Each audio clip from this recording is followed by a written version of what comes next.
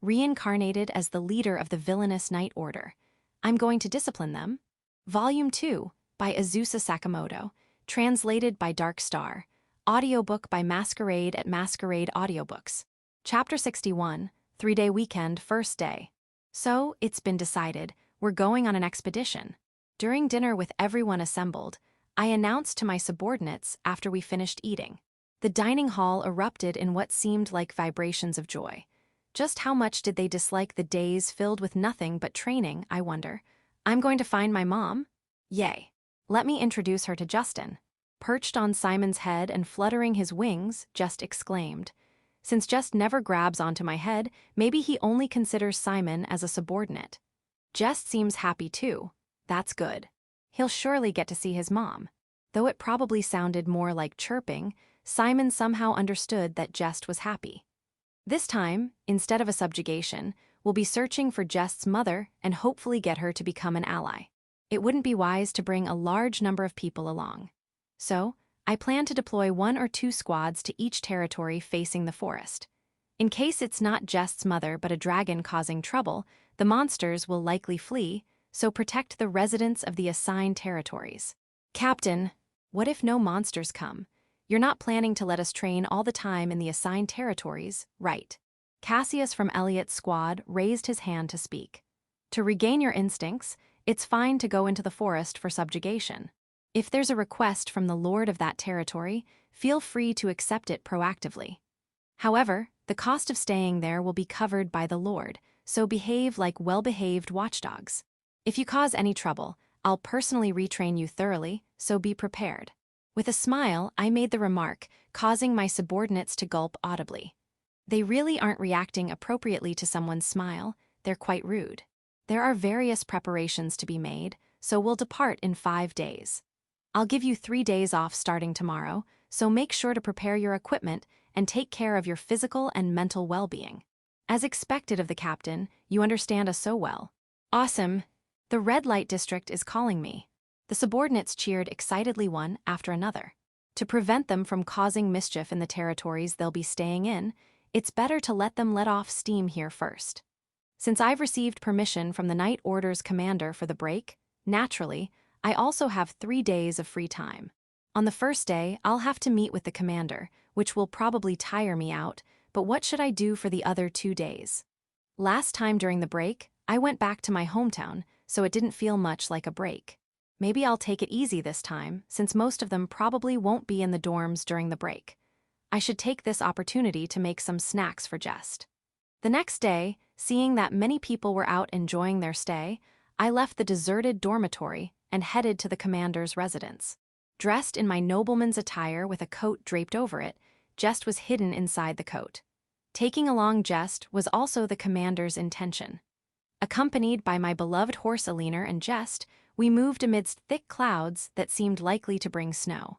Arriving at the gate of a vast estate in a corner of the noble district, I saw former knights whom I had seen in the Second Night Order before standing guard. It's a well-known fact that the commander actively hires retired knights of a difficult age to continue serving as security at his home. Naturally, they need to have the necessary skills to be hired. The 2 gatekeepers seemed to be curiously observing me. Perhaps they've heard that I'm bringing Just along. I'm Vanier. I've been summoned by the commander. Please inform him. Understood. Please come in. As we passed by them, I felt their gaze piercing into my back. Even though Jest is snugly hidden, it's quite obvious that something is nestled against my back.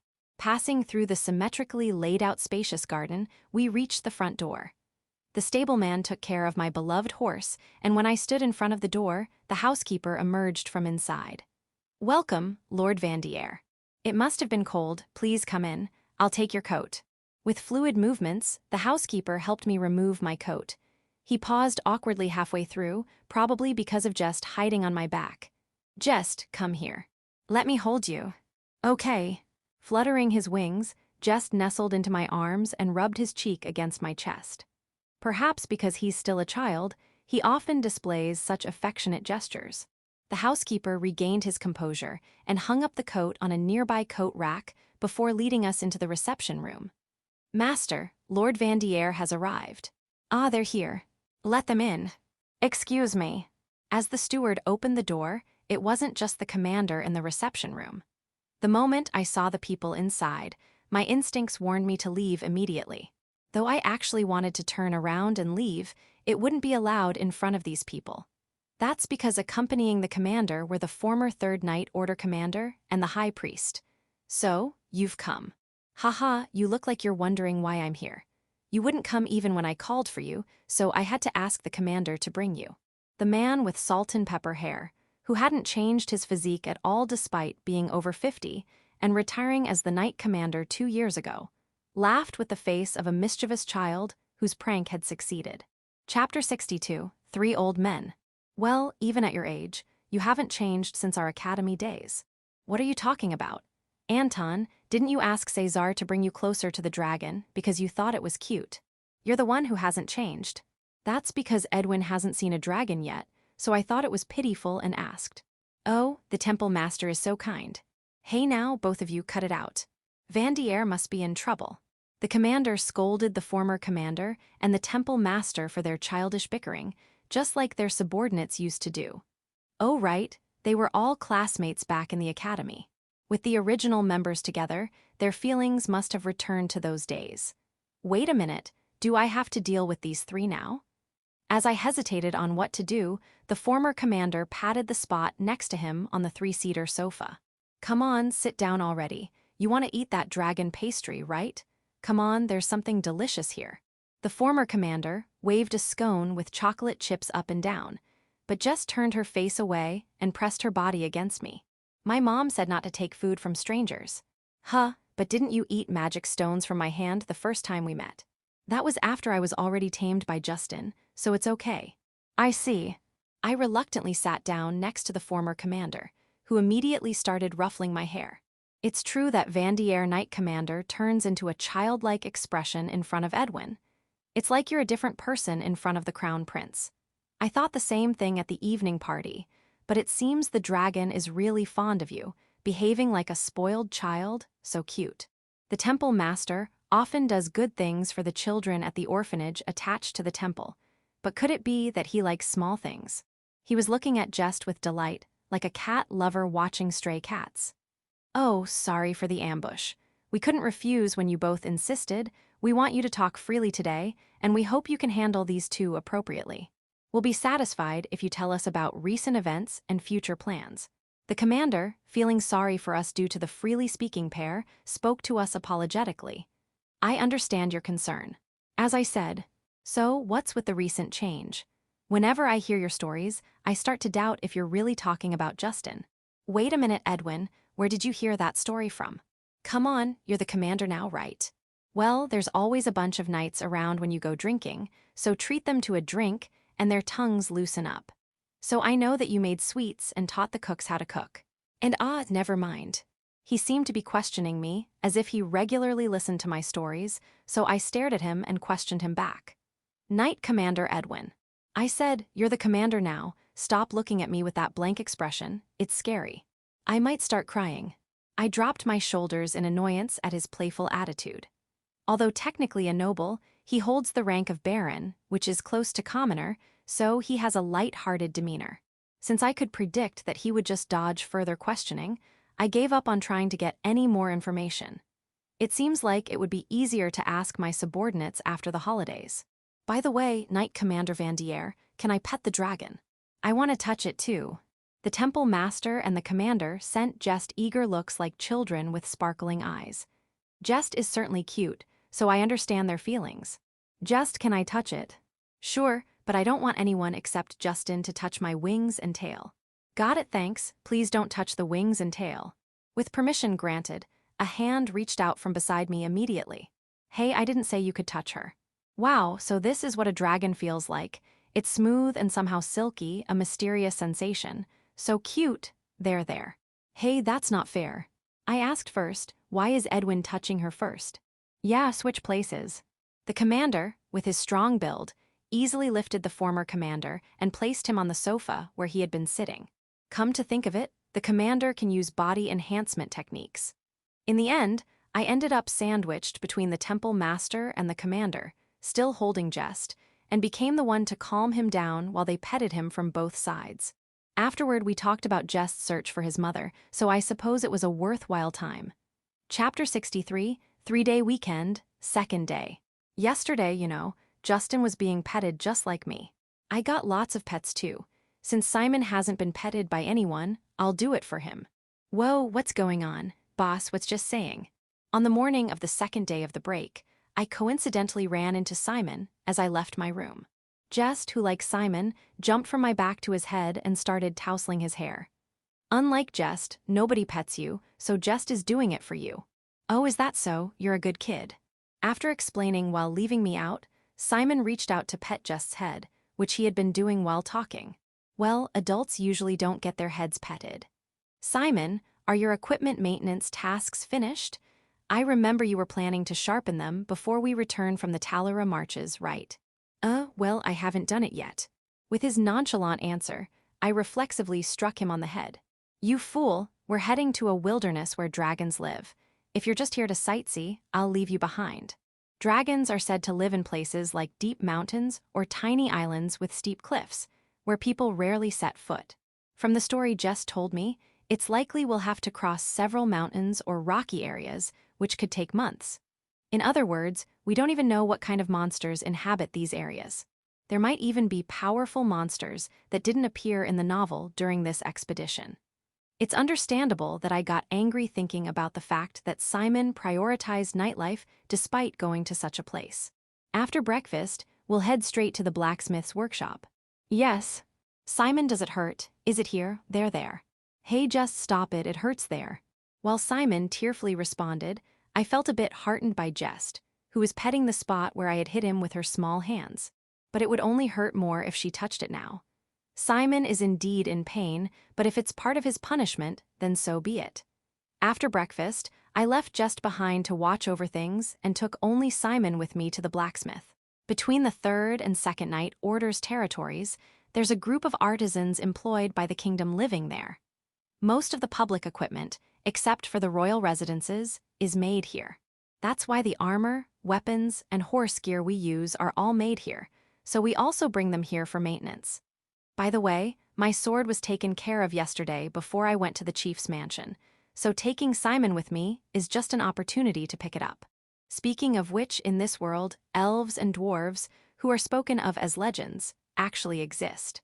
They're not in the capital right now, but in the novel, the protagonist Ernest and his companions meet them during their journey and receive their help.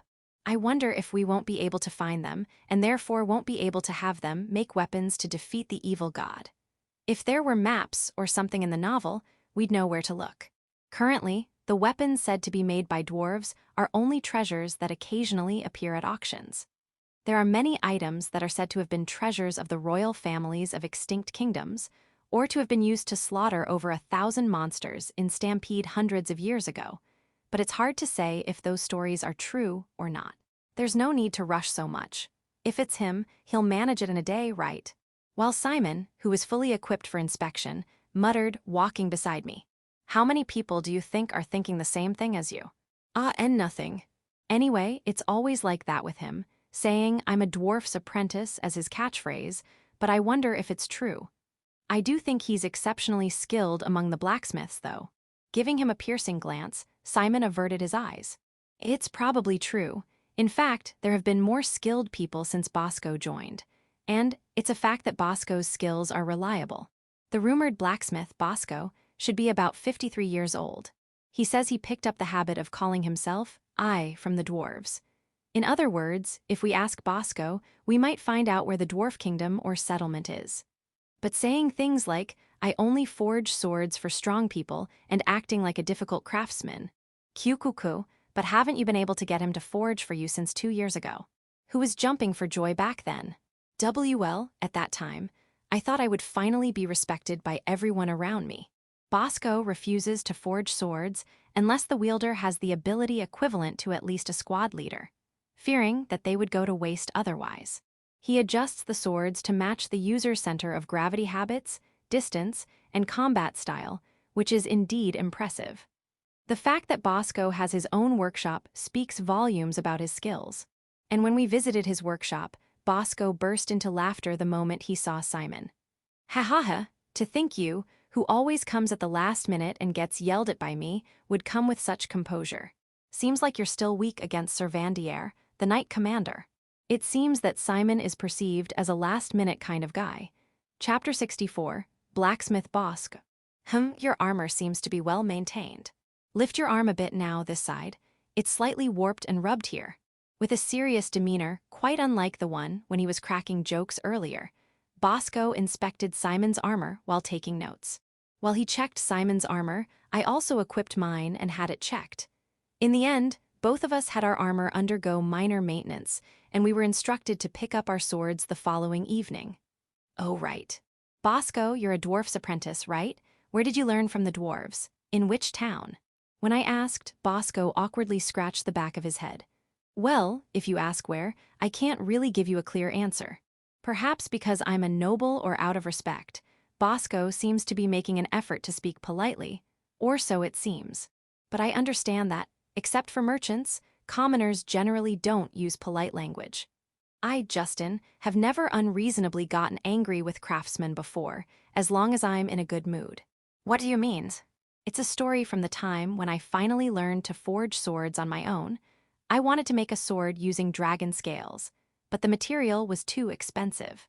Still, I really wanted it, and I had some confidence in my skills, so I secretly followed the adventurers who received requests for dragon scale collection. That sounds quite reckless, Simon said in an astonished tone. If Simon, who tends to be reckless, says it's reckless, it must be extremely risky. Ha ha ha, that's just youthful foolishness. But thanks to collapsing on the way, I was saved by a passing dwarf and became his apprentice. If I hadn't been carrying forging tools, I would have been left there. It was lucky that I had a hammer hanging on my waist, thinking that there might be places to mine. So where was that? If I could remember, I was just following the adventurers, but I lost sight of them midway and collapsed. When I came to, I was in the middle of a dwarf settlement. On my way back, it seemed like I was taking a detour on purpose, so I have no idea of the exact location. But it's true that the adventurers were heading towards the mountains to the east of the Talaron Marches. Occasionally, dragons visit the dwarf settlements, exchanging naturally shed scales. While Bosco was still chattering away, I was picturing the approximate location on a mental map. The mountains to the east of the Talaron Marches, that matches what Jess said.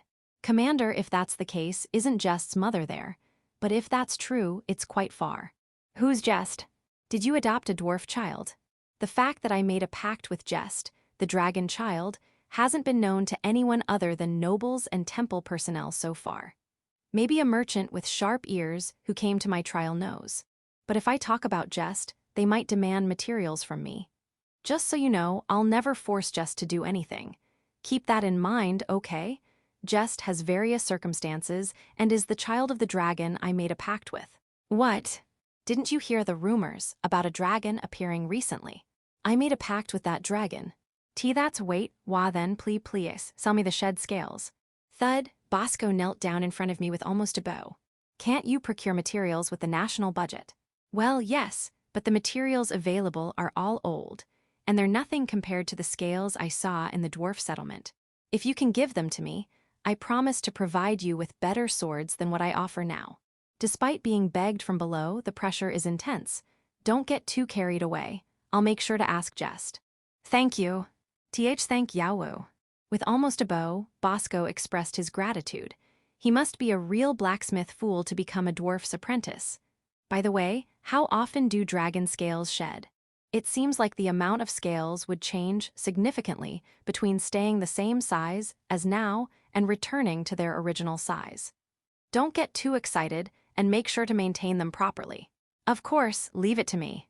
Anyway, choose any sword you like from the ones here while I'm holding on to them. Simon and I practiced with the swords lined up, choosing the one that felt most comfortable in our hands. This one looks good, or maybe this one. Have you decided, Simon? Asking while comparing two swords with slightly different balances. I've decided. Do you need a sheath too? Here, big brother, this one's for you. Oh, thanks, wait a minute. Receiving it without looking at Simon, I realized when he called me big brother and turned around, only to see Simon smiling as if to say, gotcha. How hot? Maybe I'll start calling you Big Brother from now on, Commander. Saying so, Simon dashed out of Bosco's workshop. Wait, you don't mess around. Grabbing the sheath and still holding the drawn sword, I chased after Simon. I heard rumors that the Vanier Knight's commander had changed. Turns out they were true. Such murmurs from Bosco seemed to become the common understanding among the craftsmen a few days later. Chapter 65. 3-day weekend, 3rd day. Jiryuag. On the final day of the 3-day weekend, Just returned to his normal size at the training ground. His purpose was to check if any of his scales had shed. When asked, Just mentioned that he hadn't really been conscious of his shedding scales, only occasionally noticing them falling into his nest. Wow, it's really huge, huh? After using substitute swords for training yesterday and mentioning checking Just's shedding scales, his subordinates were waiting at the training ground. The source of the information was undoubtedly Simon, not that it mattered much. If you find any scales that seem to be sticking out a bit, it means there are new scales underneath. Let me know if you find any, but don't touch the tail or wings. With my response, about 10 subordinates surrounded Jess to check his scales. Perhaps they heard Jess's spell from earlier, as the subordinates who had remained in the dormitory also came into the training ground. Captain, what are you doing? Haven't seen Big Jest in a while. Cassius from Elliot's squad approached Jest with keen interest. We're looking for Jest's shedding scales. They can be used for weapons and armor. Let me know if you find any scales that seem to be sticking out. Jest, could you lie down to make it easier for everyone to see? Got it. Jest is changing position. Everyone temporarily retreat. With my command, the subordinates quickly moved away from the area. It might actually turn out to be a good training session. As Just got into position, the subordinates gathered around again to inspect his scales. Oh, Captain, isn't this it? When Gaspard raised his voice, I went to see, and indeed, one spot on his left arm seemed to be sticking out more than the others. I tapped that spot and called out to Jest. Jest, there seems to be a scale that's about to come off. Can I pull it a bit? Yeah, go ahead. It feels kinda itchy there. Everyone, check the condition of this spot. If this scale comes off, look for another spot in the same condition. Now, let's see if it comes off. I firmly grabbed it with both hands and pulled down a little. Suddenly, it came off without any resistance. Oops. Careful. I was about to fall backward, but luckily Cassius, who happened to be behind me, caught me. It was embarrassing to be held like this, although it was fortunate not to show any clumsiness. Thanks. What's this? Is it because I, Justin, haven't thanked like this before? I feel incredibly embarrassed. Thanks to the large scale covering my upper body, my face can't be seen now, but it's definitely turning red. If you find any other scales sticking out similarly, report them. I shouted while still hidden behind the scale. Hopefully, everyone will focus on Jest, and by the time they notice, my face will have returned to its normal color. Maybe because I've calmed down a bit, the heat in my face seems to have subsided. I looked over at Jest, and our eyes met as I slowly lowered the scale. I could see your ears turning red from behind. You looked embarrassed when you almost fell, Captain. Your white face makes it obvious. With a mischievous grin, Cassius said so and quickly headed towards Jest, probably predicting my angry voice. No, I can't shout now. It would attract everyone's attention. I want to avoid being seen with this still red face. With my face still hidden behind the scale, I moved closer to Jest's face, looking only at his feet. Jest, I removed the scale that was sticking out earlier. Did it hurt? Yeah, I'm okay. When I felt itchy before, I rubbed it against a rock. Oh, I see. It was because the scale was about to come off. I felt warm seeing Jest's honest reaction. If you feel any pain when removing other scales that seem to be shedding, tell me right away. I don't want you to suffer. As I rubbed his nose and closed his eyes in contentment, his face looked just as cute as when he was small. I like it when Justin rubs me. Haha, is that so? But it's too big now, I can't rub your head. I'll do it again when you're small. Yeah. In the end, we obtained 3 shedding scales. Some people brought the scales to the artisan's place to use them for equipment, and the blacksmiths gathered at the sound of Bosco's joyous voice. Huff, huff, such beautiful luster and strength, yet still so flexible. Is it because the dragon is still young? With this, I should be able to process various things with my skills. Dragon scales over 100 years old tend to be too hard, limiting what I can work with, This is truly a treasure, huff huff. I won't waste a single fragment. How fortunate am I, thank you very much, Commander Vanier. Huff huff. To be honest, everyone present was utterly taken aback by Bosco's level of excitement. Even the fellow artisans couldn't bring themselves to ask for a share of the scales. After retrieving their entrusted equipment, they headed to the dormitory to have lunch. Those who had finished receiving their equipment the day before seemed to be in the dining hall already. It's true, I saw it clearly from behind. The last time the captain blushed so much was when I called him Big Brother on the day I got injured, ha ha ha. Huh, why is everyone silent, WW8? Seems like you're having a good time, huh? Cassius. That day, it was whispered within the dormitory that the second victim of the torture game, umeboshi, had appeared. Umeboshi is a traditional Japanese pickled plum. It's often salty and sour, and it's commonly eaten as a condiment or served with rice. Chapter 66, Life of the Saint Eleanor's Side. Saint, breakfast is ready. Understood. It's been about a month since leaving the small village deep in the mountains. While I've gotten somewhat used to life in the Grand Temple, I can't help but miss the closeness of the village. Everyone there, from my parents and siblings to the villagers themselves, felt like family, so there was never a need for formalities. Ever since I was young and showed talent in healing magic, the priest from the neighboring town, who occasionally visited the village, took notice of me. About 2 months ago, on a certain day when the village chief was deceived by a traveling merchant into buying a cursed magical item, the priest from the neighboring town came to purify it but couldn't. I felt like I could do something, so I put my heart into it, and surprisingly, I was able to purify it. After that, the priest's demeanor changed, and he declared that I was the saint. Although everyone in the village just laughed, thinking he said it to save face because I had more abilities than them, the priest did say he would report to the Grand Temple at that time. I never thought I would leave the village, though.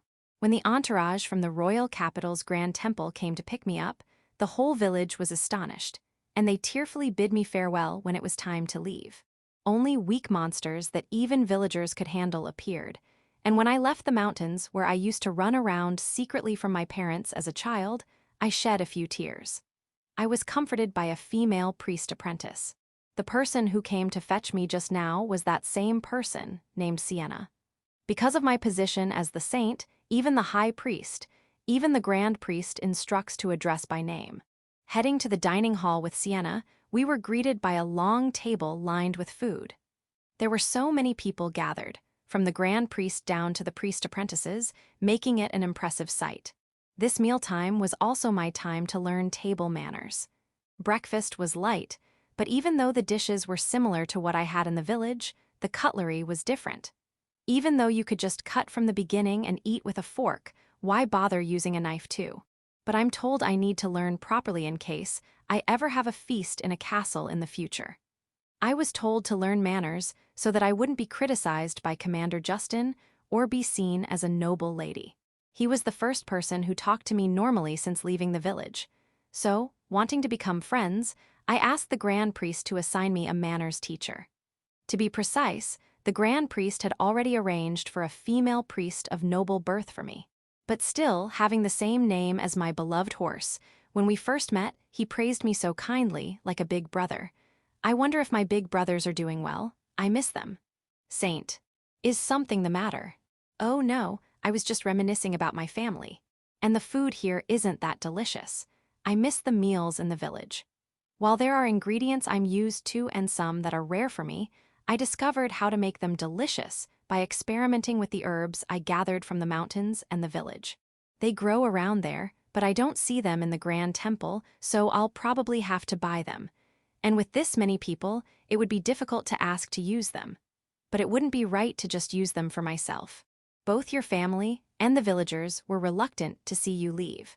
How about requesting some time off to return home after this expedition? Huh, is that okay? SHH, we're still at the table. I can't guarantee it, but if nothing comes up, I think permission will be granted. Escort will be provided, of course.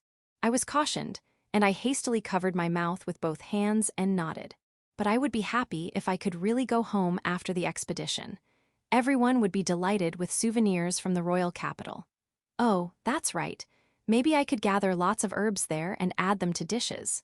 I think I can pick them along the way during the expedition, and since the cooks won't be accompanying us, I'll get to show off my skills. I wonder if Commander Justin and Jess would be pleased. I used to dismantle monsters and cook in the village, so I'm sure I can be of help. Well then, I must fulfill my role properly on this expedition and return safely. Yes, indeed. However, I'm worried that this expedition will only have the Saint as the only woman among the knights. I understand that there is no room to protect us who are useless in battle, but Sienna bowed her head apologetically. That certainly sounds worrisome. Oh, I know. How about trying to stay close to Jess-chan as much as possible? Jess-chan is a child, so the Holy Knights won't mind, right? Well, considering that Dragon's master is Commander Vanier, it's a delicate situation whether he'll be riding in the carriage with the Saint. Then, the only way is to win over Jess-chan's stomach, with snacks and dishes along the way. But since Jess is a dragon, I wonder if he likes meat after all. Saint, your words are getting a bit disorganized. Anyway, shall we research about dragons in the library later? Yes, let's do that. With such determination for the upcoming expedition, little did I know that in a few days, I would be utterly overwhelmed to discover that Commander Justin's skills in both sweets and cooking surpassed mine. Chapter 67, Setting Out to Find the Mother. The long weekend had ended, and messengers were already on their way to the various territories where the subordinates were to stay. Except for the Talaran March Earl's territory, due to military considerations, the territories had smaller areas bordering the forests. However, since monster materials were a source of income, most of these territories were economically prosperous. On a frosty morning, at the usual training ground, all the knights and squires of the Third Knight Order were assembled. If their equipment hadn't been enchanted with temperature-regulating magic, they might have gotten frostbite from the chilling armor. Everyone ready? First, we'll head to the Great Temple to pick up the Saint. Departure. Responding with spirited affirmations to my command, the subordinates set off from the training ground. Fully equipped and all mounted, their 50-member group was quite conspicuous. However, perhaps due to Jess's usefulness when she came to the capital, or in other instances, there were hardly any cold glances from the Talaran March Earl's territory upon their return, unlike last time. Upon arrival at the Great Temple, 20 holy knights and the Saint, riding in a carriage, were waiting. Although it was a small carriage, capable of running through the forest, they would probably leave it behind at some point. Lord Vanier, I'm counting on you from today, said the Knight Captain Axel as he extended his hand while still on horseback. Was it Axel? Yes, I'm counting on you. Until the 10 members of the Third Knight Order who will accompany us to the end. It's quite a large group, as you can see, so let's do our best to keep an eye on our subordinates and avoid any trouble, I replied. Haha, indeed. I'll be looking forward to witnessing the leadership skills of Commander Vanier, who leads the Third Knight Order. It was a remark made with the expectation that there might be those among the holy knights who wouldn't follow orders. But surprisingly, it seemed to have an effect on Axel. After all, the biggest concern until they reached the forest was internal discord. Then, we'll head north along the western forest border, leaving the territories except for the Vanier Marquisate, placing our subordinates in each territory as we move. We'll lead the way. The Holy Knights will be responsible for the Saint's protection.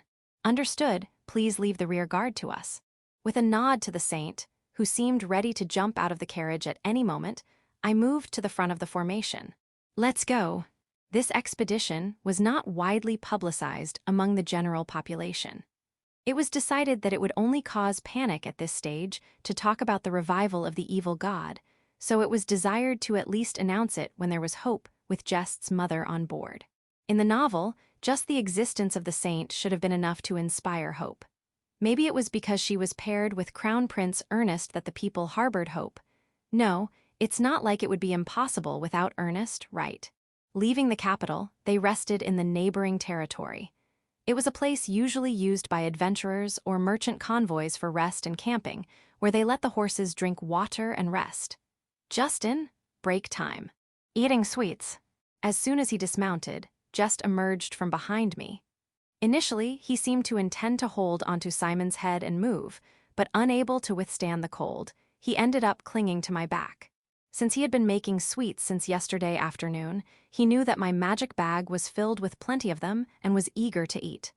All right. Just one, okay. Yay. I took out one of the sweets I made yesterday, a stick cheesecake.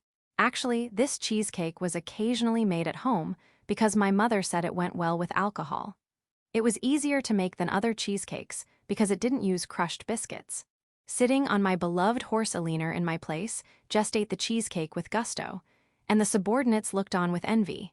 "Captain, what about the cute subordinates?" Simon asked with an exaggerated pout. The others from the Justin squad who were nearby were also looking at me as if in agreement. I looked around ostentatiously. "Cute, subordinates, where are they?" "Damn it. Jest, you're so unfair." "Haha, sorry." Jest licked the crumbs off his hand while giving Simon a triumphant look. "Well, if there's enough for everyone, then fine. But if only you guys eat, others might complain. You can have some after we enter the forest, so bear with it until then." "Yay." Lastly, speaking in a hushed tone, Simon also whispered and made a small victory pose. However, it wasn't just the subordinates who had seen Jest eating the cheesecake. "Captain Justin, did you give sweets to Jest?" I also have something I made, so would it be okay to give it to him?" It seemed that they hadn't caught on to the fact that I had made it, but there were 2 holy knights standing nearby with the saint. Whether he eats it or not, we'll have to ask Jest. "Jest, the saint made some sweets, do you want to try them?" "I'll eat them, the saint's magic is delicious too." "Oh, right. Come to think of it, Jest was eating the purified magic stones that the saint made too. Jest says he'll eat them." "Oh, great. Jest, if you'd like, would you ride in my carriage from here? It's warm and you can enjoy the scenery." While it might be warm riding on Captain Justin's back, you won't be able to see the view, right? What do you think? It seemed that being alone in the carriage all the time was also boring. Even if the conversation didn't flow, it seemed like they wanted someone to talk to. "Jest, what do you think? Since we're going to the same place anyway and won't be too far apart, do you want to ride in the saint's carriage?" Giving me sweets is fine. "Justin, call me if you get lonely."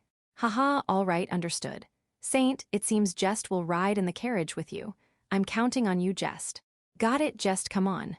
Let's go together, because there are sweets in the carriage." The saint spread her arms wide to welcome Jest. With words that sounded like the cliché of a kidnapper, she took Jest with her. A few minutes later, I left the rest area with a slightly lighter back. Chapter 68, Into the Forest. A week after leaving the royal capital, most of the subordinates were assigned to various territories along the forest. And finally, here at the Poliniac Viscountcy, Vice Captain Orel's squad remained. In case of emergencies to make reinforcements decisions, and because without someone to coordinate, the Third Night Order would collapse if wiped out. The Poliniac Viscountcy was located southeast, squeezed between 2 small territories from the Talaron border marquisate. Hey, are we going into the forest today?" "Yeah, because entering the forest from this territory is the most efficient way to reach our destination." Jest was back on my back since yesterday. That's because the saint's supply of sweets had run out, and apparently I found it annoying to keep talking all the time. Usually, we talk when we're in my room, but we don't interfere with each other too much. If Jest were a female, we might have gotten along, but there's also the possibility that he's just a talkative type regardless of gender. Dragons are often portrayed as silent characters. "All right, Captain, we'll stay here." "Yeah, if by any chance there's an impact strong enough to make the atmosphere tremble, come pick up our bones later." I recalled a description of a battle with a dragon where the atmosphere trembled, and it somehow stuck in my memory as cool. When I jokingly said it to Orel, who looked worried, he raised his eyebrows in a stern manner. "Don't say such ominous things. Please don't even joke about that. I don't have confidence in controlling those brats." "Oh, really? We're seen as brats by our vice captain. Isn't that harsh? We've been pretty good lately, haven't we?" Arnault and Simon grinned as they heard Orel's words, deliberately making their conversation audible to us. Anyway, we'll be waiting, trusting that you'll return safely." After clearing his throat as if to cover up, Orel bid us farewell again. "Haha, got it. Make sure not to cause Orel any trouble, you guys. We'll get reports from each squad leader when we return, okay." As I glanced at Orel's subordinates standing behind him, their spines straightened noticeably. These guys, were they planning to slack off as soon as I was gone? Now I'm worried about the subordinates I left in other territories. Captain Justin, we're ready. Appearing with those words was the Saint, riding together with the leader of the Holy Knights. After several discussions along the way, it was decided that the carriage would be entrusted to Viscount Poliniac due to decreased mobility. The Saint, unable to ride a horse, seemed to have decided to ride with the leader of the Holy Knights. "Oh, Elena's here, shall we depart?" Even though Jess had been calling her Saint, until recently, it seemed he'd been taught her name while being fed in the carriage. "Yeah, let's hope we can meet Jess's mother soon." "Yeah. Then let's head into the forest from here. Maintain formation. Report immediately if anything happens." We had just entered the forest, and only small monsters appeared, so we decided to bring some food for the future. Until now, we had passed through the territories, and with advance notice, we had no problems eating in each territory. In other words, we're camping from here. Meals for us in the Third Night Order and the Holy Knights are prepared separately. I think there's no need to worry if the Saint cooks, but the problem is whether the Holy Knights will make her cook. They seem to hold the Saint in higher regard than necessary, so they might say it's too much for her to cook. But it would be counterproductive to feed them bad food. That worry became a reality that evening. The sun is starting to set. It's about time we decide on a campsite. It seems clear ahead, so should we go there? With fewer people, the distance between me and Axel, the leader of the Holy Knights, was close enough for easy conversation with just a slightly raised voice. Axel nodded when he heard my voice and relayed the message to the Holy Knights behind. Elliot's team will prepare the tents, and Justin's team will prepare the meals. For the Third Night Order, camping was almost routine, but for the Holy Knights it would be unfamiliar. Some of them might have never camped before. I can quickly start a fire with my magic, so I briskly prepared everything. And as expected, the Holy Knights' workmanship was clearly lacking. We've already finished setting up the tents and are about to finish cooking, but it seems like they haven't even made it halfway through their process. "Elliot, it'll take a bit longer for cooking here. In the meantime, could you lend a hand to those over there? It doesn't seem right to let the Saint handle everything while we eat without helping." "Yeah, well, you have a point. All right, let's go." With his subordinates giving somewhat discontented responses, Elliot went to help the Holy Knights. As I watched them go, Simon quietly approached me. Captain, since we're already in the forest, can we have some of the sweets Jess ate after dinner?" "I want some too," he asked, knowing that Jess was listening. But since it was actually a promised thing, I agreed to provide the cheesecake after dinner. Chapter 69, Camp Meal. "Captain, do we really need to help with the cooking?" Marius said, glancing at the struggling Holy Knights. Squiring for Elliot's squad, who came to help with the cooking after finishing setting up the tents, also nodded. It seems they were initially turned down when they offered to help set up the tents themselves. However, when I pointed out the Saint, who was shivering in the cold despite using a temperature adjustment spell on her cloak, they quietly agreed to help. They hardly have any muscles, unlike us.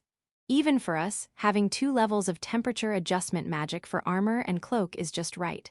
So, it must be quite cold for the Saint. If it turns out bad, the Saint will probably ask to cook herself. Until they come and ask for help, leave them alone. "Got it," Gaspard Simon, "dissect the horned rabbit you hunted on the way. We won't use it this time, but it should be easier than cooking, right? Don't worry about getting dirty. I'll use a purification spell later." "Yes, sir." "Captain, we've finished cutting the vegetables. Should we also slice the sausages, or leave them whole?" Arnold, who had finished cutting the assigned vegetables, asked. He's more skillful compared to Simon and Gaspard, so I can trust him. "Cut them in half diagonally. Probably because the Saint might eat them too." I muttered to myself at the end. Normally, when the Holy Knights go on expeditions, they're provided meals and lodging at various temples. Just by seeing their tent-pitching skills, it's clear they're not used to camping, and they're probably not good at cooking either. They prioritize their sword skills over cooking skills. Even if someone else collapses, they can rely on the Saint for healing, but if the Saint herself collapses, it's hopeless. Water sphere. I filled a stockpot with water using water magic, then added liquid consommé and a roughly made bouquet garni. Arnold, add the root vegetables. Marius, did you season the chicken? Once you've prepared the onions and mushrooms, we'll start cooking too. Yes, sir. Yes, sir. We'll start by slicing them diagonally and sautéing them until they're soft, probably going to taste delicious. Isel, the other squire who had finished prepping and had some free time, licked his lips. After stewing, just add some cream and adjust the taste with salt. Use pepper if it's not flavorful enough. Simon and Gaspard, who had been dismantling the horn rabbit, stopped and looked over. It seems we're downwind from them. Captain, I've skimmed off the scum since it's boiling. Should I add the chopped cabbage and sausages? Yes, let's do that. All right, now we just need to simmer them both. As I lowered the heat on the magic stove, I smelled something burning. No, it smelled charred. What are you doing, you fool? But sir, it's not fully cooked inside yet. Do they not know how to adjust the heat? As expected, the Holy Knights apparently didn't let the Saint cook. They'll probably end up relying on her next time. Perhaps the Saint couldn't resist and will start cooking herself. As we continued, the surroundings gradually grew darker, making the work even more difficult. It looks like the dismantling is almost done here, so all that's left is to clean them with my purification magic and toss them into my magic bag. Captain, can we eat now? Is it okay? I'm going to dish out the fricassee onto plates. Fricassee is a cooking term that refers to a dish made by stewing pieces of meat or poultry in a sauce, typically with vegetables, and often served over rice or noodles. It's a method of cooking that involves browning the meat or poultry first, then simmering it in a flavorful sauce until tender. Yeah, while that's happening, I'll clean up the dismantling team with purification magic. Elliot, please take out bread from the expedition magic bag. Understood. Perhaps eager to eat, the movements of the subordinates afterward were very agile. Then, as they served the fricassee and soup onto spare plates, Jess, as an apology for devouring all the sweets, also placed a cheesecake on a tray to take to the Saint. Knight Commander Vanier, what do you mean by this? Our meals were supposed to be prepared by us. The Holy Knight Commander, Axel, blocked my path, but it seems your cooking isn't going smoothly, does it? I'm more concerned about the Saint's health than the Holy Knights. If you're worried, you can have a taste before handing it over. You probably have bread with you, so please bring that out. When I mentioned tasting for poison, I could tell Axel gulped. You want some too, but since my gluttonous crew will run out if I share with everyone, I'll only share with the Saint. Understood, will gladly accept. You're only allowed to taste for poison, remember. No nibbling. Of course I understand. Axel blushed noticeably, even in the dimming light. He probably wanted to eat all of it. Later, while I was eating the cheesecake after dinner, the Saint who came to return the tray said that it was delicious, yet for some reason, she appeared crestfallen. I wonder why. Chapter 70, Smoke in the Mountains. Captain, isn't that smoke over there? Marius, who had moved a bit away from the group to relieve himself during the break, pointed to the sky as soon as he returned. Faintly but surely, no, there were 2 streams of smoke rising. It had been about 10 days since we entered the forest. Relying on Jess' senses, we had been advancing, but seeing nothing but forest and mountains had become tiresome. So any change was welcome. Indeed, there wasn't any information about mountain tribes, but maybe they didn't come all the way to investigate in the depths of this forest. I sensed Jess's mother in the direction of that smoke. Wrapped in my mantle, sitting on my beloved horseliner, Jess pointed toward the smoke. What? What's wrong? Did Jess say something? Yeah, it seems Jess's mother is in the direction of that smoke. Hey. Several of the subordinates, who happened to overhear my conversation, with Marius shouted loudly. What's going on? Hearing the voices of the subordinates, Axel, the commander of the Holy Knights, rushed over. You see that smoke over there? Jess's mother seems to be in that direction. Smoke? Can everyone else see it? Axel looked in the direction I pointed, squinting, but apparently he couldn't see the smoke. Perplexed, he asked the 3rd knight who was nearby, and they all nodded. Perhaps because we were always on expeditions, our eyesight might be sharper. Conversely, the Holy Knights, while occasionally escorting pilgrimages, usually stayed near the royal capital and spent most of their time in the Great Temple, so their eyesight might not be as keen as ours. They likely had a lot of paperwork to deal with too. Is something happening? The tired-looking Saint arrived late. Saint, can you see that smoke? Jess's mother seems to be in that direction. Whether it's Jess's nest or a mountain tribe, I don't know. If it's a mountain tribe, we might be able to get some decent rest if we're lucky. Then we're almost there. At this distance, we might arrive by the end of today. Let's do our best. It seemed to take her a few seconds to understand, perhaps due to exhaustion, but the saint clearly regained her sparkle in her eyes. Since coming from the village to the great temple, she had been sleeping on a soft bed all along. Being forced into this camping life when she had gotten used to that lifestyle, it was only natural that she would long for a bed. Ah, the saint can see it too. One man here seemed to be taking quite a hit. We often go on expeditions, and the saint seems to have grown up in the mountains, so her eyesight must be good. It's natural for people to have their own strengths and weaknesses, not just in cooking, but in everything. In the end, it was decided that the saint, seeing the holy knights struggling with their cooking during their first meal, would take charge. However, it was risky to cook here, as there were some troublesome monsters that might show up if we cooked or boiled anything, so we mostly relied on portable food and pre-made meals. Then I'll ask the third night order, who can still see the smoke ahead, to lead the way. Even if there's no dragon at the location of the smoke, we might be able to gather some information. That's true. The real issue is whether the people there are friendly towards us. If they were legendary elves, they probably wouldn't even tolerate us entering their territory. They have a strong sense of kinship and seem to avoid interacting with other races. There shouldn't be any unfriendliness with the presence of the saint, but I doubt the teachings of the temple reach as far as the depths of the mountains. While it's good to have hope, it's advisable to anticipate the worst in unfamiliar territory and be prepared. Optimism alone won't protect the saint. I appreciate the advice. I thought he might resist, but he seemed to prioritize protecting the saint above all else. I wish some supposed crown prince somewhere would learn from him. With the break over, we headed towards the location of the smoke. Just occasionally muttered about meeting her mother, anxious to reunite. We probably came close enough that day, but since the sun was setting, we decided to camp. The Holy Knights had become efficient at setting up tents on their own, and we no longer needed assistance. That night, as usual, I slept with Jess, but suddenly Jess sat up. "What's wrong, Jess? Can't sleep. Let's hope you can see your mother tomorrow." Half asleep, I stroked Jess. Jess, as usual, nuzzled against my hand affectionately and chuckled. "I've already seen her." "Is that so? You've already seen her?" "Wait, what?" Even in my drowsy state, I realized I was saying something strange, or rather, it took me a moment to realize. Startled, I sat up, and there stood a mature woman in loose clothing. Hee, it seems my child is being well taken care of. I had thought to kill everyone who took my child from me, but it seems things are different. Yeah, Justin helped me and even gave me a name. And then he made delicious sweets for me. There are still some left, so does Mom want some? You can have mine. Justin will make more for me.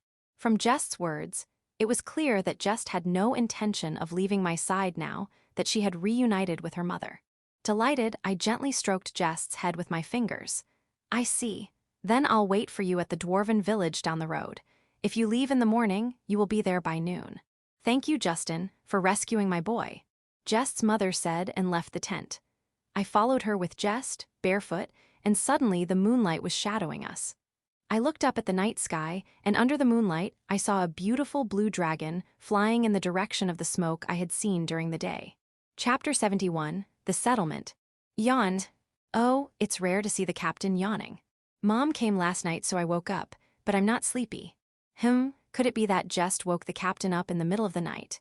As we were moving away from the camping site, Simon misunderstood Jess's complaint and leaned in close to my back, teasingly speaking.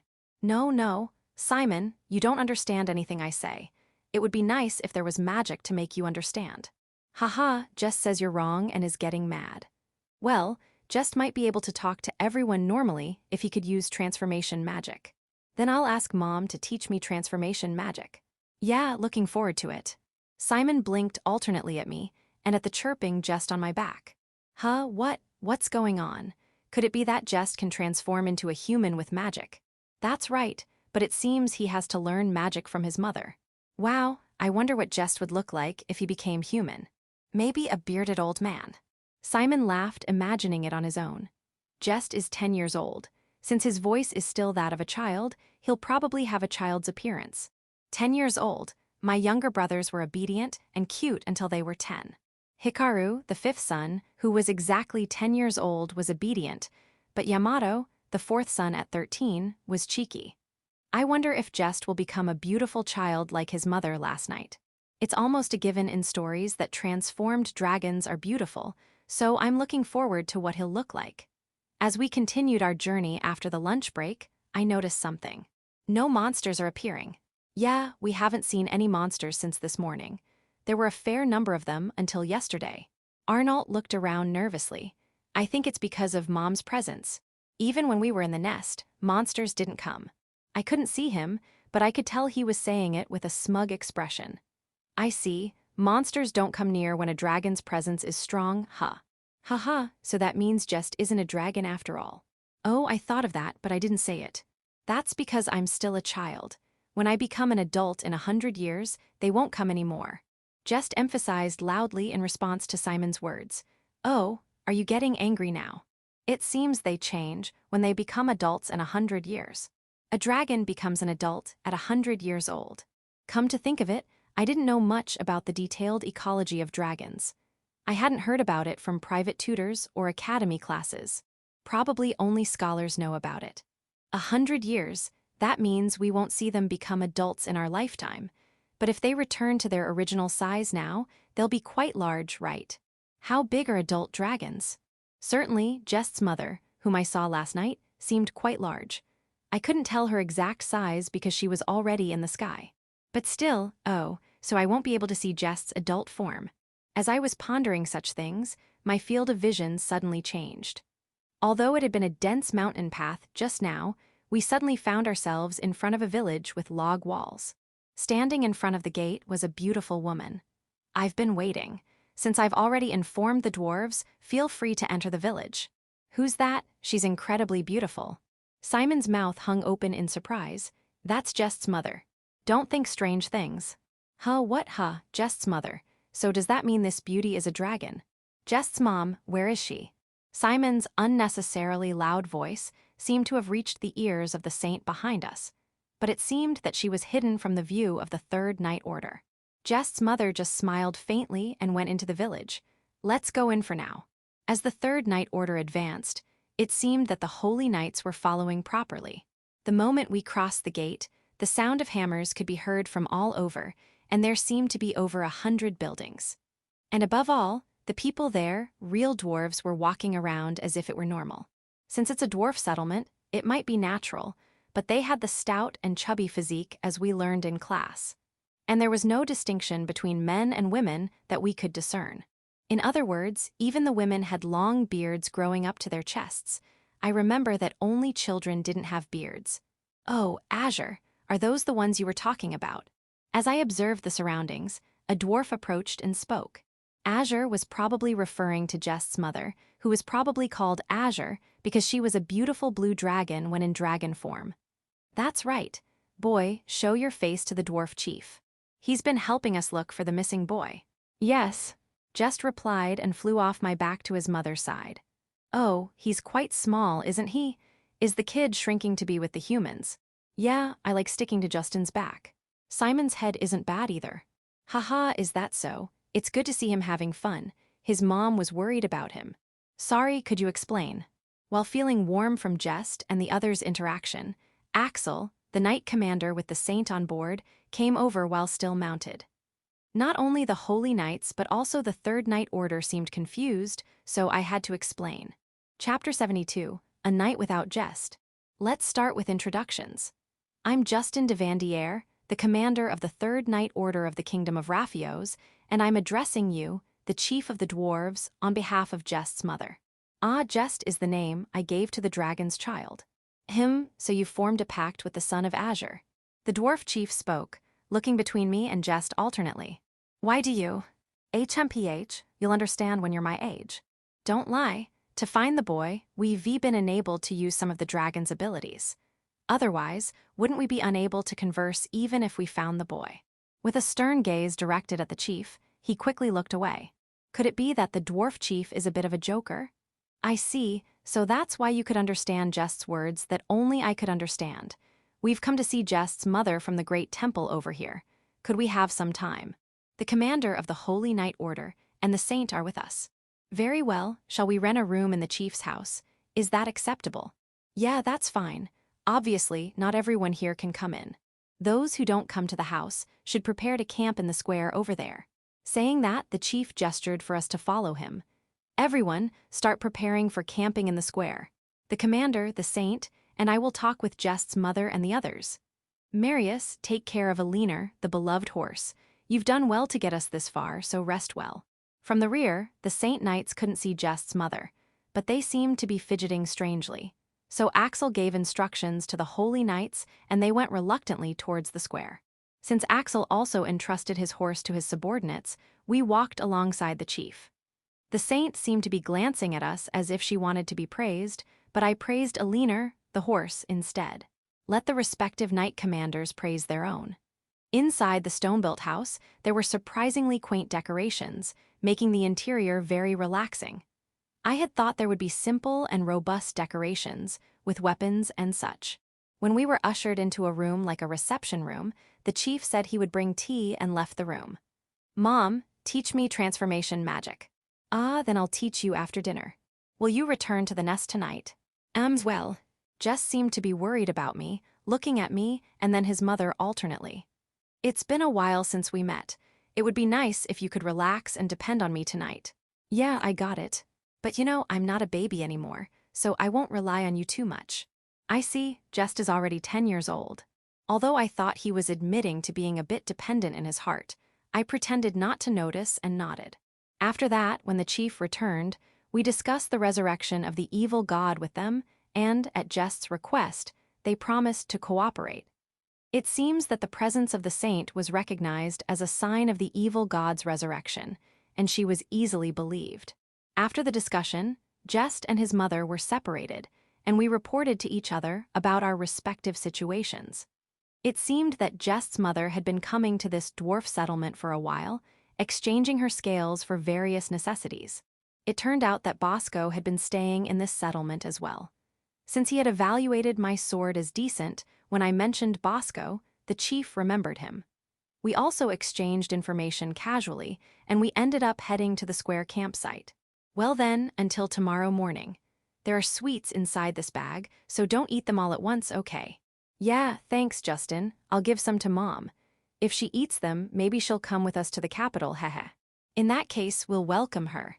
Jess smiled satisfactorily and flew off to his mother with the bag of sweets. He'll definitely come back in the morning, right?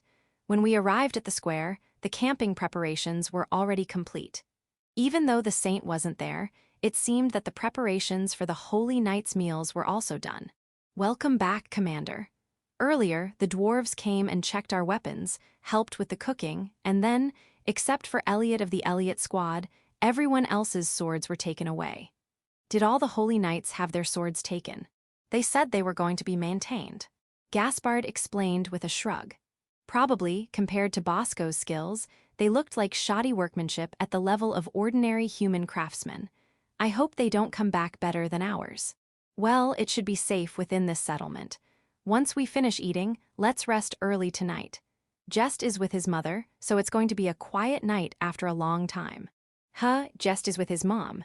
Commander, are you going to be lonely and unable to sleep tonight? Shall I keep you company? Simon, who had been listening to the conversation, suddenly turned to us with a sly grin on his face, wiggling his body playfully. If you're not afraid for your life, you can come to my tent tonight. Yes, I'm sorry. I answered him with a serious expression, and Simon bowed his head 90 degrees in apology. It wasn't like I was getting upset just because I felt a little lonely. Chapter 73, Justin's Tears. The next morning, I woke up without having to cut Simon into pieces. I wonder if Jess will come back in the morning. Maybe he wants to take it easy after finally meeting his mother again. Marius, the only squire in my squad, is supposed to take care of me, but he doesn't really need to. Perhaps that's why he left the tent early to prepare breakfast. After getting ready and stepping outside the tent, I was greeted by the fantastical sight of the morning mist, illuminated by the sun rising over the mountains. At the edge of the square, squires and holy knights were preparing breakfast.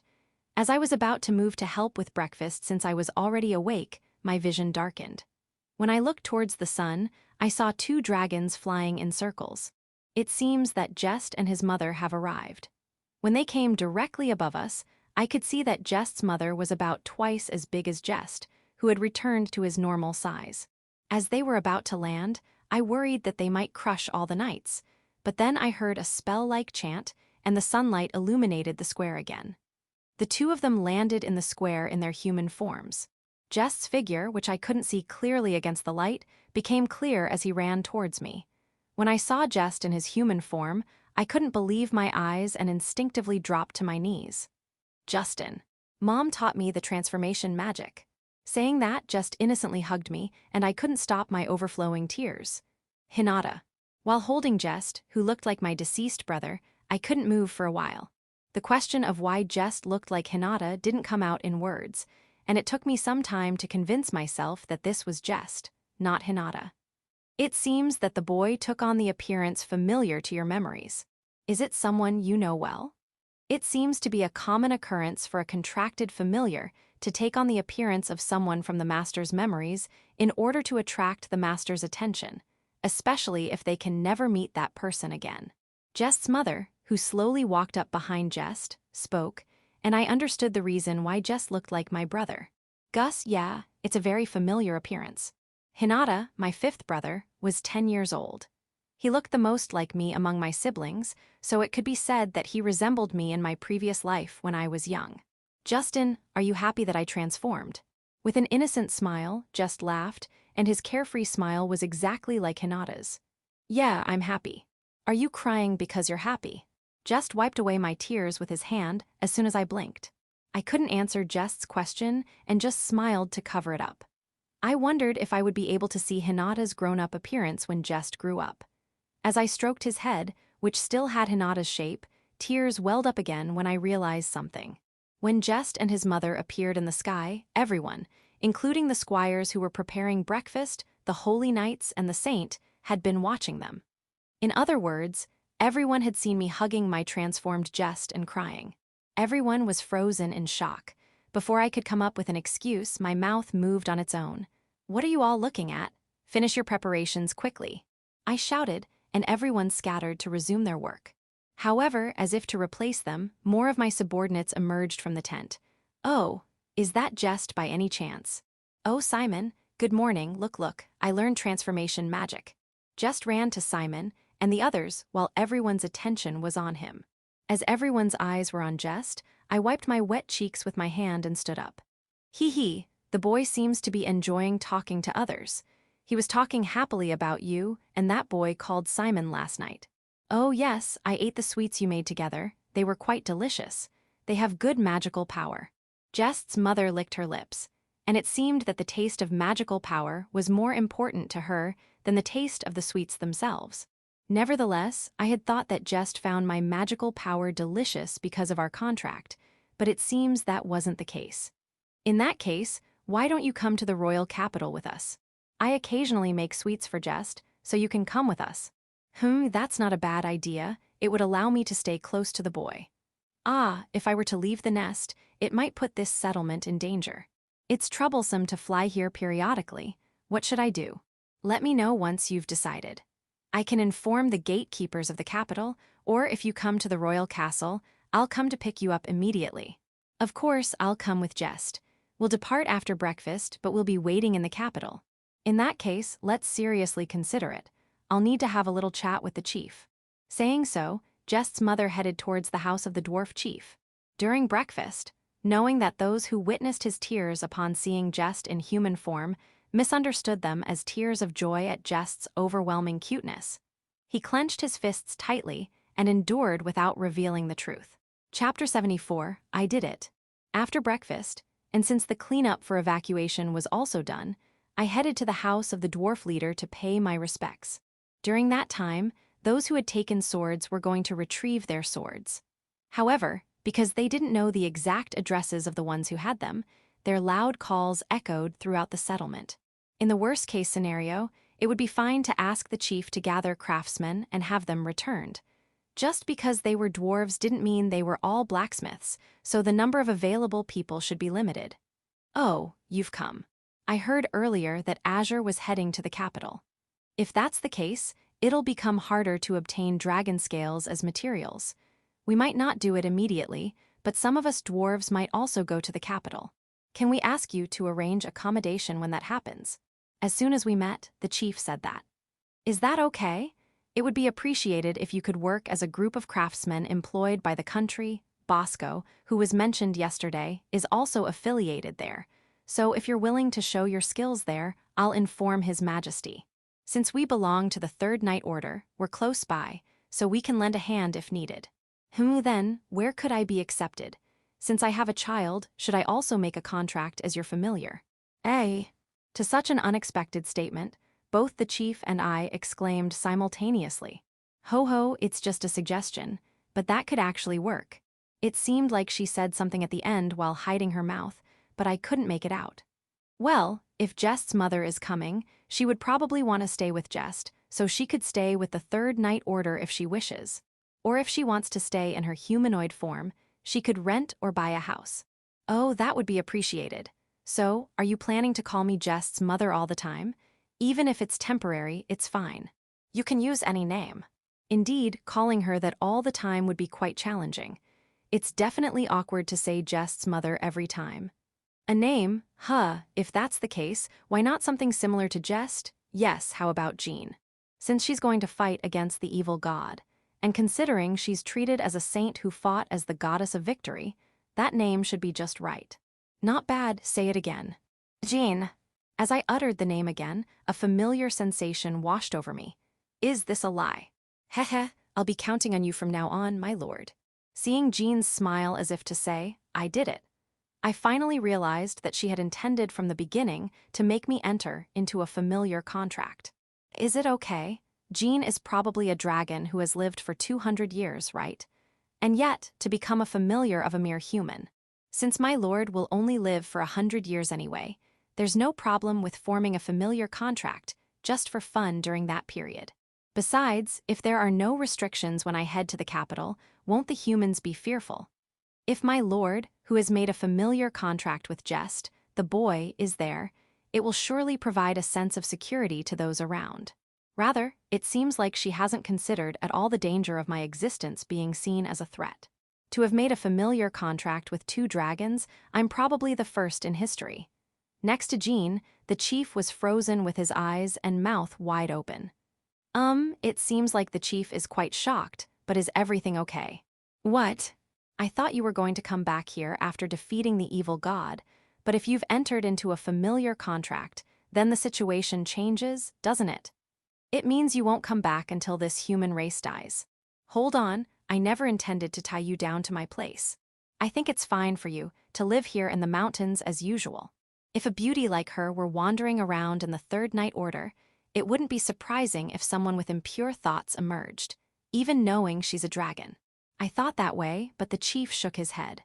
No, it seems that when you make a familiar contract, being near the master feels comfortable.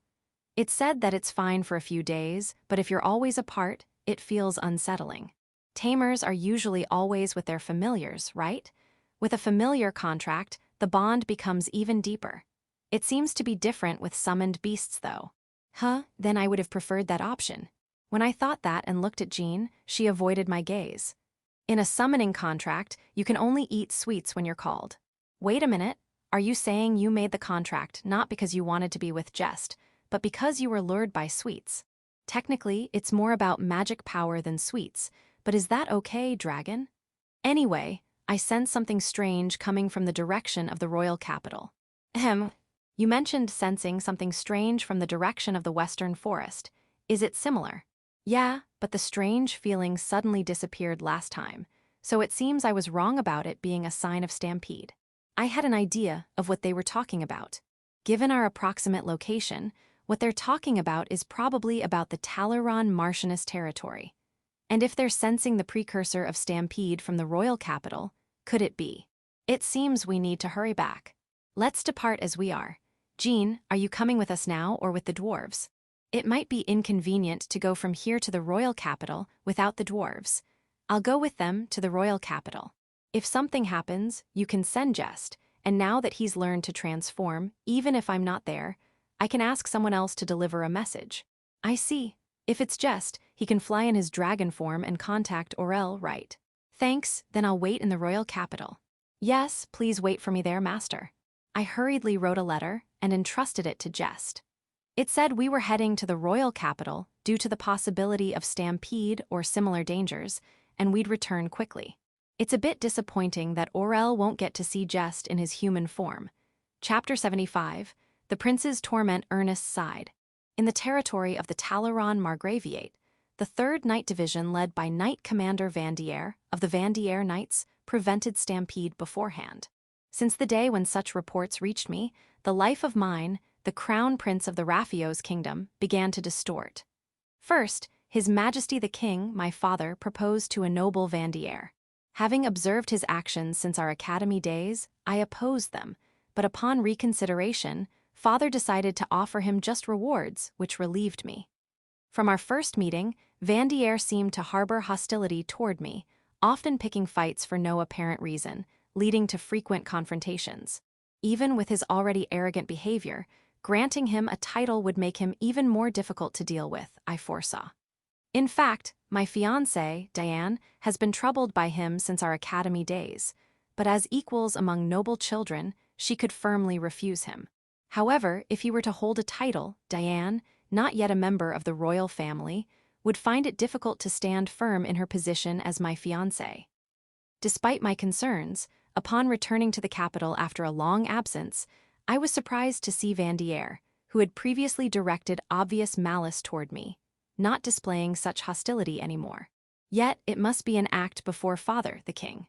When I heard the report that he returned to the capital with a stone supposedly containing a fragment of a malevolent god, I contacted the high priest, who also dislikes Vanier like I do, to request an appraisal.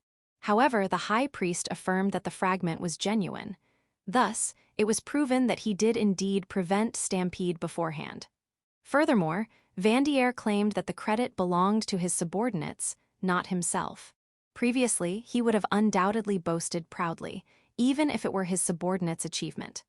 Certainly, the reports from the Margraviate of Talaran addressed to father mentioned that Vanier, the knight commander, had changed. It seems Diane received a similar letter. However, I was convinced that it was just an act to deceive us. Even if he gained our trust, he would surely harass Diane again. On that day, immediately after Vanier and his vice commander left the audience hall after being invited to dinner, I noticed him grabbing a maid's hand in the salon. I had heard that he sometimes unfairly advances on maids or young ladies. I rushed into the salon and separated Vanier from the maid. Your Highness. Don't worry, now that I'm here, everything will be all right. I smiled reassuringly at the hesitant maid. However, when Vanier looked at me, he twisted his mouth as if mocking me. What's so funny? I couldn't help but raise my voice in anger at his unrepentant attitude. Normally, he would have made a sarcastic remark while glaring at me, but for some reason, he calmly and impartially expressed his opinion to me. No, I just thought that rulers who don't listen to others won't have a future, ignoring others' opinions, being self-righteous, refusing to hear inconvenient truths. Kings who fulfill these conditions are called dictators, you know. It's important to verify your judgment of the situation. Acting based on assumptions can lead to irreversible consequences. Even afterward, he continued to assert how wrong I was and kindly spoke to the maid, saying that my manner of speaking was forcing her to give the answer I desired. Though I admit there's some truth to what he said, even my close aides, who would usually agree with my opinions, were speechless in response. If you only look at the present moment, Vanier is the one speaking sense. But things are as they are, and he must be up to something. He declared that he would continue to watch over us as he left the salon. Why? Why has Vanier changed so drastically? The situation just now felt like a complete reversal of our positions, and I was shaken by a sense of fear. And to add insult to injury, something happened just before the evening meal on that day. Diane's maid was holding Vanier's coat, which I had just seen him wearing. There's no way he would lend his coat to a maid, so it must mean Diane borrowed it. Indeed, at the dining hall, Diane was thanking Vanier. I was shocked by this sight as if I had been punched in the head. Vanier, whom I had despised so much, was showing a genuine smile, not just on the surface. Throughout dinner, Vanier was the center of attention, and everyone, including my parents, seemed to have a favorable impression of him. The topic of bestowing the title, which I had opposed so strongly, came up again from father. However, just like in the audience hall, he declined, saying the credit belonged to his subordinates. He might fool everyone else, but I won't be deceived. People's true nature doesn't change so easily. For 8 years since that day, when I entered the academy at the age of 12, I've been interfered with and harassed countless times. Seeing everyone talk with smiles as if they had forgotten the old Vanier, I felt an urgency to act quickly. At that moment, a report came in that Diane and her maid were almost kidnapped. Simultaneously, information from the high priest arrived, along with evidence, stating that Vanier was present at the scene. Diane insisted Vanier wasn't the culprit, but it's clearly a setup to gain favor through deception. For the sake of Diane's protection in the future, it was necessary for her to disappear from the royal castle at this opportunity. So, without conclusive evidence, I brought the case to trial. Although I regretted having to confine Diane to prevent interference, she should have been properly informed rather than attempting reckless escapes. Ultimately, I was the one deceived regarding the abduction, and it wasn't until the trial ended that I realized Diane had been telling the truth.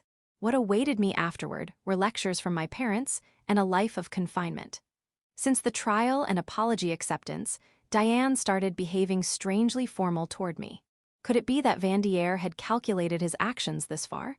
At that time, I seriously believed I had fallen into Vanier's trap. Chapter 76.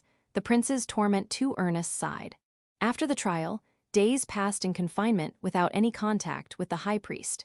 Then, one day, something unbelievable caught my eye. A dragon, large enough to reach the second-floor ceiling of the castle courtyard, appeared. Screams and shouts echoed from all directions. But soon, the dragon vanished from the courtyard. Later, reports came in, one after another, each more unbelievable than the last. What? Vanier made a demon pact with the dragon from that day. And the high priest is the culprit who controlled the dragon to attack the capital. Yes, Ernest-sama, haven't you heard anything from the high priest? No. But Sir Ernest, however, you were in contact when Captain Vanier brought in the evil god fragment and during the trial, right? I never imagined that I, who had met the First Knight's knights many times before, would be regarded with such suspicion. That's why I'm saying I don't know. The high priest only gave me information during Diane's abduction incident, and consulting the temple about the evil god's shard. Isn't that obvious? Ernest-sama, please don't get so agitated. We're here only to listen to what you have to say at His Majesty's command. It felt as if they were speaking to someone who didn't understand the situation at all. Despite simply stating the obvious, it was clear they didn't believe me. I felt a mix of fear that I would be treated as an accomplice to the high priest and jealousy towards Vanier, who was being praised as if his past misdeeds had never happened. It was unsettling how our positions had seemingly reversed. About a month into my confinement, Vanier was ennobled for forming a pact with a dragon. Apparently, there would also be a presentation of the Saintess. Previously, the Saintess had been welcomed into the royal family through marriage. As I already had Diane as my fiancée, there was no chance I would marry her. I didn't know the Saintess' age, but my brother also had a fiancée, so Diane might end up as a concubine. I couldn't disregard Diane's efforts, who had shared both joy and sorrow with me and had worked hard on her education as a queen. If such a proposal arose, I would argue that the Saintess should become a concubine instead. With that decision in mind, I attended the ennoblement announcement for Vanier and the night gathering, which also served as the Saintess presentation. Vanier showed an attitude as if he had no interest in me, which irritated me, but when I saw the small, charming dragon, I didn't care anymore. Fluttering its wings, it flew and then snuggled in Vanier's arms. At that moment, I couldn't help but envy Vanier. Then, when I saw the Saintess, I was overwhelmed by an electrifying sensation, a feeling I had never experienced before. Captivated by her cute appearance, though it might be vulgar to say, I was captivated by her ample chest. I still felt bewildered by emotions I had never harbored towards Diane. I still considered Diane an important woman and held her in high regard, but my heart was unconditionally drawn to the Saintess. During the gathering, nobles from my faction approached me, perhaps to inquire about my situation, but my eyes were fixed on the Saintess. Whether she didn't know Vanier's true nature or not, the Saintess seemed to be enjoying the gathering under escort. However, in a brief moment when I looked away, I saw Vanier roughly grabbing the Saintess by the head and restraining her amidst the dancers. I hurried over and reproached Vanier, but, "Please stop, Captain Justin and I are friends." Those words came from the Saintess. In fact, the two of them headed towards a table where sweet treats were laid out, looking quite friendly. At that moment, Vanier turned back.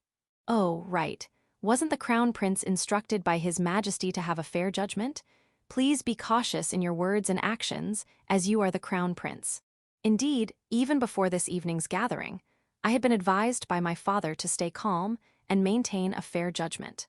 At that moment, I almost regretted my actions, realizing that it was because of my hasty judgment of Vanier that I ended up in further embarrassment.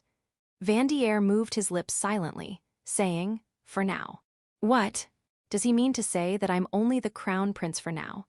Vanier hadn't changed after all, he was just concealing his true nature for now. As I thought this, I also realized that my own temper was rising. To avoid any further disgrace, I needed to cool my head for a moment. I'm feeling unwell, I need to rest for a bit. Though I felt bad for Diane, I left the scene and headed to the royal family's private rest area. "I'd like to be alone with my thoughts," I told the attendant maid and the knight, before sitting alone on the sofa, holding my head in my hands. If Vanier hadn't concealed his true nature, then during that trial, it should have been me who became the master of the dragon, replacing the disgraced Vanier. If the third knight hadn't intervened at that time, I would have taken command. If that had happened, I would have been the one to collaborate, and perhaps I would have been the one escorting the Saintess for her debut. I couldn't suppress the feeling of anxiety building up inside me. Although breaking something here might provide some relief, as the Crown Prince, I couldn't allow myself to do such a thing. What is this feeling of discomfort, like I've buttoned my shirt wrong? I sympathize with your inner turmoil. "Who's there? I told you to leave me alone." Although there had been no sign of anyone, suddenly a voice addressed me, and when I looked up, I saw a man I didn't recognize standing there. Judging by his attire, he was a noble, but was he one of the local nobles who attended the evening gathering? "I apologize. I wanted to assist His Highness the Crown Prince and managed to persuade my way in. Please accept this, an amulet charm believed to bestow divine power. We pray for your Highness' future ascension to the throne." As he unfolded the cloth, a splendid ornament with a red gem embedded in it was revealed. "I appreciate the sentiment, but I can't accept this." Although I was captivated by the item laid out on the table, accepting it hastily would only make it seem like a bribe. However, when I looked up again, the man who had been here moments ago was nowhere to be seen. Chapter 77, The Prince's Torment 3. Ernest sighed. Alone again in the room, I come back to my senses. Why didn't I call the guard knights when that suspicious man appeared? As the Crown Prince, I should have been more cautious about letting unknown individuals approach me. He called it an amulet, but there's no way he would give such a splendid item without expecting something in return. However, since I don't know who that man was, I can't even return it, which is the most troubling part. Putting it in my pocket reluctantly, I leave the room intending to ask the guard knight stationed outside about the man. "Ernest Sama, His Majesty is soon to announce the end of the evening gathering." "I see, understood. Let's join father." At that moment, for some reason, thoughts of the man vanish from my mind, along with what's in my pocket. Though the evening gathering concludes and disperses, I still wanted to speak with the saint, especially regarding future matters. However, not only the high priest, but also the saint herself rejected my request, leaving me to return to my chambers without speaking to her. The cloak the saint wore on her shoulders was Vanier's coat, reminding me of that evening meal. Diane's smiling face as she talked, the humiliation of that day slowly gnawing at my heart. Unconsciously, I realize I've been clutching something in my pocket. What is this? I can't recall when I acquired it, but I understand it's a charm believed to bestow divine protection. I feel like someone gave it to me, but who was it? Probably from a noble of my faction, although normally I would be suspicious. For some reason, it feels natural to have it. I quietly store the charm in the drawer of the desk in the adjoining office to my private room, and from that day on, it becomes a habit to grasp it tightly whenever I feel anxious or resentful. Huh, was it this deep of a color? Nevertheless, it's beautiful. I wonder if the saint would be pleased if I gave it to her. I should have known in the back of my mind that if I were to give a gift, it should be to Diane. Yet I find myself strangely fixated on the saint, as if consumed by desire. That's right, Vanier mentioned going on an expedition to find the mother of the dragon. If I were to accompany them, it might deepen my relationship with the saint. If Vanier has formed a contract with the dragon's offspring, then I should form a contract with its mother. That way, my authority as the crown prince would be restored. Officially, I proposed to my father under the guise of redemption, and he accepted, seemingly pleased with my change of heart. I thought everything would go smoothly. But on the day when the order to search for the dragon's mother was given, when my father proposed that I accompany them, Vanier refused. Certainly, I understood that the security of the capital would be compromised, but with no reports of new movements from the side of the evil god, there shouldn't be a problem even if I and a few guard knights were absent. In that case, why not just leave only Vanier from the third knights and entrust the protection of the capital to others? I managed to swallow those words somehow. Yet, Vanier continued without even looking at me. This concerns the crown prince. No, ultimately, it concerns the protection of all three. At the evening gathering, the crown prince seemed particularly interested in the saint. I merely worried that you might have forgotten the existence of your betrothed. How insolent. That was all I could say in the heat of the moment. Honestly, if asked if there were no ulterior motives, I would have been at a loss for words. In fact, deep down, I felt relieved that Diane wasn't here. But it's not like I've forgotten about her. It's necessary to assess whether the saint can be welcomed as a concubine in the future. Also, if we're going to search for Jess's mother, it might not be wise to bring too many forces.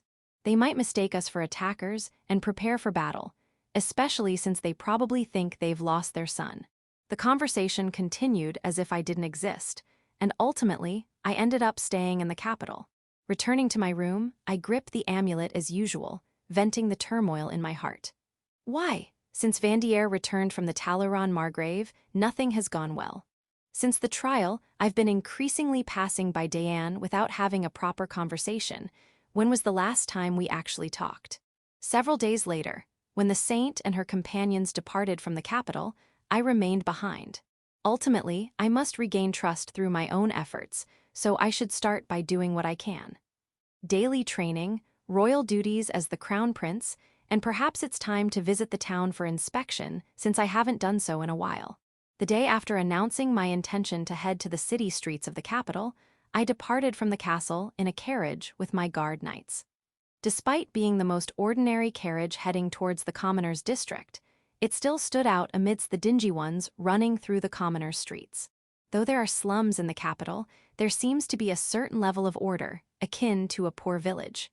When I was young, there were starving children lying by the roadside, but now I couldn't find any such children. Though they are poor, the children passing by seemed happy and content. A sense of pride as a member of the royal family governing this country, and simultaneously, hatred surged within me as I watched those children happier than I. And as usual, I tightly gripped the amulet and realized, why do I carry such an item with me? Why do I clutch it every time I harbor negative emotions? When I realized the absurdity of the situation, a chilling dread washed over me, and the presence of the amulet in my hand felt terrifying. The red gem, which had become much darker than when I first saw it, now appeared ominously sinister. On the way back, I stopped by the fountain in front of the Grand Temple, located at the boundary between the merchant and noble districts. I submerged the amulet in the water of the fountain. Surely, in this fountain, influenced by the Grand Temple, the amulet would be cleansed. Without any evidence, I believed at that moment that it was the right thing to do. Chapter 78. The Crown Prince's surprised Ernest sighed. It had been almost a month since the departure of the saint and her companions from the capital. I had completely forgotten about the amulet submerged in the fountain in front of the Grand Temple and had been busy fulfilling my duties as the Crown Prince. Maybe it's because of Vandier's absence, the recent days had been surprisingly calm, without any unusual irritations. Perhaps it would be better if Vanier never returned, and these peaceful days would continue indefinitely. However, his strength is necessary for this country. If only he could lower his status to that of a commoner, if not a slave. I diverted my gaze from the stack of documents and sighed, gazing out of the window at the blue sky. Vanier aside, I wonder if the saints are having a hard time in the encampment day after day. But with the holy knights around, personal safety should not be a problem. Suddenly, one of the guards burst into the room, exclaiming, "Your Highness, it's urgent." According to a report from the Second Night Order, a large number of monsters have appeared in front of the Grand Temple. What? I was taken aback by the unbelievable report delivered by the guard, who had entered the room abruptly. Though not on par with Vanier, my swordsmanship was acknowledged by the guard knights. I quickly prepared my equipment and headed to the location where the monsters were reported to have appeared. According to the report I heard while on the move, my entire body broke out in goosebumps. The fountain in front of the Grand Temple, could it be? Even while passing through the noble district, we encountered several monsters. Fortunately, there seemed to be no damage to the noble residences due to their fences and gates. However, the Grand Temple, where the monsters were said to have appeared, stood between the noble and merchant districts, with a significant amount of foot traffic.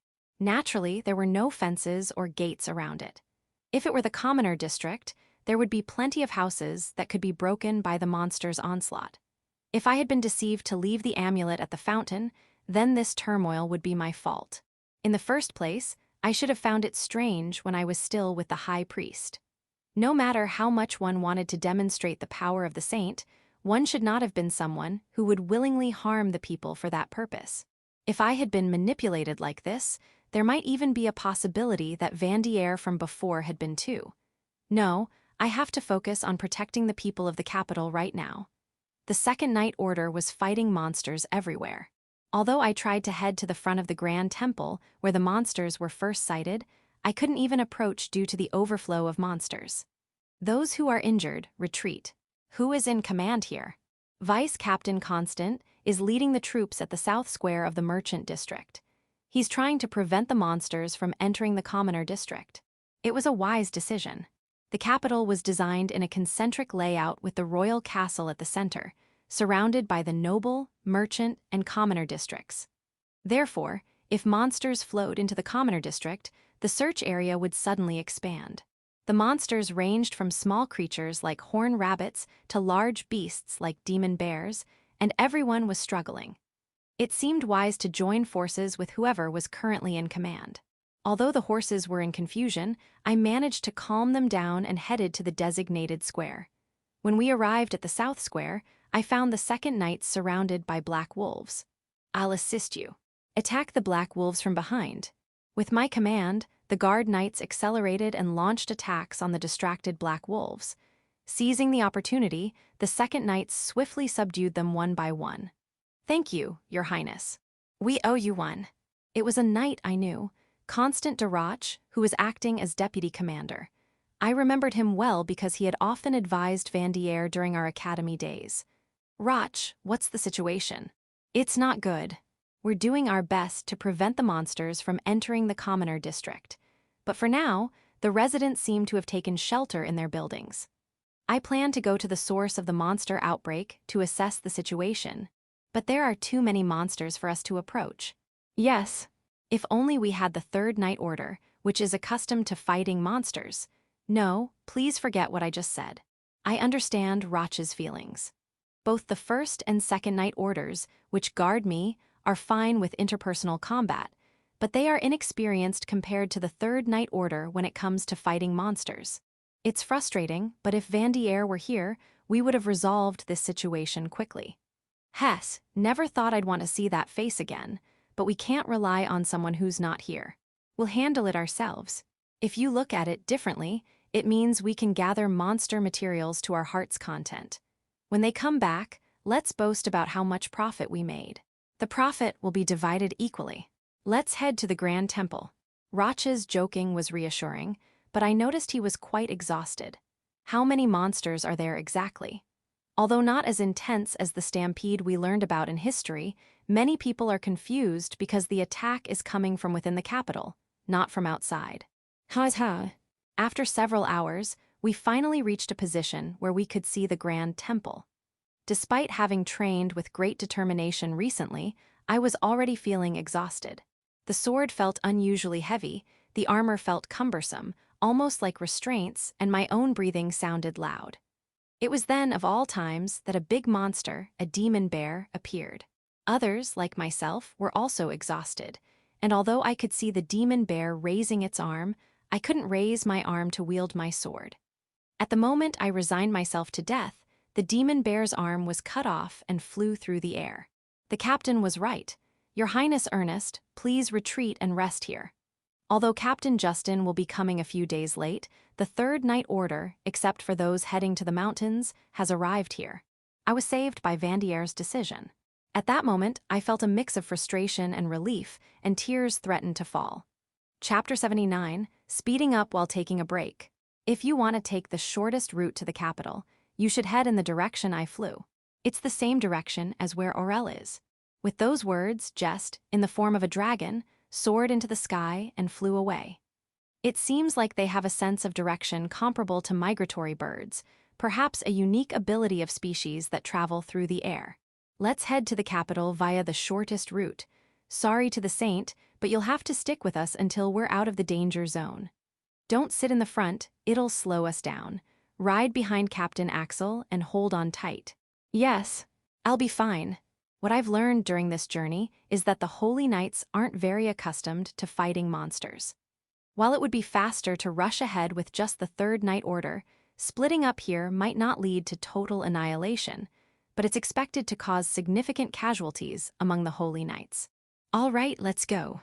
We have no choice but to hurry to the area where the Holy Knights can manage on their own. Unlike the ascent, the descent should be much faster. Around midday, Jess returned. Taking a break, he landed on the ground after transforming back into his humanoid form.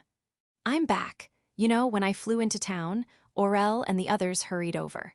When I transformed right in front of them, everyone in the Orel squad was so surprised, hee. It was really funny. I made sure to give Orel the letter. I see, thank you for your hard work. Everyone, let's take a break here for a moment. Give the horses some water too. Make sure to drink yourselves. As I dismounted and stroked Jess's head as he clung to me, I gave instructions to my subordinates. They took out water for themselves and the horses from their magic bags and sat down to rest as they pleased. Hey, Jess, are you tired? Want some water or fruit juice? Fruit juice. Oh, and are there any snacks left that I had with Mom? There's still some left. This one is softer because it has milk in it here. Yay. Jess was referring to one of the snacks we made before leaving for the capital, called Sada and Doggy. I made both versions, with and without milk, as the texture changes whether you add milk or not. I preferred the one with milk, which had a chewier texture, so I brought it as a gift. Since the sugar content was half that of the flour, it was easy to remember the ingredients, and it was one of the snacks I often made for my younger brothers. Seeing Jess enjoying it in his human form warmed my heart, but I quietly exhaled to maintain my composure in case my subordinates noticed. Captain, I want some too. Sure thing, can I have a piece, Jess? Yeah. It tastes even better when everyone eats together. Jess, you're such a good kid. Ah, munch munch, it's my first time eating it, but it's delicious. Speak after you swallow. I made them small enough to be eaten in one bite, but even so, Jess, in their humanoid form, took 3 bites to finish one. They couldn't speak properly while chewing. Hey, give some to those guys over there who are giving you dirty looks. Okay. I handed the Sada and Doggy in a wooden bowl to Simon. There was only one left, but it would serve as a small energy boost. When Simon distributed them to the others, I could see relief on everyone's faces. Oh, Simon's trying to hide the remaining piece with his body and come back here. Oh, the Saint approached. Ah, she must have wanted it. She smiled when I handed it to her, but returned with a hopeless expression afterward. Captain, I came to return the bowl. Haha, oh, thanks for that. Here, I have one more for you. Keep it a secret from the others. Captain, I took out one more from the magic bag and handed it to Simon. After all, Simon was the one who had been leading the charge in fighting monsters. It's okay to reward him once in a while. After cleaning up the bowl with a purification spell, Jess finished eating and was waiting for the signal to move out. All right, let's get going. Jest, are you going to ride the horse like that? It might be bumpy, you know. I'll be fine, I'll ride behind Justin. I tried to lift Jest onto my beloved horse, Elena, but his physical abilities seemed unexpectedly high, so he jumped onto my back. Due to the difference in size, he couldn't wrap his arms around my waist, but he clung tightly. Jest, if you're cold, you can get inside the cloak. I'm still okay. It seems like I'm more resistant to cold than when I'm in my dragon form. I see. Don't overdo it. Is everyone ready? Let's go. Thanks to Jest's guidance and the gently sloping terrain, we reached the safety zone much earlier than expected. Since we didn't know how long it would take to get there on the way, we had frequent breaks to conserve our stamina. With this pace, it seems like we'll be able to reach the capital without being delayed by 2 days. As we approached the capital, which was about half a day's distance away by horse, we passed by people who had evacuated from the direction of the capital. We couldn't rush through them with our horses, so we took a break and also listened to what the people there had to say. Although there had been small-scale stampedes, it seems like Orel and the others made it just in time.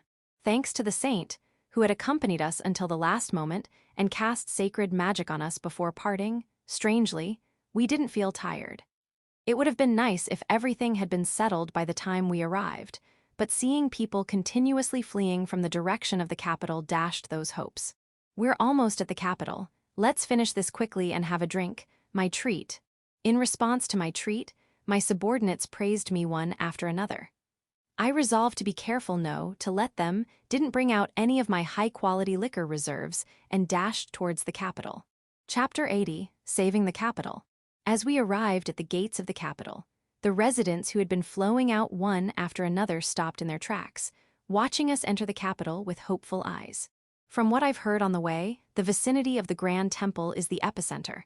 Let's head there with determination. Hearing the spirited response from my subordinates behind me, I spurred my beloved horse and headed towards the Grand Temple. Everywhere, one could see the corpses of monsters strewn about, indicating the intense battles that had taken place. Apparently, the commoner district was almost unscathed, which meant that only commoners were fleeing. The nobles district seemed unable to escape due to the presence of monsters. As we approached the Grand Temple, we could hear the growls, roars, and angry shouts of the knights. Those injured, step back.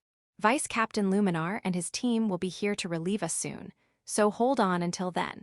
Whether it was splattered blood or his own, Ernest, covered in fresh blood, encouraged the knights.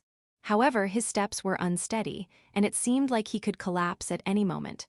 At that moment, I saw a herd of red boars charging towards us. Jest, stay away from Elena for a moment. I jumped off from my beloved horse and ran to Ernest. My subordinates followed suit and dismounted. It would be fine if it were just small animals, but if it were red boars, the horses would not come out unscathed. Unfortunately, we didn't make it in time, and Ernest was hit by the red boars and blown towards us. I caught Ernest, and my subordinates rushed to engage the red boars in support.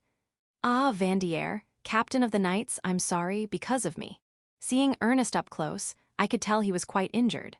With a face on the verge of tears, he apologized to me, showing signs of considerable emotional weakness. Seeing this expression, I realized once again that he was younger than me. It's clear that you've been fighting desperately. You've endured well, leave it to us here and take a rest. I patted Ernest's head gently and stood up. Jest, take the crown prince on Elena and go a bit further away. Got it. Elena, let's go to Justin's side. As if understanding Jest's words, Elena came up to us. Huh, Elena, that child named Jest. I'll explain later. Ask Jess during the trip. Come on, I'll lift you up. Ah, the fountain in front of the Grand Temple. I took Ernest's hand as he looked bewildered, and with enhanced physical abilities, I lifted him up and put him on Elena. Elena, I'm counting on you. With a pat on her rear, Elena neighed as if to say, leave it to me, and galloped away. As if in exchange for Elena, Orel and his team appeared. The captain have arrived. We will now operate under the command of the captain. We will eradicate the monsters this time. At Orel's clear voice, the expressions of the subordinates who had traveled with us brightened. Ernest mentioned something about a fountain in front of the Grand Temple earlier. Perhaps there was something like a fragment of the evil god there. From here on, it was a routine extermination mission for us. Each squad, including the elite of the Third Night Order, coordinated to sweep through the area. Push them back to the square in front of the Grand Temple. As my squad and Elliot's squad, which had gone to the mountains, were composed of elite members of the Third Night Order, the monsters fell as if they were playing a game. Cheers gradually began to fly out of the windows of buildings higher up. With each monster that fell, cheers could be heard from above. The residents near the Grand Temple and the Nobles District had been unable to go outside for several days, enduring anxious days. After about 2 hours of fighting, when we got closer to where we could see the fountain, we could see monsters appearing from the shimmering air like a mirage. There it is. Thanks to the support of my subordinates, I arrived at the fountain using body reinforcement and saw ominous red decorations sinking into the fountain. The sword is in tatters, and I don't know how many monsters it has killed, but I'm sure it can at least destroy the ornament. I thrust the sword charged with magic into the underwater ornament, and black mist erupted. Sensing a disturbing presence in the clinging mist, I recoiled. Heh, looks like it ends here this time. Well, that was quite enjoyable, savoring the pleasant malevolence. With this, the revival of the evil god draws nearer, said the man in the black robe, who had transformed from the gathering black mist. I recognized him from a novel's illustration. He was supposed to be one of the evil god's minions, one of the 4 heavenly kings. Why is he here of all places? Fighting him in my current exhausted state is the last thing I want. Who are you? Simon shouted at the man, who then lifted his head as if just noticing us. Who am I? I am the right hand of the evil god, Damien. Let's go with that, he said. What did you say? The evil god's revival is imminent. Enjoy your brief respite until then. Ha ha ha ha. The man turned into black mist again and disappeared. Ah, the convenience of novels. When the protagonist can be defeated with one blow, the antagonist inexplicably vanish, allowing the protagonist to grow later. Well, it saved us, so hooray for convenience. For now, let's defeat the monsters remaining in the royal capital and rest. Don't let your guard down until we confirm total elimination. Woohoo, delicious steak awaits. Let's finish them off quickly. If they don't increase anymore, we're good. Oh, they're still fighting over there. Despite their injuries, my subordinates still seemed energetic. Later, we'd report that the fountain in front of the Grand Temple was cracked due to monsters. Chapter 81, Conclusion. This is the end.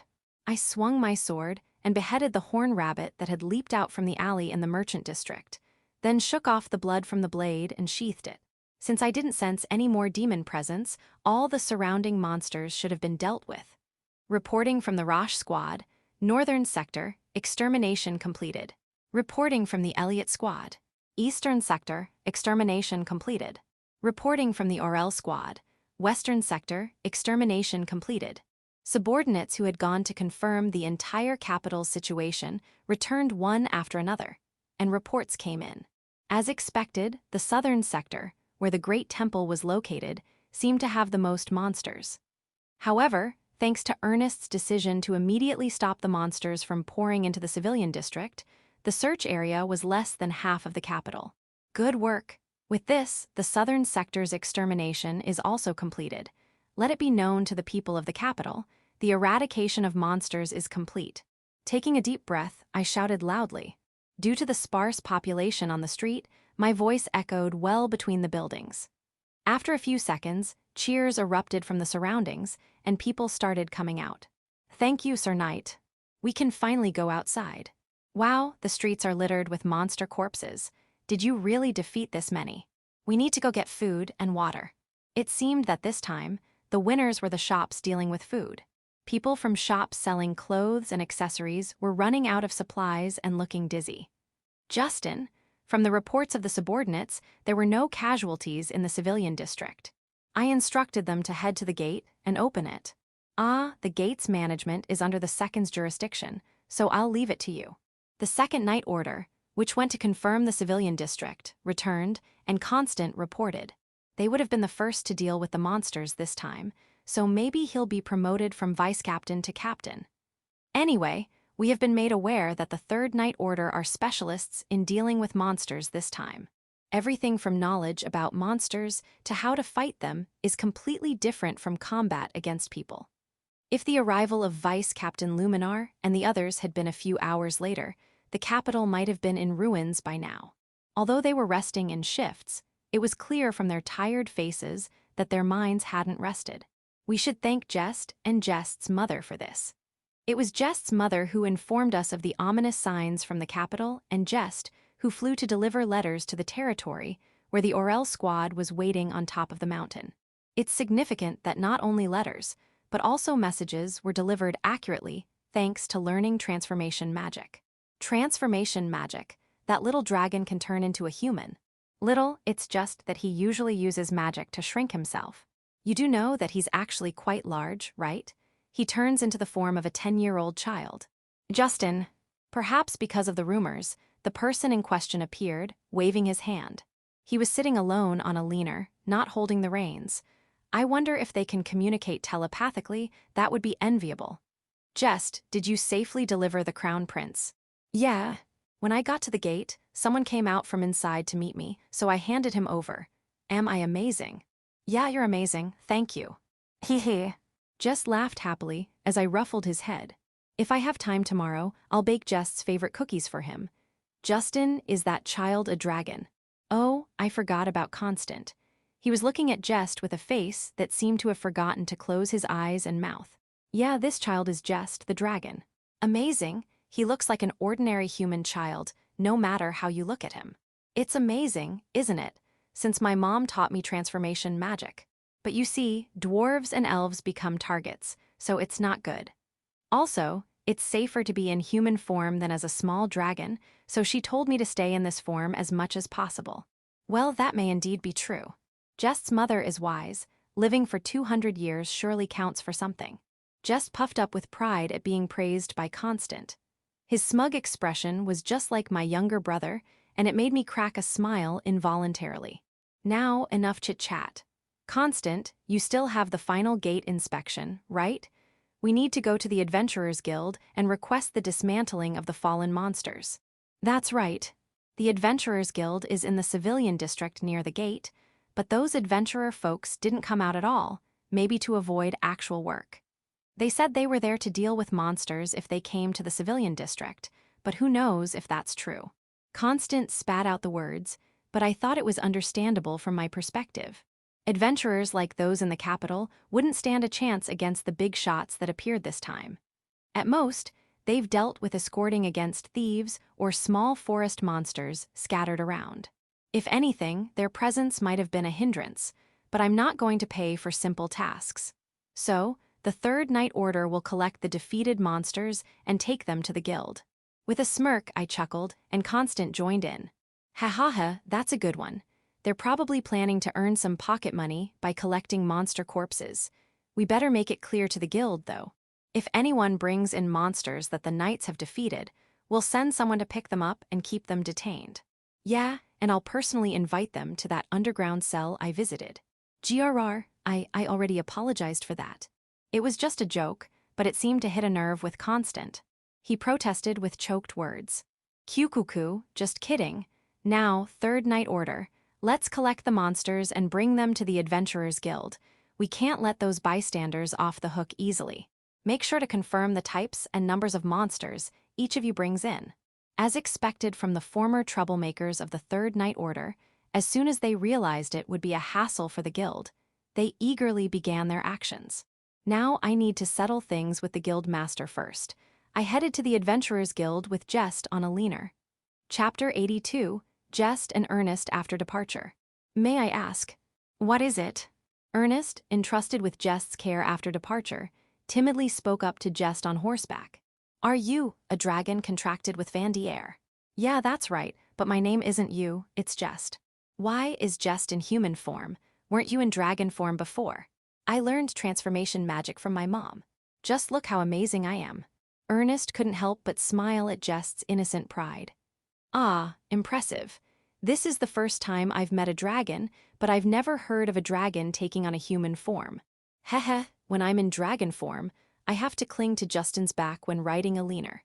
But in human form, I can sit like this, so I'm happy too. Right, a leaner. In response to Jest's words, a leaner neighed as if in agreement. By the way, is a leaner the name of this horse? Ernest's expression as he asked seemed complex, but it was hidden from Jess who sat in front. Yeah, it's the same name as the saint. Elena here is the only one Justin calls gently, so she brags to the saint about being the only Elena that is being treated this way, even though the Saint Elena doesn't understand it. Does Jess understand what the horse is saying? In response to Jess's natural explanation, Ernest asked with a skeptical expression. Well, not what she says, but her feelings. I can understand those. The horse bragging to the saint, haha, ow. Ernest laughed, but blood oozed slowly from the dented part of his armor. Though few, there were some high-intelligence big shots like Ogre Oni, so attacks aimed at the seams of his armor sometimes occurred. Are you hurt? Elena asked if we should walk a bit slower. Haha, Elena is indeed clever. It's all right, let's keep going. Perhaps due to sharing the name with the saint, Ernest hesitated to say it. Blood seeped from not-so-shallow wounds, leaving spots on the cobblestones. Aware that his consciousness was gradually becoming hazy due to fatigue and blood loss, Ernest chose to arrive at the royal castle as soon as possible. His vision blurred, and he momentarily leaned forward, bumping into Jess in front, the sound of impact waking him up with a painful-sounding thud. Are you all right? Is it painful where we bumped? Hi. I'm fine. Ernest, busy with royal education since childhood, rarely had the chance to play with his siblings, so he was at a loss on how to deal with children. Despite the loud noise that brought his consciousness back, Jess seemed genuinely unharmed. In fact, the durability of dragons far surpassed that of humans. Justin naturally kept Jess away from combat this time, but if Jess had gone wild in its original size, the monsters would have been dealt with much faster. Justin had unconsciously adopted the idea of protecting Jess. Jess wasn't particularly fond of fighting either, so it was simply a matter of respecting Justin's will. Huff and huffs. Elena had visited the royal castle many times and naturally took the shortest route. However, by the time they reached the castle, Ernest's breathing had become quite rough. Are you okay? Look, we're almost there. You can hold on to me if you want. Yeah, Huff Huff, thank you, Huff Huff. Is that the horse of the Vanier Knight Commander? Why is there a child, Ernest Sama? Hey, get a servant here. The gatekeeper across the drawbridge noticed Ernest and the others and started shouting. Currently, due to the appearance of monsters, the drawbridge was slightly raised, but it was soon lowered, and Elena calmly crossed it. By the time they crossed the drawbridge, knights from the First Knight Order and Ernest's attendant servants were rushing out of the castle in a panic. Elena, Justin's beloved horse known for its fame, was easily recognized by the knights, who immediately realized that the horse Ernest was riding was indeed Elena. What in the world, but first, let's get Ernest Sama taken care of. Summon a healer immediately. Squire of the First Knight Order hurried back into the royal castle to call for a healer. Following the steward's instructions, the knights helped Ernest down from Elena, and the steward, who had served Ernest since birth, gently spoke up. Ernest Sama, let's remove your armor. These are severe wounds. We'll have a healer tend to them right away, so please bear with it a little longer. Yeah, Huff, that's right, I need to thank just Huff. Just, isn't that the name of the dragon belonging to the Vanier Knight Commander? But for now, it might be best not to talk too much until the healer arrives. Everyone present, without suspecting that the young boy on horseback was the dragon, tilted their heads in confusion. Well then, we'll return to Justin's side. Let's go, Elena. Despite the chaotic situation, Just calmly left the scene with Elena. Chapter 83, Adventurers Guild. Summon the Guild Master. As soon as I entered the Adventurers Guild, I called out, causing the guild to fall into silence. Why yes, please wait a moment. After a few seconds, a guild staff member hurried into a back room. The guild quickly regained its buzz.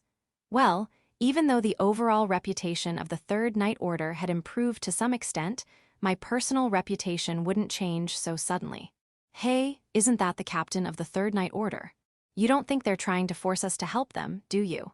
No joke, facing a horde of monsters like that, you'd never have enough lives. If adventurers living in the forested territories were here, they would have rushed out of the guild as if prey had arrived. It was almost laughable how low the quality of adventurers in the capital city was. The adventurers noticed this and became frightened, but their attention was drawn to the guild master who emerged from the back room. Well, well, if it isn't Commander Vanier. What business brings you to this humble place? An elderly man, a former adventurer, spoke across the counter with a smile that didn't reach his eyes. If I've come, it's for one thing: to have the monsters dismantled and their materials bought. Since all the monsters have been dispatched by the Night Order alone, there are plenty to bring in. Even if they don't contribute to the fight, they can at least do that much, right? And if there are any rascals bringing in monsters they didn't slay, I'll make sure they receive the same injuries as the ones they brought in, so they better report honestly. At my words, the adventurers who had been about to sneak out of the guild stopped in their tracks. They probably intended to go pick up the monsters the knights had defeated. Well, even if you say that, without self-reporting, there's no way to confirm who killed the monsters and when. If someone lies, there's nothing we can do. The guild master shrugged apologetically, but I just laughed at his attitude. HMPH. Are the guild staff here so incompetent that they can't confirm when and by whom the monsters were defeated just by seeing and touching them? WL. Besides, the Night Order keeps a record of the number of monsters they've defeated. I suggest you advise the adventurers not to be foolish. As I stared down the guild master, the adventurers and guild staff in the guild watched in silence.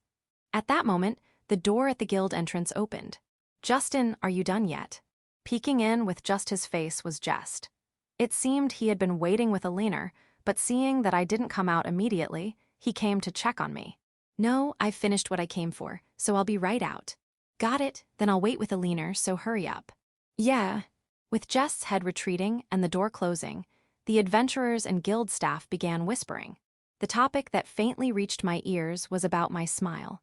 It was inevitable to smile reflexively when you saw Jess. Pretending not to hear, I continued the conversation.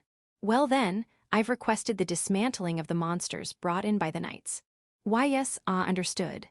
The guild master, who had been absent-mindedly nodding, snapped back to attention midway through. It seemed like he had reflexively responded, but for now, I had managed to get a verbal agreement. As I stepped outside, Jess was talking to Elena. "After this, we're going to the slums in the poor district. Can you hold on a little longer?" "Jess, sorry to keep you waiting. Were you talking to Elena?" "Yeah, she prefer being with us over staying in the stable, so she can hold on a little longer." "Is that so? Thanks, Elena. But still, Jess really understands Elena's feelings, huh?" "Yeah, hee, Justin is amazing after all." Ernest asked too, but it seems like Justin already knew. I ruffled Jess' head, who looked up at me with sparkling eyes. I almost laughed at just calling Ernest by his name without honorifics, but then again, would a dragon like Jess use honorifics when addressing humans? Besides, when it's just Jess and me, I also call him Ernest. "Well, you've been talking a lot before, and Elena seemed to listen to Jess' words well. Now, let's go check on the safety of the slums in the poor district. We don't have to rush anymore, so I'll let you ride in front." "Yay." I mounted Elena first, then picked up Jess, who was bouncing around eagerly, and placed him in front of me. It seemed like the Second Night Order had already checked the commoner districts, but they probably hadn't checked for injured people in the slums. The Grand Temple and the slums were on the opposite side of the capital city, but they weren't too far from the guild. Jess might be surprised since he had only seen the clean streets of the capital city so far, but I couldn't just show him the beautiful places. Unlike the Adventurers Guild located just off the main street, the further you went from the main street into the slums, the worse the buildings and security became. When I had just become a squire, my family had come to the capital city, and out of curiosity, we had ventured into the slums. Back then, it was like a lawless wasteland, but now it wasn't too dangerous during the day. There are many broken houses around here. I wonder if nobody lives in them. But I can sense something, maybe they were destroyed by monsters. Jess tilted his head in wonder. Many houses around here are fragile. But even if they break, many of the people here don't have the money to repair them. Most of them come from the countryside seeking work, but they can't read or write, so they can't get decent jobs. As I explained to Jess, a stone suddenly flew towards my face. I caught it with one hand, and with slow applause, a one-eyed young man appeared. "As expected, you're quick. It's been a while, boss. You haven't shown up for so long, I thought you forgot about us." "You're the boss, aren't you? The Third Night Order can handle the organizing just fine. Let's exchange information about this incident. The young man who called me boss with a cynical smile was the one who currently controlled this slum. Chapter 84. Rudolph of the Slums. Justin, who's that person? That's a man named Rudolph who runs this slum. I haven't heard any rumors about the boss having a secret child or adopting a child, though.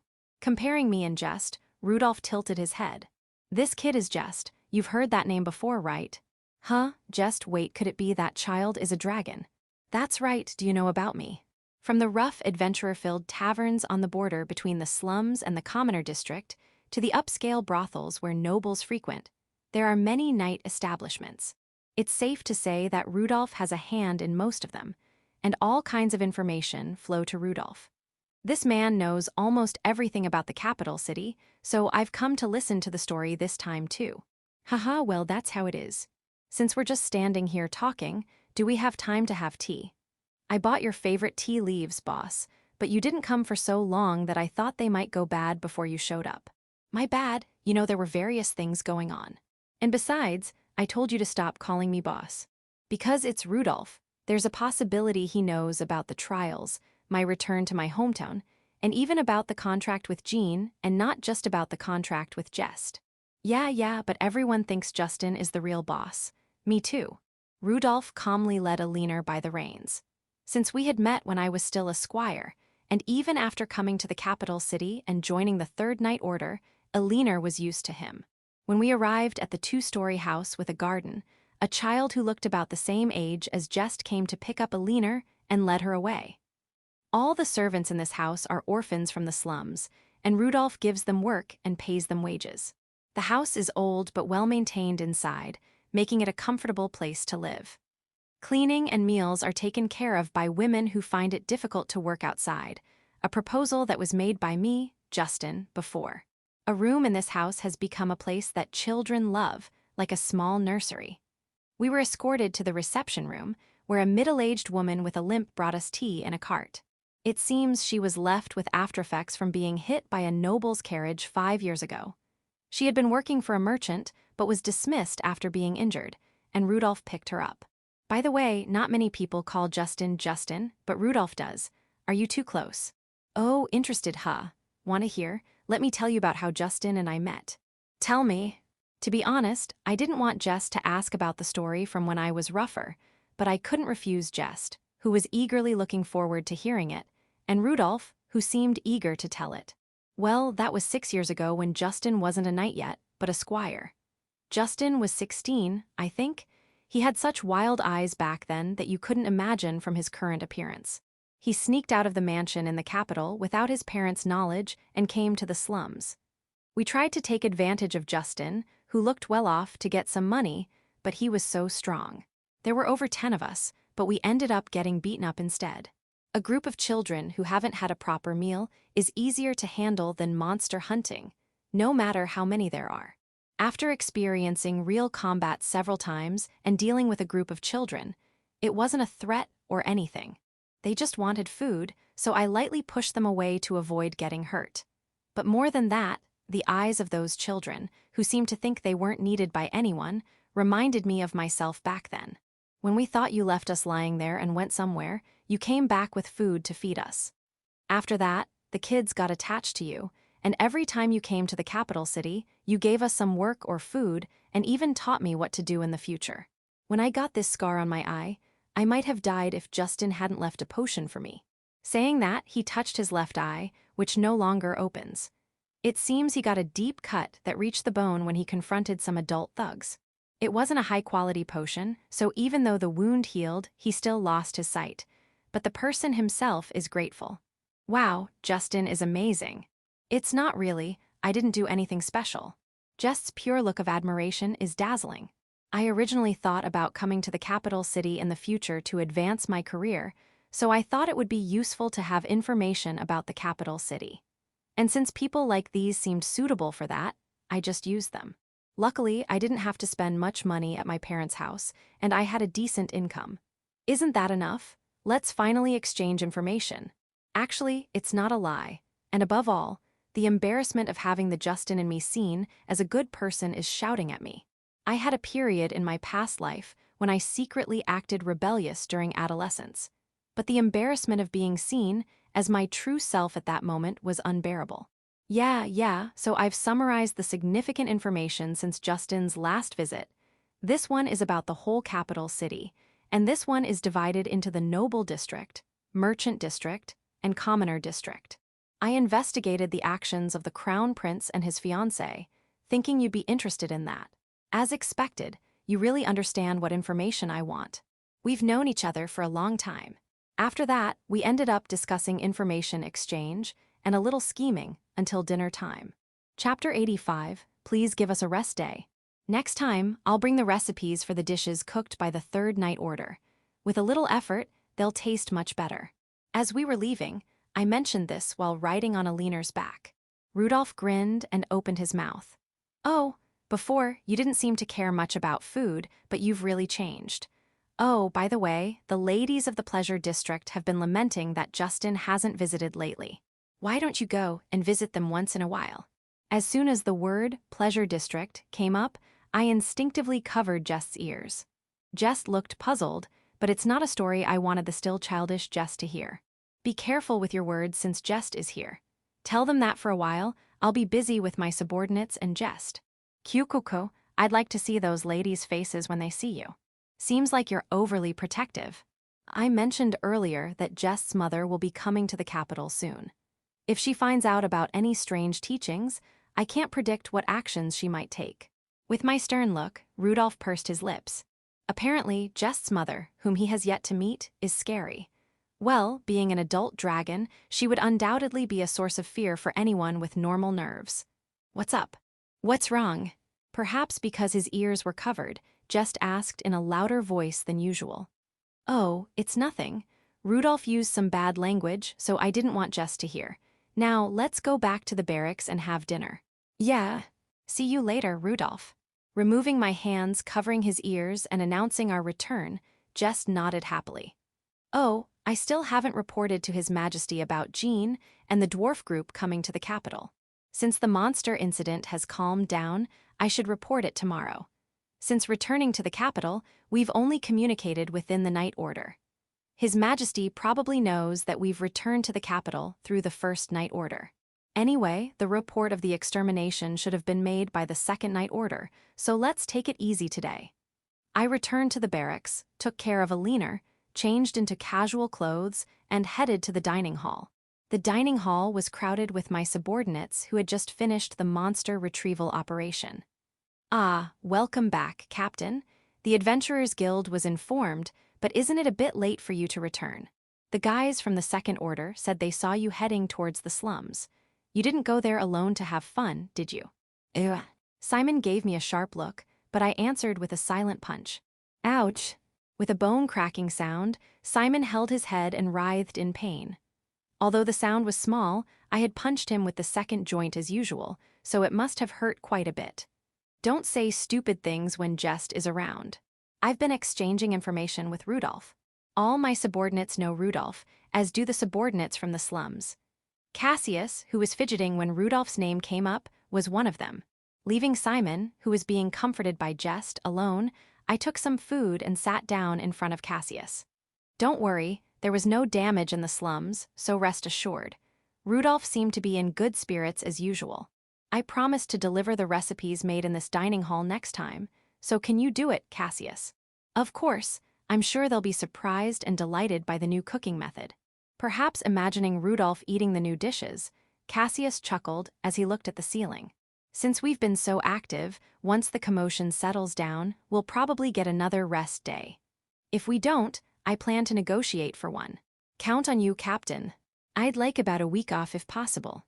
Alban from the Rosh squad, who had been listening to our conversation, casually voiced his request as he passed by. What are you talking about? While we've been trekking through the mountains, you've been relaxing in peaceful territory, haven't you? Essentially, isn't that like a rest for you? What are you talking about? The so-called knights in the territory we were dispatched to were a bunch of pushovers.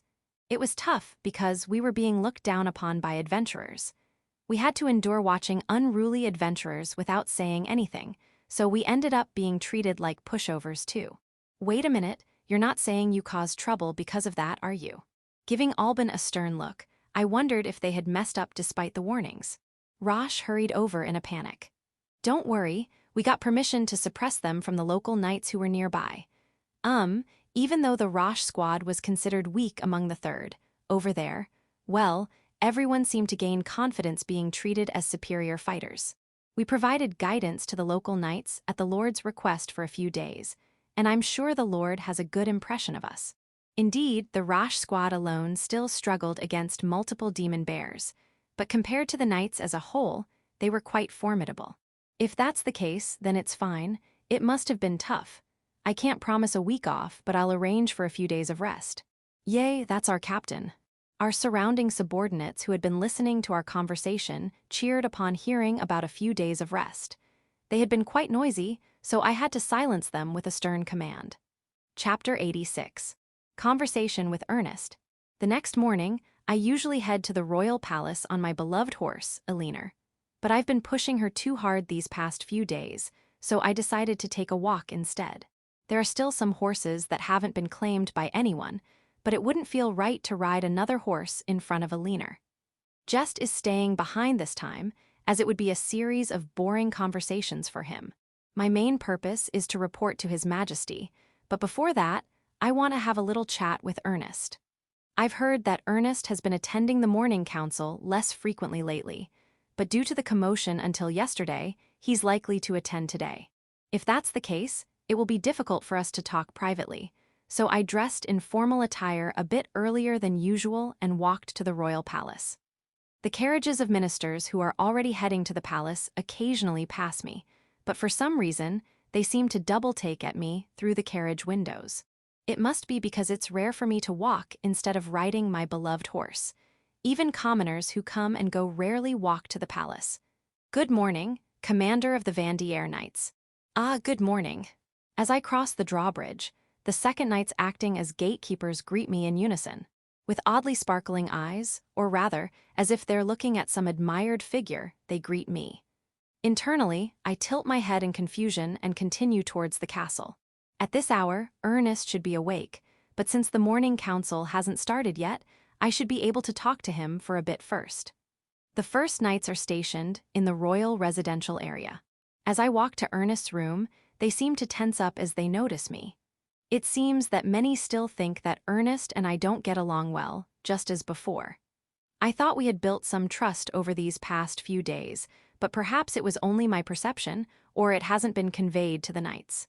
I'd like to have an audience with the Crown Prince before the morning council. Please wait a moment. I address the guard outside Ernest's room, who then enters the room. The guard returns shortly and opens the door for me to enter. Inside, Ernest is buried in paperwork at his desk. Good morning. I appreciate you taking the time despite it being early. Actually, I think Ernest should be the one thanking me for bringing forth the proposal. Ernest seems a bit bewildered by my polite demeanor, but if I'm not being confrontational, he'll respond appropriately as a member of the royal family. Oh, no, is it about today's morning council? I understand that I'm responsible for the recent monster incident, but I don't even know why I acted that way. What I do know is, if it weren't for the third knights and the Commander Vanier coming, the capital might have been destroyed. When I arrived in the capital, you mentioned something similar. Could you please tell me more details? Oh, it started when I was in the break room during the Saintess and Jess's debut party. In summary, here's what Ernest recounted. Normally, he only accepts gifts from nobles through the royal family, but for some reason, at that time, he received one from a nobleman he didn't recognize. The gift was cursed. Believing it was the right thing to do, he then sank it into the fountain of the great temple. Upon hearing the characteristics of the gift, it seems to match the ornament I destroyed. The part resembling a magic stone crumbled when I destroyed it, but what about the base? Perhaps I was influenced by some kind of suggestion. Maybe the former high priest was the same. It might amplify small desires. The former high priest said he wanted to strengthen the position of the temple by demonstrating the Saintess power. It's highly likely he was guided to not choose his means for the sake of his goals. Certainly, I knew the former high priest from before, and he was a calm person who acted with consideration for the people and the temple. That's why I thought his actions were for the sake of the capital, for the country. Who was that to ensnare me in the trial? I ask with a piercing gaze, causing Ernest to bite his lower lip. Indeed, from the perspective of the evil gods, my existence as a force was an obstacle. Sorry. At that time, I was also under pressure and lost my ability to make sound judgments. And even though I was told that things were different from before, I couldn't accept it due to preconceptions. No, it's more like I was jealous of the Commander Vanier, who was being praised more than me by father and everyone else. With such thoughts, it's natural that I would be stripped of the qualifications of the Crown Prince. This is what makes him the protagonist. Even when he's wrong, or when he realizes he's wrong, he's straightforward, or rather, too straightforward. Regardless of aptitude, if he were to become king, he might mentally collapse. As Ernest speaks with his head bowed, his head is conveniently in a place where I can easily pat it, like when I comfort my younger brothers. Before I realize it, I end up patting his head. It's too late to act like it didn't happen. After a few seconds, Ernest, who raises his head, has a surprised look in his eyes. Oh, everyone has their strengths and weaknesses. The Crown Prince is both good and bad because he's too straightforward, so if he were to ascend the throne, he might stress himself out too much and go bald. Rather, it might be better for the clever younger brother who can handle things to take over and assist, contributing to the country, I say, somewhat unsure of what I'm saying, but I keep talking. Bald, haha, I never expected such an opinion to come up. Haha, if that were to happen, my appearance would be ruined. Haha. Ernest bursts into laughter suddenly, momentarily taken aback. Then he laughs heartily, takes a deep breath, and lifts his head. It's better to choose a path that suits oneself rather than cling to something one isn't suited for. I feel like I've had an awakening of sorts. Thank you, Commander Vanier. Also, being patted on the head unexpectedly feels quite pleasant. I didn't have much physical contact with my siblings, but I wonder if it would have been different if I had an older brother. Who knows? I also have 2 older brothers, but I don't have any memories of physical contact with them. I'd say I have much more interaction with my subordinates. Whether interactions with subordinates can be considered as physical contact is questionable, but broadly speaking, it could be considered as such. Haha, I see. I'm not sure, but can I assume that the resentful attitude towards me will disappear from now on? After discussing some matters related to the morning council, I leave the Crown Prince's office. Chapter 87. The Crown Prince's explosive utterance. When I join the morning council, the ministers are visibly worn out, lined up in a row. They've been reporting on the damage and suppression for days, unable to return home, and some have been forcibly brought to the palace while monsters roam around with guards dispatched. Everyone, you've worked hard. With the defeat of all the monsters yesterday, although there's cleanup remaining, we can say that peace has returned to the capital. Thanks to the efforts of the knights, along with Ernest, well done. His Majesty emphasizes Ernest's achievements, perhaps still wanting to keep him as the Crown Prince. But, Father, I believe the credit for this should go to the Third Knights. If Vice Commander Larmain hadn't returned to the capital with the Third Knights at that time, it would have been our side facing destruction. Moreover, the root cause of this incident is. Ernest said he would confess his own fault beforehand, but I stopped him because it would only cause unnecessary confusion. However, it seems he's trying to spill everything out due to guilt. The root cause of this incident was a minion of the evil god. When I destroyed the ominous magical artifact, a man in a black robe, claiming to be the right-hand man of the evil god, appeared and disappeared immediately. Perhaps the former high priest was also influenced by that man. As I report, Ernest looks at me in surprise. But I'm not lying. Ernest told me what he was going to explain, but I don't want him to say unnecessary things that would cause confusion because of his guilt. If the second prince's faction starts making a fuss instead of the morning council ending, it will only drag on longer, and there's no target to vent their anger on, so the dissatisfaction of the nobles will accumulate. Let's have the holy knights of the great temple take the blame, as planned by Rudolph. It's also the fault of the vice-commander of the Holy Knights for neglecting the monsters rampaging in the capital, claiming that they couldn't thin out the defenses of the Great Temple. By now, those influenced by Rudolph are probably spreading rumors that the knights initially struggled because the Holy Knights were standing by. and that the capital would have been destroyed before the third knights arrived without the swift judgment of the crown prince. What? Such a person existed? This is a serious situation. His Majesty seems not surprised, as he must have been informed. But it seems the ministers haven't been informed yet, probably because of yesterday's events. Whether to announce that the resurrection of the evil god is near will be left to His Majesty's judgment. Silence. Furthermore, the Commander Vanier has a report on a more serious matter. It seems it will be conveyed to the ministers as well. The commander and vice-commander of each division, including the commander and the vice-commander of the Second Knights, who have been released from suspension due to the emergency, are all anxiously awaiting His Majesty's words. The resurrection of the evil god. Rather than murmurs at His Majesty's words, there's an uproar in the audience chamber. While the murmurs don't subside, Ernest steps forward. Then, when the attention gathers on Ernest and the place falls silent, he speaks up. In relation to that, Father, no, Your Majesty, I have a request. He deliberately corrects himself to Your Majesty, indicating his desire for the king to judge. At the same time, I have a bad feeling about this.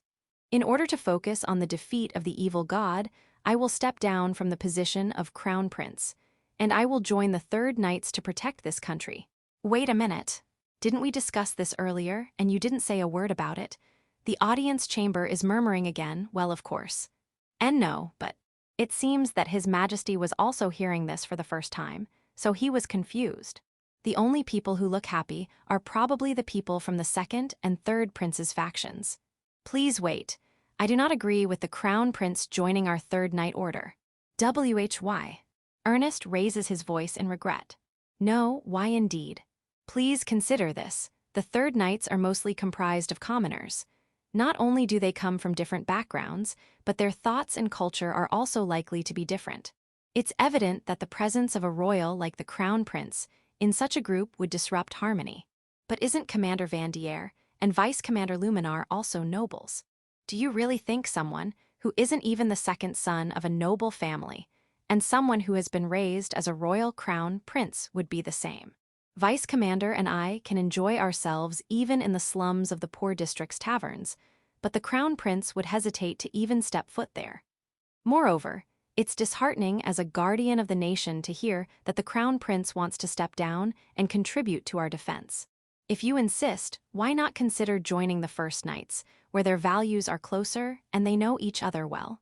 Commander Gansville will soon need to consider a successor, and in that regard, the Crown Prince would be more than qualified, given his capabilities.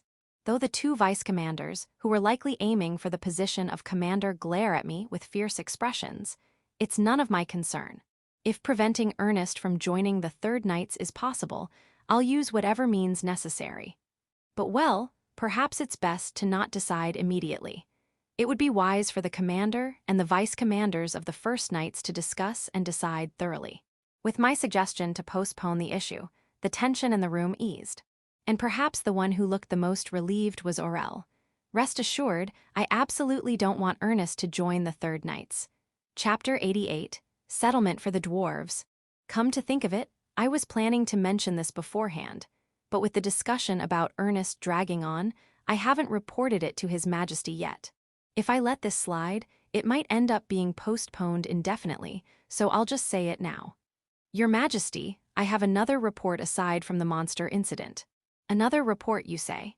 His Majesty's eyebrows twitched slightly at the mention of something separate from the monster incident.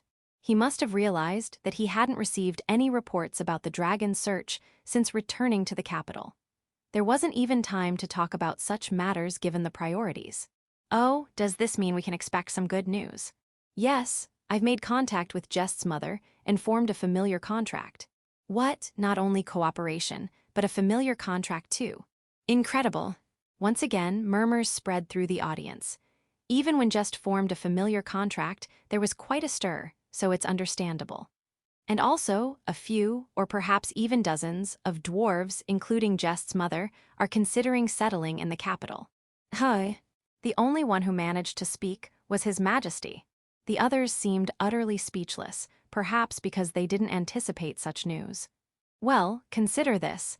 If the resurrection of the evil god is imminent, we'll need to strengthen our weapons. They would be a great help. Now about housing. Wait a minute. Jess's mother and a group of dwarves living in the capital? That's unheard of. It's the first time I've seen His Majesty so flustered. I'm already accustomed to dealing with the dwarves, so my senses are numbed, but yes, it's quite surprising. If the dwarves are coming, we'll need to expand the workshop. As for housing, there's space on the third knight's grounds. We can just enlarge the planned area. And since the third knights are closer to the workshop, there's no need to transport the dwarves by carriage every day, right?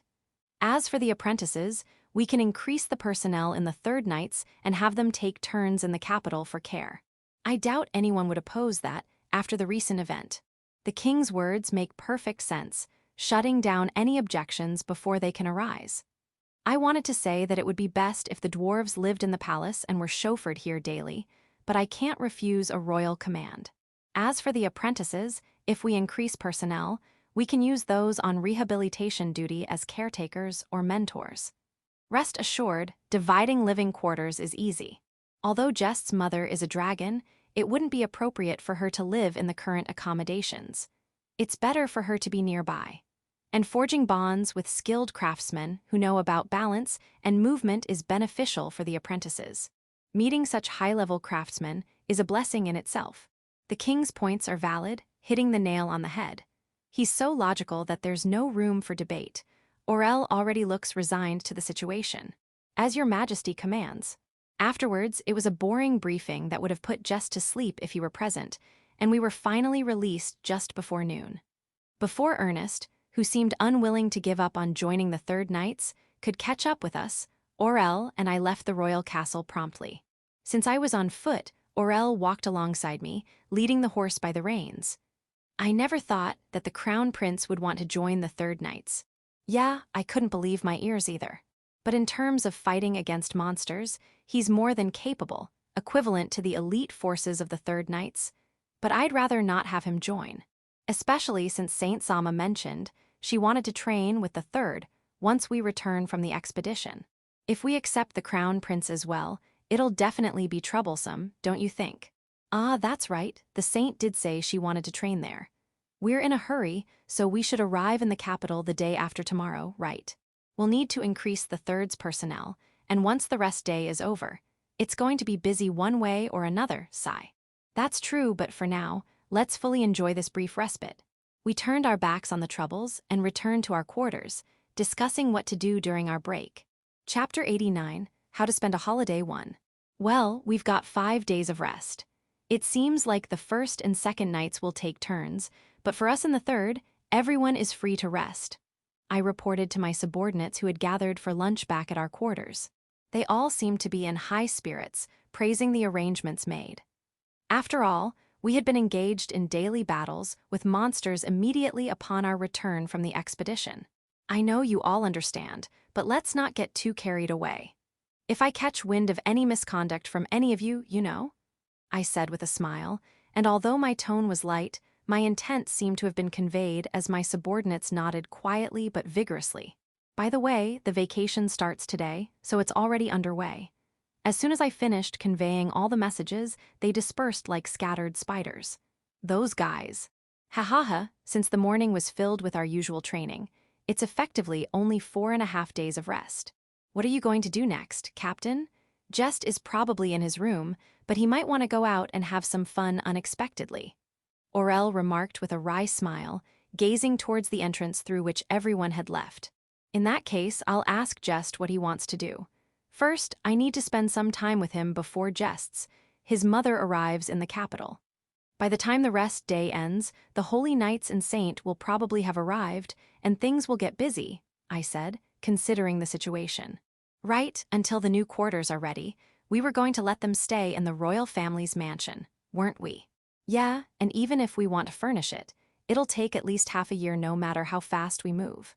Since it needs to be within walking distance from the forge, it has to be in the noble district. Although taking care of Jean and the dwarves is a priority, once the quarters are ready, they'll have dedicated servants, so we won't need to worry about it, I replied, weighing the options. In that case, we can rest assured that the apprentices won't be neglected while we're on expeditions, Orel added, relieved. Yeah, well then, I'll head back to my room. I said, preparing to leave. Yes, Jess might be waiting impatiently. Good job today, Orel said. Yeah. Returning to my room, Jess was fast asleep on the bed. It seemed like he was worn out. Jest, he's out like a light, I murmured, gently brushing Jest's bangs, which looked just like my brother's. Even the texture felt the same, I thought again. After tidying up informal wear with purification magic, I changed into room wear and lay down next to Jest. As I listened to his regular breathing, indicating deep sleep, my consciousness gradually drifted away. Justin, someone's here. Huh, who's here? I think it's Simon and the others. Looks like all 4 members of Justin's team are here. Rubbing my eyes and sitting up, it seemed to be around 3 in the afternoon, judging by the position of the sun. Apparently, I had slept deeply without realizing it. A few seconds after getting out of bed, the door to my room was knocked on rather forcefully. Captain, are you there? It was definitely Simon's voice. Jest must have sensed their presence before they arrived and let me know. I thought Justin's team members had left first, but it seems like they returned much earlier than expected. I'll open it now. Although I wanted to sleep a bit more, now that Jest was awake, there was no choice but to get up. Opening the door, all 4 members of Justin's team were gathered outside, just as Jest had said. What's up? Weren't you supposed to go out and have fun in the city? Don't tell me something happened that requires my attention. Nope, nothing like that. Look at this, Simon exclaimed, pointing to a sack that Marius was holding. Peering into it, I saw the ingredients for the sweets that I had planned to buy tomorrow or so. Didn't you mention to me, Captain, that Jest was out of snacks on our way back to the capital, so we went and bought them. Since we bought extra, you don't mind making some for us too, right? Arnold said with a smile. They must have conspired to buy the sweets ingredient because they wanted to eat them, but it saved me the trouble of going shopping. Wait, could it be that they saw me making sweets before and checked the ingredients for this reason? All right, I'll cover the cost of the ingredients. How much was it? No, Captain. Since we'll be eating a lot too, let us handle it. Simon hurriedly declined my offer. Then he casually declared that they would eat a lot. This should be something that can be made in large quantities easily, not something that requires a lot of effort. All right then, I'll take it. So, should you help out? Or should you keep Just company? Oh, maybe you should train a bit more so you can eat a lot. In that case, I'll play with Jest. Yay, Simon, what are we gonna play? As expected, Simon was the first to jump into my room, probably eager to eat as soon as it's ready. I'll come back when it's done because I want to tidy up my room and take care of my equipment a bit more. Yeah, I need to tidy up my room too. Arnold and Gaspard quickly disappeared. As I was about to take the ingredients, Marius, who remained, was still clutching the sack with shining eyes. I'll help the captain. I want to be able to make various things like the captain. It seems that Marius knows he can taste the sweets before Simon if he helps out.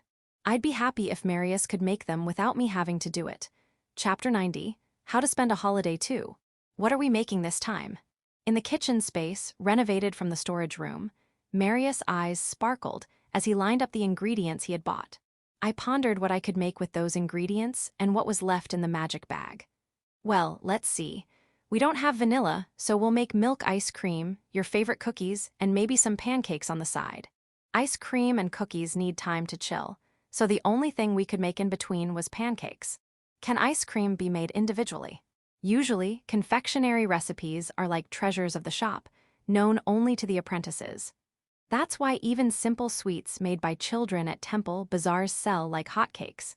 Otherwise, you'd have to buy recipes registered with the commercial guild, which cost as much as a house. I heard there were even malicious shops that would hire orphans who knew how to make bizarre sweets, suck up the recipes, and then dismiss them. Some of these shops were later exposed and shut down by the temple, leading to their downfall.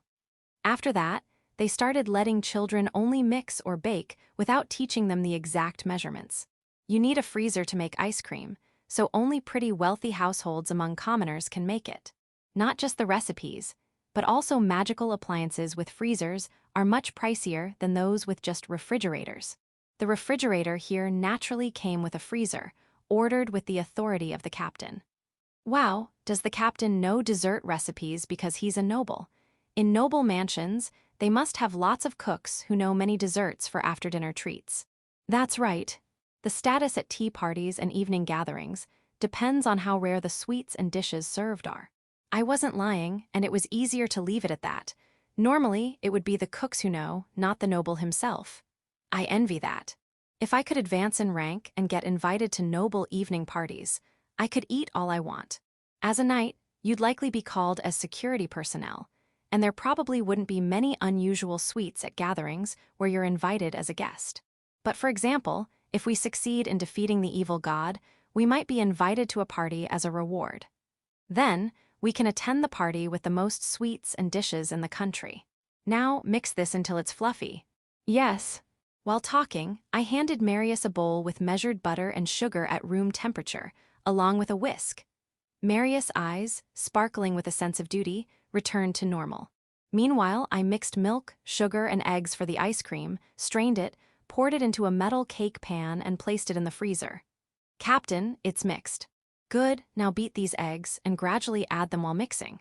Keep the whites separate, they might not care, but it changes the texture. Yes. Thanks to his experience as the cook during camping, Marius worked efficiently. As he cracked the eggs and removed the whites, I sifted flour for the next step. Come to think of it, we don't have cocoa, but is plain okay. Well, buying cocoa would reduce the quantity of other ingredients, so I prioritized the amount and gave up. Indeed, cocoa is considered a luxury item, so the price difference between a handful of cocoa and a kilo of flour is significant. If you're going to need butter and sugar again, then you can use my cocoa. Thank you very much. The response came with great eagerness. So he reluctantly gave up. After measuring out another batch, I sifted the flour again. After the plain is mixed, spread it out, wrap it in plastic wrap, and put it in the refrigerator. Next is the cocoa. I'll prepare the pancakes in the meantime. Wow, it's been a while since we had Captain's honey pancakes. As Marius progressed happily, my cheeks relaxed.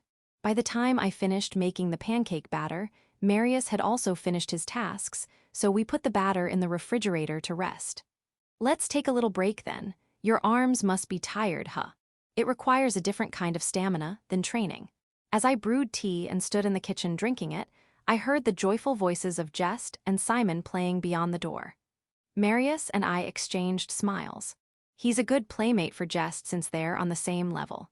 Simon from the Justin squad is surprisingly good at dealing with children. He's not only good with kids, but also knows how to win people's hearts. After the break, we started by mixing the ice cream. Ice had already formed around the edges. As I peeled it off and stirred, Marius stared intently at the spoon. It seemed he wanted to taste it, so I let him try it, and his widened eyes eloquently spoke of its deliciousness. They'll complain if they find out, so let's keep it a secret. I put a finger to my lips and Marius nodded in agreement. While Marius shaped the cookies, I cooked the pancakes. Suddenly, loud voices came from outside the door. I smell honey pancakes. We're in luck. Just, we can have honey pancakes. Yay. Since the restless presence outside the door didn't fade even after the voices, I decided to serve tea for two first. All right, now we can continue with the work in peace. The ice cream wouldn't be ready until evening, but the pancakes and cookies were done before dinner. At just the right time when they had cooled down, there was a knock on the door, and as expected, it was Arnault and Gaspard. Some others had also been lured by the smell. Here they are, all done. Take these cookies and honey pancakes. You can return the dishes later. And you guys remember, these ingredients were bought with their own money, so make sure to thank them properly. I signaled to the subordinates around the room and said so. Arnault and Gaspard's eyes widened. With a smile, I closed the door, leaving them surrounded, but it was only natural retribution for those two who neither helped nor played with jest. Chapter 91. Ice cream after dinner. During dinner, when I went to the dining hall alone, Arnault and Gaspard looked at me with resentful eyes. What's up? Do you have something to say? Although I knew the reason, I pretended not to and addressed them. This is outrageous, Captain. In the end, more than half of our portion was taken by others. Yeah, we contributed to the ingredients, but our share was taken without us doing anything, because of what you said, Captain. You too, come to my room after dinner. I said in a deliberately low voice, and since the two of them froze, I left them alone and headed to the counter to get my own dinner. The reason for calling them to the room was that the ice cream in the freezer would be ready soon, but they didn't know that, so they must be quite anxious. Captain Vanier, well done, you made such a nice smell earlier. I overheard the conversation earlier, so if you'd like, shall we make dessert as one of the menu items? As I was choosing my meal, the head chef approached me. Certainly, it might be nice to have something easy to eat for dessert, like fruit or jelly, in addition to just fruit. It would probably be too much trouble to make decorative sweets, though. Ah, that's right. Dessert recipes are not something that can be easily taught. Even though you've already taught us seasoning methods we've never had before, it's luxurious to ask for more. It seems the head chef misunderstood while I was thinking. Oh no, that's not it. I was just thinking of something easy to make in between cooking and easy to eat after meals. Since they usually use a lot of sugar and butter, we can't make them frequently. But it wouldn't be a problem to serve them as a reward after joint training or returning from an expedition. As I answered, the head chef's face brightened up. So, can we have the recipe for the sweets? If you're going to do business with it, you need to register with the commercial guild, but there should be no problem making it in this dining hall. I'll lend you the book I have, so you can read it. A recipe book, borrowing such a high-class item. Although I bought the recipe book at a bookstore, it certainly had a different price range from the home cooking books known by housewives. Use it since it will make the subordinates happy. Well, it's expensive enough to cost gold coins, so you need to be careful with it. When I mentioned gold coins, the head chef's throat made a slight noise. The book itself is still a luxury item, and it might be understandable to say that there are no bookstores in the commoner district. Among them, books on technical matters are generally protected by magic, so that only the preview part can be read until purchased. I'll bring the book tonight or tomorrow. Thank you very much. After finishing my meal and returning to the room, Simon and Marius came to visit as if they had timed my arrival. Captain, is it ready? We couldn't wait any longer. Ah, it's already done, but wait until Arnault and Gaspard arrive. Shall we just prepare the plating first? Oh, I'll help. Marius immediately volunteered, probably aiming for the spoon used for plating. The spoon used for plating was icy cold, so tasting with it would be exceptional. Just as I finished plating the ice cream, there was a knock on the door. Simon, it's probably Arnault and Gaspard. Let them in. Okay. As Simon, who had been happily playing with Jess, responded, Marius, and I began to arrange the ice cream on the table in my room. Huh, why is Simon here too? Did he mess up something? Wait, is that? Arnault's voice sounded skeptical at first, but soon he noticed the ice cream and, surprised, entered the room. I made another dessert, milk ice cream. Isn't it perfect for after-dinner dessert? With a smirk, Arnault looked at me with sparkling eyes. Captain, I believed in you, Captain. Just a moment ago, you were suspecting if he was actually an evil god, weren't you? Ha. Oh, is that so? Is that so? So you guys were saying such things. Yay, is this ice cream? It's starting to melt. I need to eat it quickly. It's cold, sweet, and delicious. I'll let Jess enjoy it happily for now. While everyone savored their ice cream, I reached for the liquor cabinet. You guys pouring this on it makes it exceptional. Captain, a genius. Are we allowed to do such a thing? The ones who reacted were Arnault and Simon, both in my squad and known for their love of alcohol. And what I had in my hand was a bottle of brandy. Ideally, I'd prefer coffee or chocolate liqueur, but whiskey and brandy also taste good. The two quickly offered me cups, but the other three seemed content to keep eating as they were. Well, even if you asked me to, I couldn't pour it for jest. But I poured whiskey on top of my own ice cream and scooped it with a spoon, letting it slide into my mouth. The sweetness of the ice cream and the tingling sensation of the brandy coexisted on my tongue, and as I swallowed, I felt both the cold and warmth in my throat and stomach simultaneously. Yes, this is it. It's delicious after all. Wow, what's this? It's too good. Alcohol goes well with sweet things too. I didn't know. After that, Arnault and Simon clung to my legs until I promised to make ice cream again. Chapter 92. Resuming training. The rest day ended, and everyone wasn't exactly enthusiastic about resuming training. Ultimately, we swung our swords a bit every day to prevent our bodies from getting too stiff. For me, the discovery that Jess would happily eat anything I made, not just sweets, but also snacks to go with alcohol, was a revelation. I do like sweet things, but right now, I prefer things that go well with alcohol. There was a scene in the novel where I talked to Miss Diane while exhaling a boozy breath, so I'll be careful not to drink in a way that bothers people like her.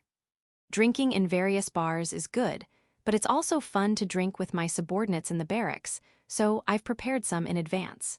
And unlike with sweets, fewer subordinates gather in front of the room tempted by the smell. If it weren't for the sweet smell, they would probably think it was the smell from the cafeteria.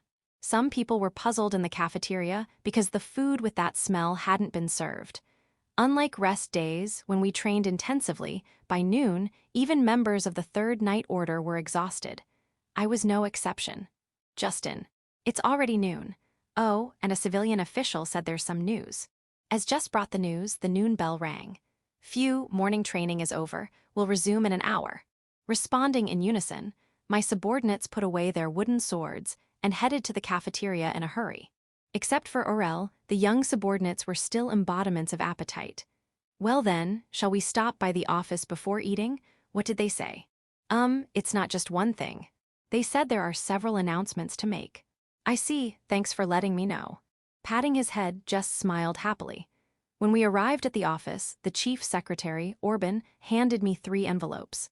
One was a report from the workshop, saying that the sword made with Jest's scale was completed. The second was news from the royal castle, saying that a sign of the saints' return had come. It seems they will arrive this afternoon. Since it involves a VIP, the First Night Order will go to greet them. And the last envelope was also from the royal castle, saying that a group of dwarves is heading to the capital and will arrive within 5 days. It suggested that while the First Night Order could greet them as VIPs, as acquaintances of the Third Night Order, or rather, as I know them, I should be the one to greet them. What was it? Jess, who had patiently waited until I finished reading, looked up and asked. It seems the saint will arrive this afternoon. Jean and the others are also coming down from the Dwarven village and moving along the highway. Also, it seems the sword made with Jess's scale is ready, so let's go see it after the meal. Yay, let's go, let's go. Jumping happily, Jess bounced around, and the civilian officials watched him with smiles. At first, they were a little scared when they saw Jess in his small dragon form, but it seems they find his humanoid form agreeable. It's only natural since he resembles my little brother. When I and Jess arrived at the cafeteria, the hungry subordinates swarmed in, leaving the cooks exhausted. Some had already finished eating, and there were scattered empty seats. Today's lunch was lamb sauté, bean soup, and bread. I really wanted to soften this hard bread to at least roll bread, but I had to give up because I couldn't get dry yeast. I remember seeing something about mixing beer with something to ferment it, but I wonder if ale would work. In the end, while pondering such things, time passed, and here we are. So, let's hope that someday the saint will make something with the heroine's grace. Knights tend to grit their teeth when they put effort into something, so in that sense, this hard bread is better for strengthening the jaw. After finishing our meal, Jess and I decided to walk to the workshop where the artisans were. But before that, I had to tell Orel. Heading to Orel's room, I informed him that I would go to the workshop in the afternoon, and as Simon and Marius passed by, they started making a fuss. Well, technically, both of them passed by, but only Simon started making a fuss about not skipping training. Who's skipping? Checking weapons is also my important job. But it's the one made with Jess' scale, right? I want to see it too. Jess would want me to see it too, right? Right. Is this guy trying to win over Jess? Well, at first, Justin is fine. Besides, only Justin can use the sword made with my scale. Oh, come on. Disappointing Simon's expectations, Jess smiled and dismissed Simon's opinion. Hee, too bad. You better train hard in the afternoon. Orel, if Simon slacks off, report it. Understood. It's about time for the break to end. Back to the training ground. Simon, do your best in training. Jess, yeah. Simon returned to the training ground, unable to meet Orel and Marius' disappointed gazes. Chapter 93, Test Cutting. I walked to the workshop, taking Jess for a stroll. He seemed very happy, perhaps because he found watching training or waiting in the room boring. I wonder if my scale has turned into a cool sword. Since it has perfect affinity with magic, it's okay to imbue even more magic than before. Affinity, Jess knows difficult words well. I think it's a word that doesn't come out of the mouths of most of my subordinates, except maybe Orel and Arnold. My mom told me. By the way, Jean offered her own scales to the dwarf village, didn't she? It wouldn't be strange to talk about that. But still, craftsmen coming to the capital just because they can't get scales anymore. Dragon scales must be such an attractive material to craftsmen. I see, she even taught you human transformation magic. Jess's mom seems knowledgeable. Yeah, but she doesn't tell me about Dad. Hi. Oh, Justin, someone's waiting in front of the workshop. Is that Bosco? Let's hurry. I feel like I heard something really unsettling just now. But the person in question found Bosco and ran ahead before I could stop him. Come to think of it, I realized I didn't know how long it takes for a dragon to become pregnant and lay eggs, or how long it takes for the eggs to hatch. Jean and the others seem to have already set off for the capital, so maybe I'll ask when they arrive. There wasn't any mention of Jess's father in the novel, but he's not dead already, is he? With my younger brothers having lost their father early, I chased after Jess, feeling unsettled. Commander Vanier, I've been waiting for you. My masterpiece is ready. Come on in. Ignoring Jess as if he weren't there, Bosco guided me into the workshop. He seemed very excited about showing me something. Oh, here it is, the sword made with my scale. Oh, and this dagger too. Among the swords lined up on a diagonally placed shallow wooden box-like platform, Jess ran up to the sword with an exceptionally beautiful gleam. Hey, kid. Swords are heavy, so come close with my scale. Bosco tried to grab Jess's shoulder to stop him, but his hand froze before it could reach him. Oh, that's Jess, the one who provided the scale. He's human now, but he's a dragon. Yeah, Jess's mother and him trained together in the Dwarven village, and some dwarves are coming with us. Get along well with them. Dwarves. And the mother of that child is a dragon who provided a scale that only skilled dwarves can use, and she's been alive for over 200 years. As Bosco mumbled to himself, he started trembling. Leaving him like that, I picked up the sword that Jess was looking at and gave it a light swing. It's lighter than it looks. Let me try test cutting in the courtyard. Jess, come here. Okay. Since Bosco seemed unlikely to recover anytime soon, we moved to the courtyard, where there were targets for testing weapons. Each workshop had its own courtyard, so it was reassuring that no one could watch from outside. When I tried channeling magic into it, I could move it freely as if it were an extension of my arm. I realized that it fit my hand and magic better than any sword I had used before. Slashing diagonally at a scarecrow wearing a failed armor, it cut through as if slicing cake. The next moment, a loud noise echoed in the courtyard as the upper half of the scarecrow and the armor fell off. It's natural for sharpness to increase when magic is infused, but this was on a different level. Next, I tried slicing instead of slashing the scarecrow. While the armor was intact, cleanly slicing through wood horizontally is supposed to be difficult due to the nature of the fibers. Yet, once again, a loud noise rang out in the courtyard. So this is the affinity with magic. It's truly something different. Well, because it's my scale. Jess, who had been watching from a distance, said proudly. I understood that Bosco's skill as a craftsman was also significant, but seeing Jess looking so proud, I couldn't help but admire him. That's right. It's truly remarkable to be using Jess's scale. This is an exceptional sword. Then try this one too. It's also made with my scale. Saying so, Jess offered a dagger that had been placed next to the sword. This one also felt lighter than it looked. This time, I aimed it at the target for archery and threw it, of course, infused with magic. With a light sound, the thrown dagger pierced the center of the target. It wasn't because of my control, it was manipulated by magic. After throwing it several times, I confirmed that as long as the angle wasn't too steep, even if it curved gently, I could hit the target in front of me even when I threw it backwards. While the attack power of a dagger isn't high, being able to use it during combat is quite significant. Haha, this feeling is amazing. Jess, you're the best. Feeling delighted, I lifted Jess up as if in a celebration. Right. But you know, if you say that in front of Elena, she might sulk, so let's keep it a secret, okay? Got it. I'll keep it a secret from Elena that I think Jess is so amazing and kind. After exchanging smiles, we thanked Bosco, who had returned to his senses, and walked hand in hand back to the dormitory. Chapter 94, like a cake, they said.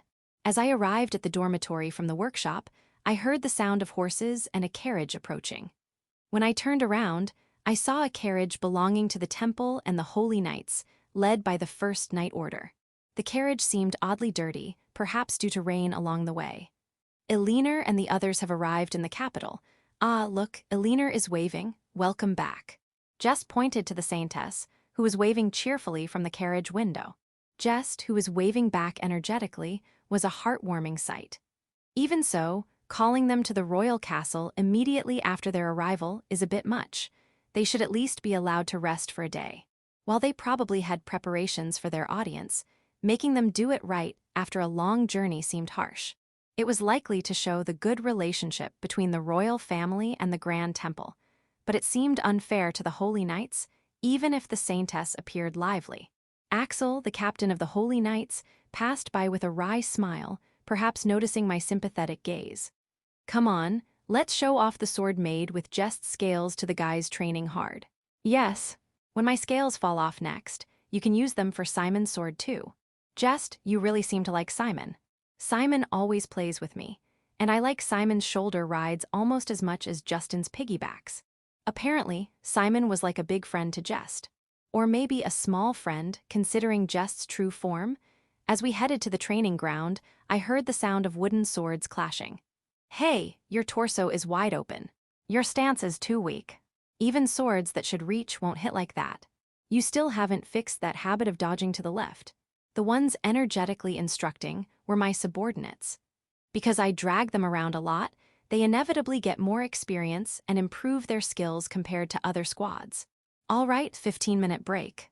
With Orel's command, some sat down on the spot while others collapsed entirely. Those who fell over were seriously lacking in stamina. I should make them run more. While I was thinking about that, some of them noticed Jest and me and came over.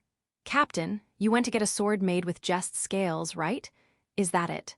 Cassius was the first to approach.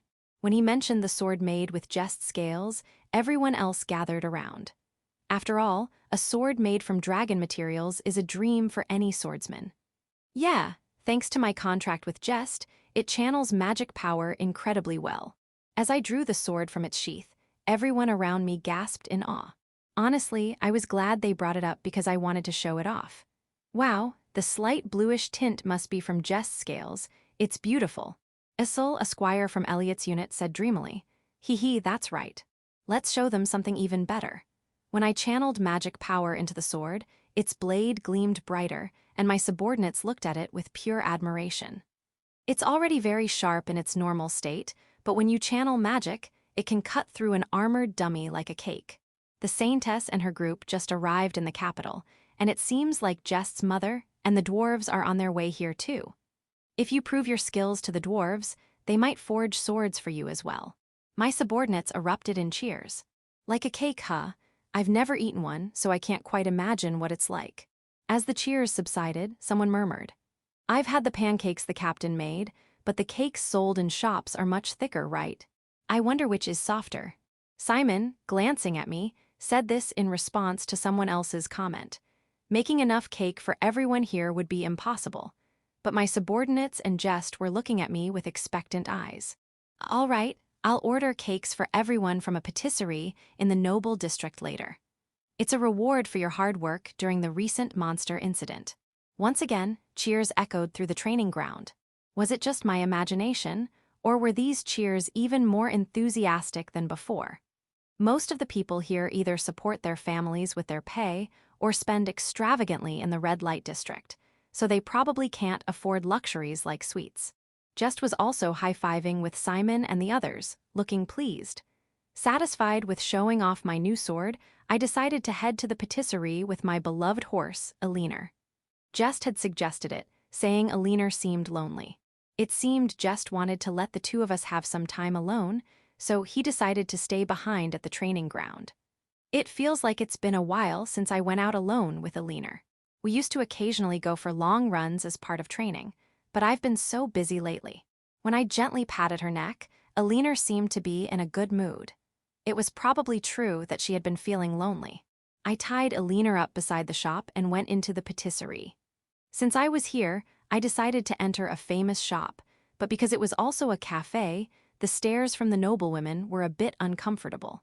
Considering there are 50 of us, including my subordinates plus Jess, and the cooks who worked tirelessly in shifts during the recent commotion, I should get some for them too. And the 3 clerks have also had their workload skyrocket with the monster material processing, so they deserve some appreciation as well. Welcome, may I take your order? Let's see, 59 pieces, no, 7 whole and 3 slices of strawberry cakes. Can you deliver them to the third night orders dining hall by noon tomorrow? Tomorrow, that won't be a problem. The third night order, the third night order. I apologize, I'll make sure they're delivered by tomorrow noon. Please fill out this reservation form. I filled out the reservation form, paid the fee, and left the shop. Tomorrow, they'll get to experience cutting the cakes and the pressure of making sure they're evenly sliced. Riding on a leaner, I grinned inwardly as I headed back to the dormitory. Chapter 95, Cake Cutting. The next day at noon, everyone gathered in the dining hall early. The reason was obvious. Yesterday, I had informed them that the cakes would be delivered, and I had requested everyone to finish their meal early. Hello, we have a cake delivery. The lively voice from the entrance caused a stir in the dining hall. Anyone who's finished eating, come with me. I need 7 people. With enthusiastic responses, more than 10 people stood up, but those near the exit moved quickly. You guys don't use your impressive physical abilities for something like this. Thanks for your help. Hand over the whole cakes to these guys. I'll take the sliced ones. Certainly, here they are. I thanked the patisserie staff at the entrance and had my subordinates receive the cakes. The small boxes with 3 pieces each were for the clerks who couldn't compete with the subordinates. You lot, let anyone who wants to try cutting these into 8 pieces. Naturally, the one who cuts it gets the last piece. Grinning, I headed to the office. The clerks might know that the subordinates were excited about the cakes since yesterday, but they probably didn't think they'd get any themselves. Entering the office, I found that the 3 clerks had just finished their meal. They were placing their trays on a dedicated cart, so the timing was perfect. You've been busy lately, so I brought you a dessert as a treat. Sweet things help when you're tired. Oh, that's wonderful. I've been feeling unusually hungry, probably from all the calculations. The oldest clerk, Orban, eagerly accepted the cakes. Judging by their expressions, it seemed all 3 were fond of sweets. After leaving the cakes, I returned to the dining hall, which had a peculiar atmosphere. Even the cooks were watching intently from behind the counter. Hey, what's going on? Haven't you cut the cakes yet? Well, when Cassius and the others heard that the person who cuts the cake gets the last piece, they froze. Jess, who had come to the dining hall with me because of the cake delivery, explained. It seemed they were eager to cut the cakes, but got serious when they realized the last piece was involved. Cassius, didn't you want to know what it felt like to cut a cake? Go ahead and do it. Damn it, the center here. No, maybe a bit to the right. He was nervously hovering a bread knife over the center of the whole cake, trying to find the exact middle with a serious look in his eyes. Come on, hurry up and cut it. We want to eat. Shut up. Then you do it. You were the one who volunteered, weren't you? Take responsibility for your words. Damn it, just wait a minute. AMDO from Elliot's unit and Cassius were having a pointless argument.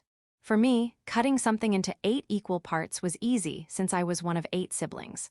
My mother used to buy an adult cake with liquor just for herself, so it was naturally my job to cut the cakes for everyone else. There were various types of cakes, like strawberry and cream, gâteau au chocolat, and Mont Blanc.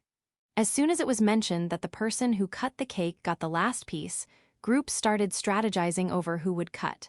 Orel, who loved gâteau au chocolat, quickly cut and finished his piece. He was used to eating it, so he probably didn't mind if his portion was a bit smaller. Hey, staring at the cake won't do you any good. Give it here. I'll cut it. I cut the cake for a group that hadn't started yet, and there were small cheers. Wow, all the pieces are the same size. Maybe this accuracy is the secret to his sword skills. Captain, over here too, please. Seeing me cut, Simon quickly offered the cake his group had reserved.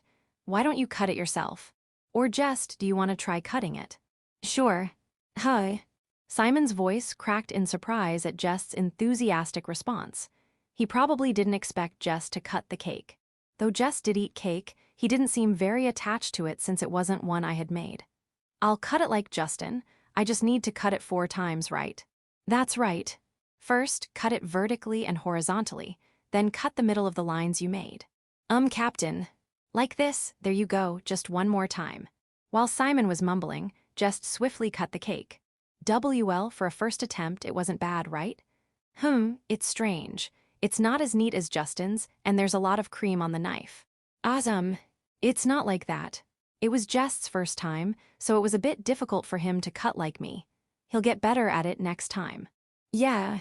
I ruffled Jess's hair, drowning out Simon's voice, and since he seemed happy about it, I decided to leave it at that. In the end, Cassius and the others had the cooks cut their cake, but Jess and I shared the slightly smaller cake that was left. Chapter 96. The Dwarves Arrive. 3 days after the return of the Saintess to the capital, a group led by Jean and the Dwarves arrived. I had already headed towards the gate, as I knew about Jean's arrival thanks to Jess. Upon arriving at the gate we used when we returned to the capital, the second knight who was on guard visibly breathed a sigh of relief. They must have heard about the arrival of the Dwarven group and the dragon and knew that she could assume human form because Jess is here. Oh, Justin, you've come to greet us. I'm delighted. And Jess seems well, which is the best news. Upon spotting Jess and me, Jean smiled warmly. Her beautiful smile captivated the knights at the gate. You've come at a good time. The carriage from the castle should arrive soon. We'll all have to pay respects to His Majesty. It'll save us trouble later on. Can you bear with us for a while? I won't refuse anything Lord Master says. Thank you. For now, everyone will stay at the mansion owned by the royal family in the noble district. Later, we'll build another lodging within the grounds of our third knight order. Will that be acceptable? As for me, as long as I can be close to Lord Master and Jess, it's fine.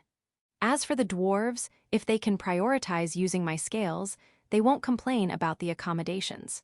Right. Yes, we dwarves can live in any hole, as long as there's a roof and walls to shield us from rain and wind.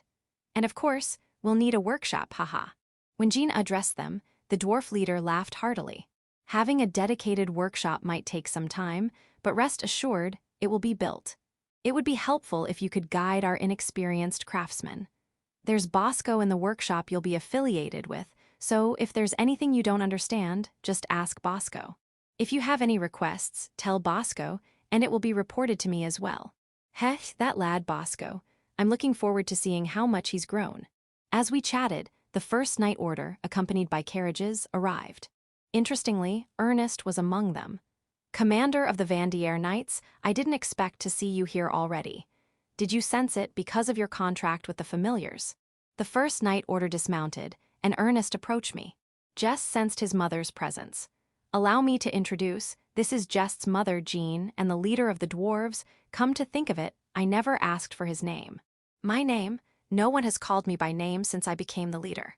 My name is Basil. This lad seems like a knight, but who is he? While it was strange that the youthful Ernest was speaking as the representative in the presence of the imposing leader of the group, Basil eyed Ernest with appraisal. I am the Crown Prince, Ernest, the first prince of this country. I've come from the castle to welcome Lady Jean of the Dragons and the Dwarves. As a member of the royal family, welcome.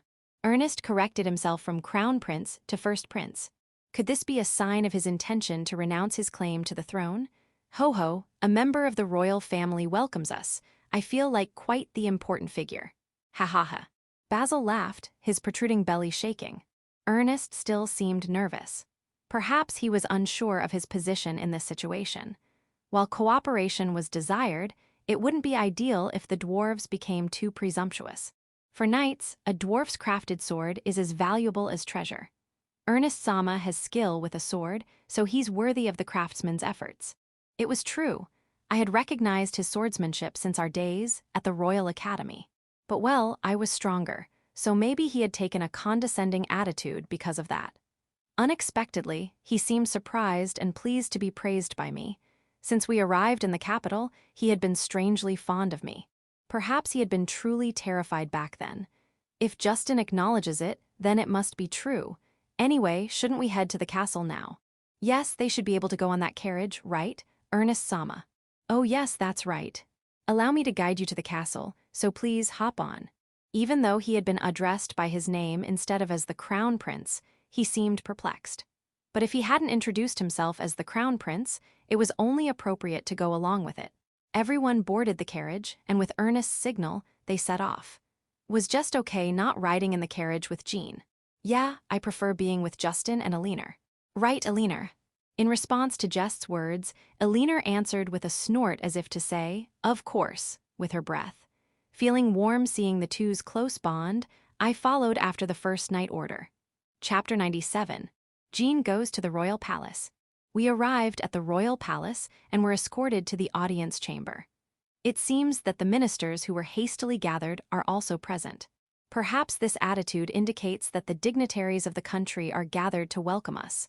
When Jean and the dwarves arrived with me in front of His Majesty, the king stood up from his throne. Welcome, I'm glad you've come. I heard from the leader of the Vanier Knights, but I'm not sure if you've arranged your residence yet. Until then, the royal family will provide you with a temporary mansion. Human king, why not leave the design of your residence to the dwarves? They are skilled craftsmen when it comes to building things. Jean gestured to the dwarves with her chin, and naturally, there are nobles who do not appreciate her attitude. How rude. To take such an attitude in front of His Majesty. As expected, there was a fool. He was probably the second son of the Count of Grass, trying to impress the king because he couldn't inherit the family, but he's too short-sighted. HMPH, why should I care about the human king? Would it be all right if this capital turned to ashes because of your words? As Jean glared sharply, pressure filled the room. It's more like a dominance than hostility, but if this pressure were directed at me, I would definitely slow down considerably. If the second son of the Count, who has only undergone basic training as a pastime, experiences it. Yuck. As expected, he collapsed on his knees. Let's pretend we didn't see that his crotch is wet. You can tell that even the surrounding civil servants are trembling, even though they are not directly being glared at, as everyone avoids looking at us and keeps their gaze on the floor. Jean, that's enough. If they had seen your true form, they would never have made such remarks. They must have underestimated you because, to them, the current Jean only appears as a beautiful human woman. How foolish. If that's what Master says, hee, I see, even Master thinks I'm beautiful. With that, Jean said, and the pressure disappeared, replaced by an enchanting smile. But it's clear that her eyes are teasing, or maybe it's because of the contract with the familiar. But she's actually beautiful, and even the civil servants and ministers who were pale just moments ago are now fascinated by Jean.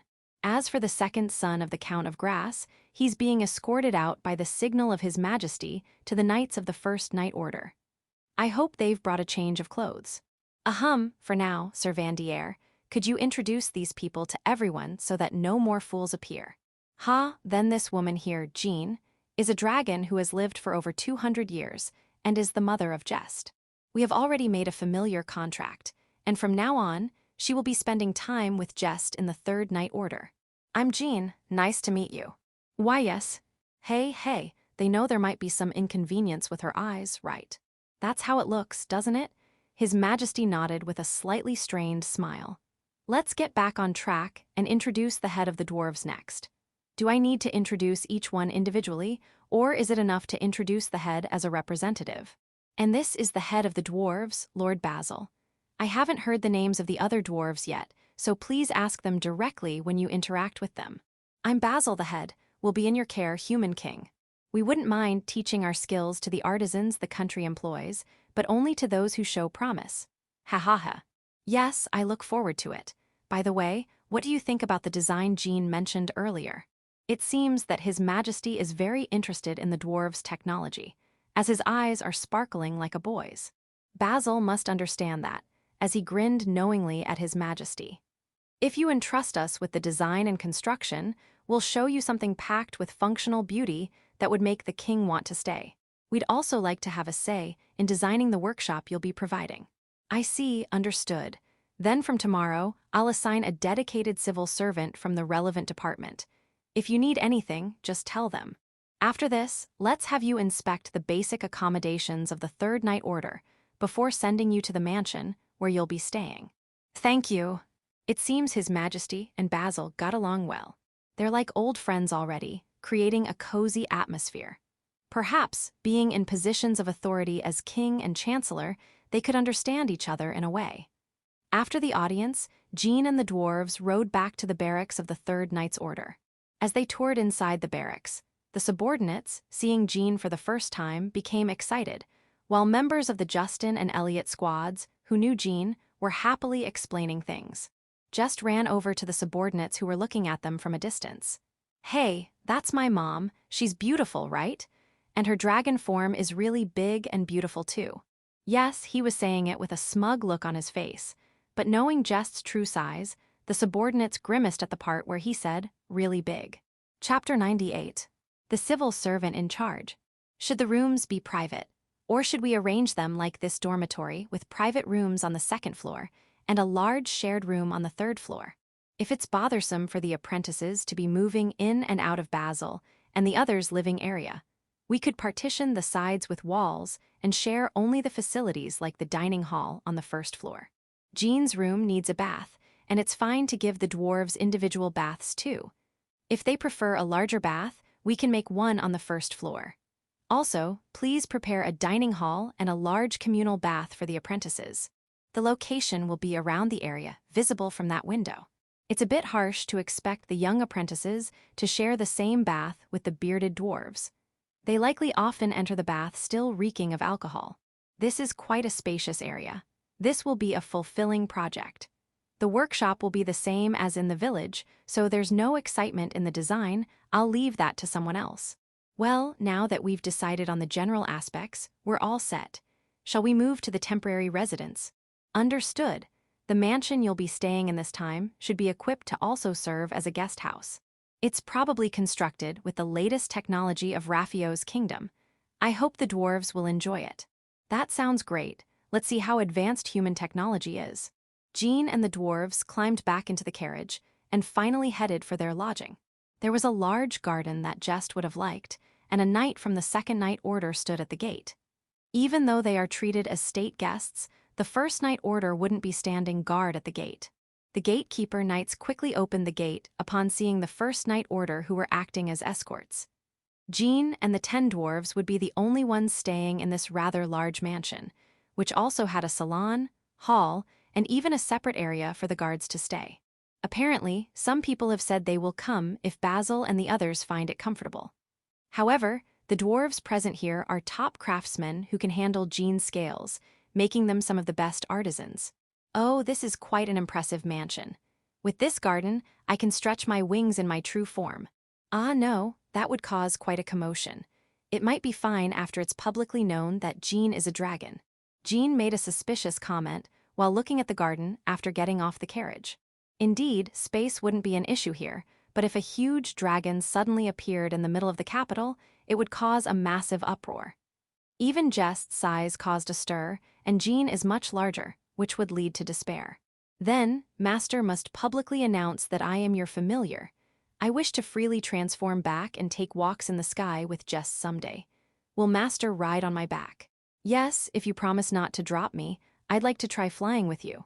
Oh, Master seems to have little fear of the sky despite being human. It feels as if you have flown before, or is that just my imagination? Well, even if you drop me, I feel reassured that Jess would rescue me. It would be even better if I had magic to fly on my own, but matching a dragon's flight would be difficult even for a wind magic specialist. I've flown in airplanes several times, but I've never flown with just my body like in skydiving. I loved conquering all the thrill rides in amusement parks, so I think I'd enjoy riding on Jean. Wait, Master, does that mean you trust Jess more than me? While I'm happy you trust my child, I'd like you to trust me too. Haha, of course, I don't think Jean would intentionally drop me. But there's always the chance of being caught in the wind or during a sharp turn, right? No. Hey, I want to see the inside already. Can we go in first? Basil, impatient, called out. Unlike Jean, he seemed more interested in the mansion built with the kingdom's latest technology than the garden. At that moment, the front door opened. Welcome, we have been expecting you. I am Constance de Chateaubriand, the manager of this mansion. Please call me Constance. It seems he came out first because we didn't announce our arrival. But his name does sound quite delicious. In the culinary world, Chateaubriand is a term used for a particular cut of beef, typically the center cut of the tenderloin, and also refers to a specific method of preparation for this cut. It is often served with a rich sauce and is considered a high-quality and luxurious dish. "Oh, thank you for taking care of us." Basil greeted on behalf of everyone and entered the mansion. "All right, my job ends here." With that thought, I returned to the third night order's dormitory, only to be told by a civil servant that I had orders to go to the mansion with the dwarves again tomorrow. It seemed they wanted me to act as a liaison between the civil servants sent for the design and the dwarves. Wondering if I was the right choice for the job, I headed to the mansion the next day with Jess in tow. As I passed through the gate and approached the entrance, I saw a figure, probably the civil servant that's in charge. "Good morning, are you the civil servant in charge of the design?" As I called out while dismounting from a leaner, the man in the civil servant's uniform turned around with a pale face. He was the same guy who had been paralyzed with fear after being glared at by Jean in the audience chamber yesterday. Yeah, it's understandable why he wouldn't have the courage to enter the mansion alone. That's why they needed a liaison. After handing a leaner over to the stable hand, I lightly patted the man's shoulder and led the way into the mansion. Chapter 99, Jules' New Door. "Good morning, Commander of the Vanier Knights. And who might this gentleman be?" The middle-aged man in charge of the mansion, Chateaubriand, greeted us. We had met him yesterday. His family name was so impactful that I forgot his first name. Sorry about that. "Good morning." He is from the family of Count Grass, dispatched from the royal castle as a civil servant responsible for the construction designed by the dwarves. I knew he was the third son, but what was his name again? I glanced at him, and he hurriedly introduced himself. "I am Jules de Grasse, a civil servant. I will be visiting frequently until the lodgings and workshops designed by the dwarves are completed. Pleased to meet you."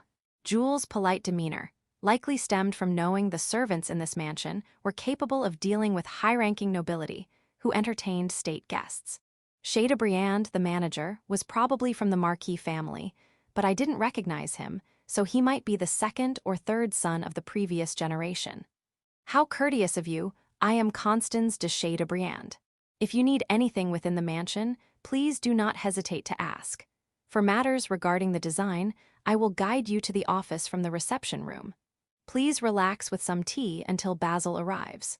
He signaled a maid with his eyes, who then guided us to the office. His movements were efficient and skillful. As the maid prepared the tea, I decided to break the ice with Jules to ease his tension. "By the way, why were you appointed as the person in charge this time, Jules?" Yesterday was embarrassing. Please call me Jules. This appointment is partly a punishment for my disgraceful behavior and a lesson to avoid acting hastily. But honestly, it's because they are afraid to get involved. They figured since I am already in trouble, I might as well try to improve relations. There were more suitable candidates, but no one wanted to make eye contact. It seemed his superior had dumped the task on him out of fear after yesterday's incident. A suitable candidate, huh? Does that mean you're not capable? What? No, I have been told I am quite competent. Then there's no problem. They are not the type to hold grudges indefinitely. Just prove yourself through your work. But why did you act that way yesterday? You knew Jean was a dragon, right? Well, I felt that, as the king of this country, no matter how skilled the dwarves or even a dragon might be, they shouldn't be above his majesty. So, his actions were out of excessive loyalty. As a noble, that might be correct, but as a human, it was wrong. Such reasoning doesn't apply to evil gods either, right? In terms of beings surpassing humans, dragons and evil gods are the same. So, think carefully before you speak from now on. Yes, when I was glared at yesterday, I prepared for death. I have never experienced such fear, and such an overwhelming thrill. I am terrified to meet Lady Jean again. Jules, who had been pale until a moment ago, now had a flushed, ecstatic expression, breathing heavily. Maybe he was sleep-deprived rather than scared. Animals being hunted supposedly release pleasure hormones to ease the pain of being eaten. Jules might have had a similar experience. It seems he has opened a new door. I should probably avoid getting involved with him as much as possible from now on. Sorry to keep you waiting. I've drawn up some floor plans. Take a look.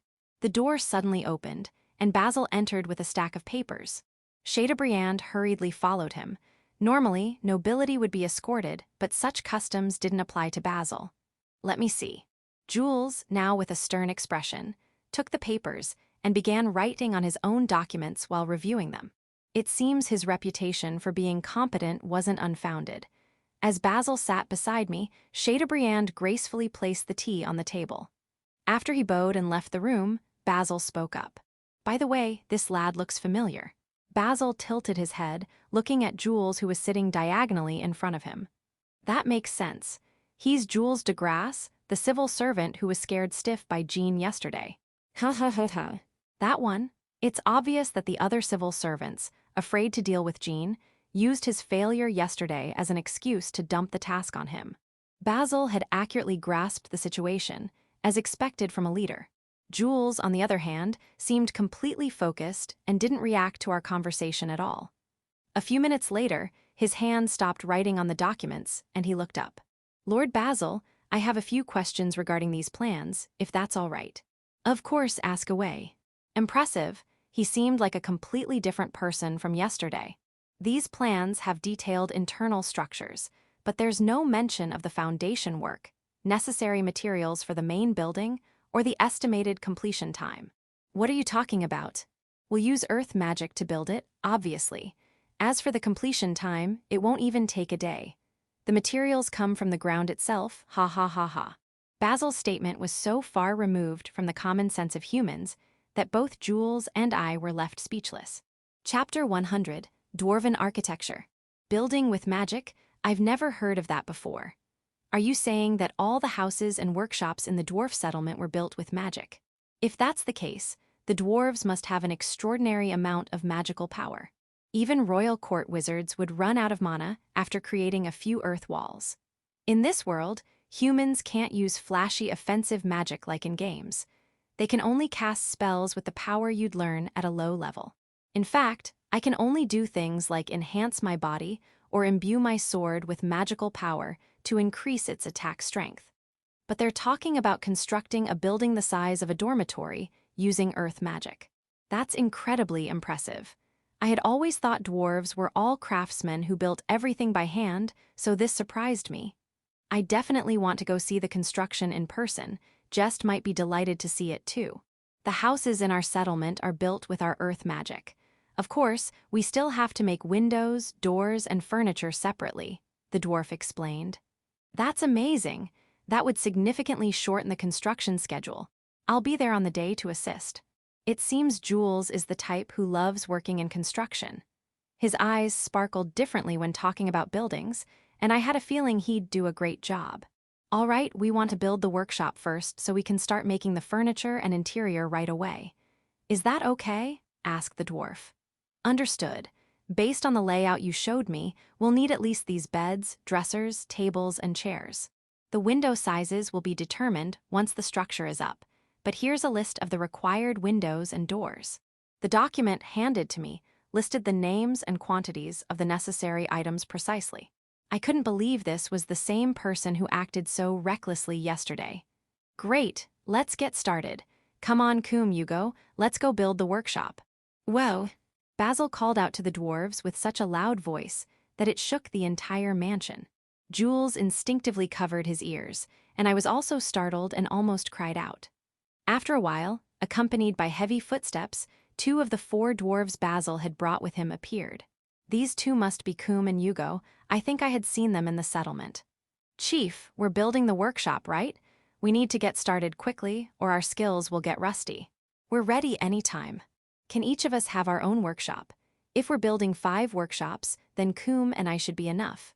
From their conversation, it seemed that building with earth magic was a common skill among dwarves. Shortly after, Chateaubriand appeared. "Basil-sama, if you need anything, please ring this bell and we will attend to you. It would be helpful if you could refrain from raising your voice too much." Chateaubriand pointed to a bell placed on a side table. Though his expression was reserved, it was clear he was bewildered. He probably never had someone in the mansion who could shout loud enough to be heard from distant rooms. "Ha, sorry, it's just a habit.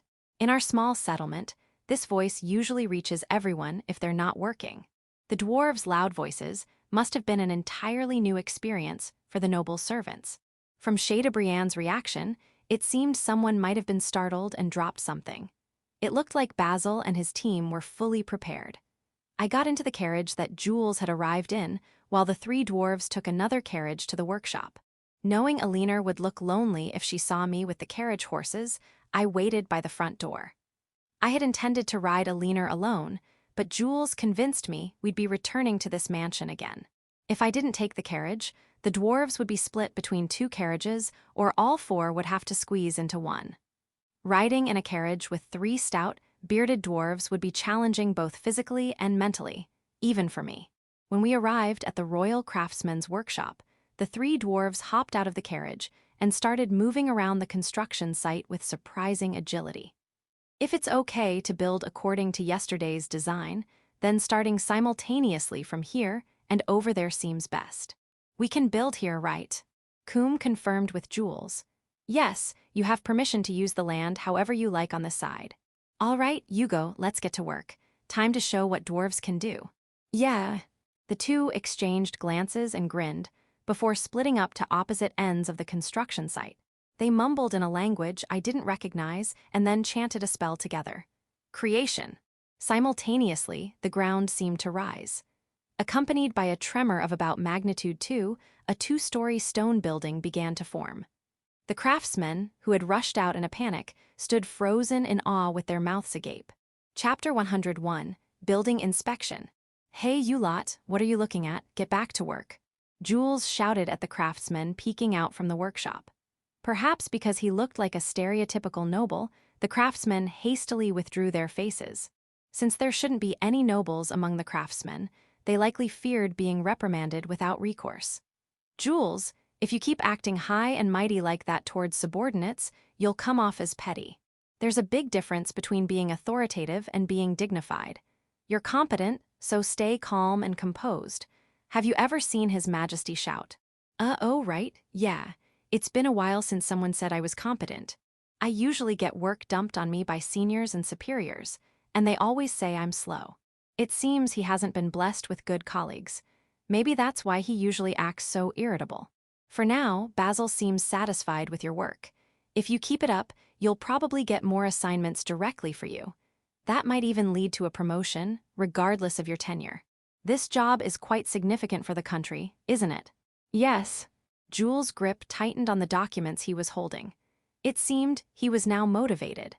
Having someone rise in rank who I have connections with is a welcome development, as it can be helpful in various ways. As we talked, 3 two-story workshops had been completed. They appeared to be casting some sort of magic on them. Basil, what are they doing over there? Oh, they're using hardening magic to strengthen the structures. Otherwise, the walls could break just from a little scuffle among us. Also, they're casting soundproofing magic. The second floor of the nearest workshop is a makeshift sleeping room for when we can't let the forge fire die out, so it's necessary. That's impressive. You can do that much? Humans use limited-range magic tools or carpets enchanted with magic.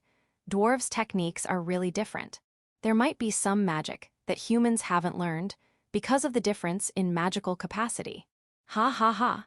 Well, we dwarves have different lifespans and magical capacities compared to humans. Dwarves don't live in human countries, much to prevent our techniques from being misused and leading to larger-scale wars. If all dwarves united in a war, several human nations would be wiped out. Basil grinned provocatively. Jules looked pale, but I knew they wouldn't actually do such a thing. If you were at war, you wouldn't be able to do what you love, creating things, right? Weapons would be mass-produced rather than crafted with care, and resources would be diverted to reconstruction rather than used in workshops. Ha ha ha. You understand well. To avoid that, dwarves live hidden in settlements across the land. If something happens, you, Jess, or Jean will handle it, right? Yeah, I also think that with monsters to fight and an evil god's revival to worry about, there's no time for humans to be at war with each other. That's reassuring. Oh, it looks like they're done. Now it's my turn. Let's go build our new home. Jules, Hugo is good at carpentry, so bring in the materials as quickly as possible. We've brought tools from the settlement, so no worries there. They're eager to start right away. After giving Jules his instructions, Basil headed quickly to the wagon. Hugo and Coombe were already measuring window and door frames with their tape measures. I'll go talk to the head carpenter. Jules headed towards the workshop. We should leave a wagon for Hugo and Coombe to return to the mansion. I instructed the driver of the wagon without Basil to wait until Hugo and Coombe returned. Then I got into the wagon with Basil and Jules and headed to the Third Night Order. Basil, you mentioned tools earlier. Do they have magic bags? Oh yes, we carry self-made magic bags. It allows us to fix things on the spot if needed. I'd love to carry a forge, but that's not feasible. Ha ha ha. Thanks to Jules' question, I learned something new. All dwarves can make magic tools. It might be worth consulting them if I need any magic tools in the future. When we arrived at the Third Night Order, Jess and Justin's subordinates were coming towards the entrance. Oh, the captain is really back. Jess' scouting ability is truly amazing. Right, I can always sense Justin's presence without mistake. Apparently, Jess sensed my presence and came to check things out with Justin's subordinates. It saved me the trouble of calling him over, as I wanted to show him the construction progress. I got off the carriage and easily lifted Jess up. Jess, Basil is about to build the dormitory where Jean and the others will live. Wanna watch? Yes. All right then, with an audience here, let's get started. This spot looks good. Creation. Even though the dormitory was a 3-story building, larger than the workshop over there, the tremors were smaller this time. It might be due to the precision of the magic manipulation, a testament to Basil's expertise. Wow, amazing. While Jess clapped his hands in delight, the subordinates were left gaping in astonishment. Let's apply hardening magic to the entire structure and soundproofing magic to the dwarves' rooms. The rooms where children are will remain unsoundproofed, so we can keep an ear out for any noise. Following Basil into the building, we saw a double spiral staircase beyond the entrance. Similar to those in parking structures, these had separate routes for ascending and descending. In emergencies, this setup would allow quick movement using both staircases. The subordinates tried to enter, but Jules held out his hand to stop them.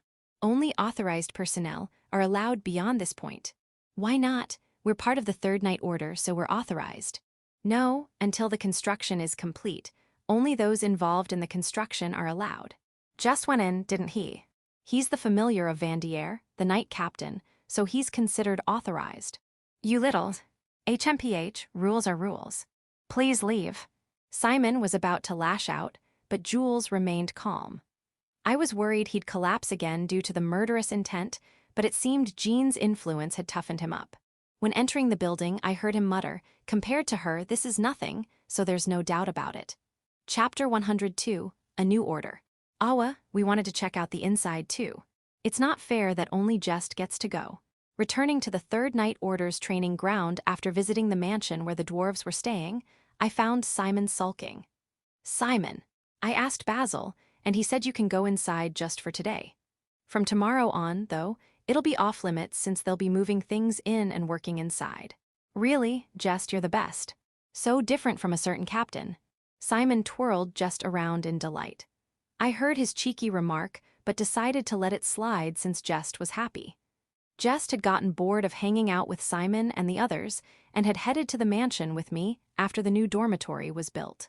While Jean, who came to see Jess, had Jules acting like a fan meeting his idol, Jess managed to get Basil's permission for the tour. His sharp judgment proves that dragons are indeed smart. Remember, it's only after training. Don't try to sneak off to see it. As I turned to leave the training ground, my subordinates started to complain. Hey, you're skipping training too, Captain. Idiot, it's better when the captain isn't. Oops. We'll train properly, so don't worry about us, Captain. We'll watch Jess, have a good time. Jess wanna train with us. Sure. Simon, complaining to me, got elbowed in the ribs by Arnault, while Marius and Gaspard were trying to send me off conspicuously. Simon still didn't seem convinced, so I turned back and slowly, clearly explained. I have paperwork to do. There's some that even Orel can't handle, like the final decisions on personnel. Seeing my grin, Simon's expression changed dramatically. All right, let's focus on training.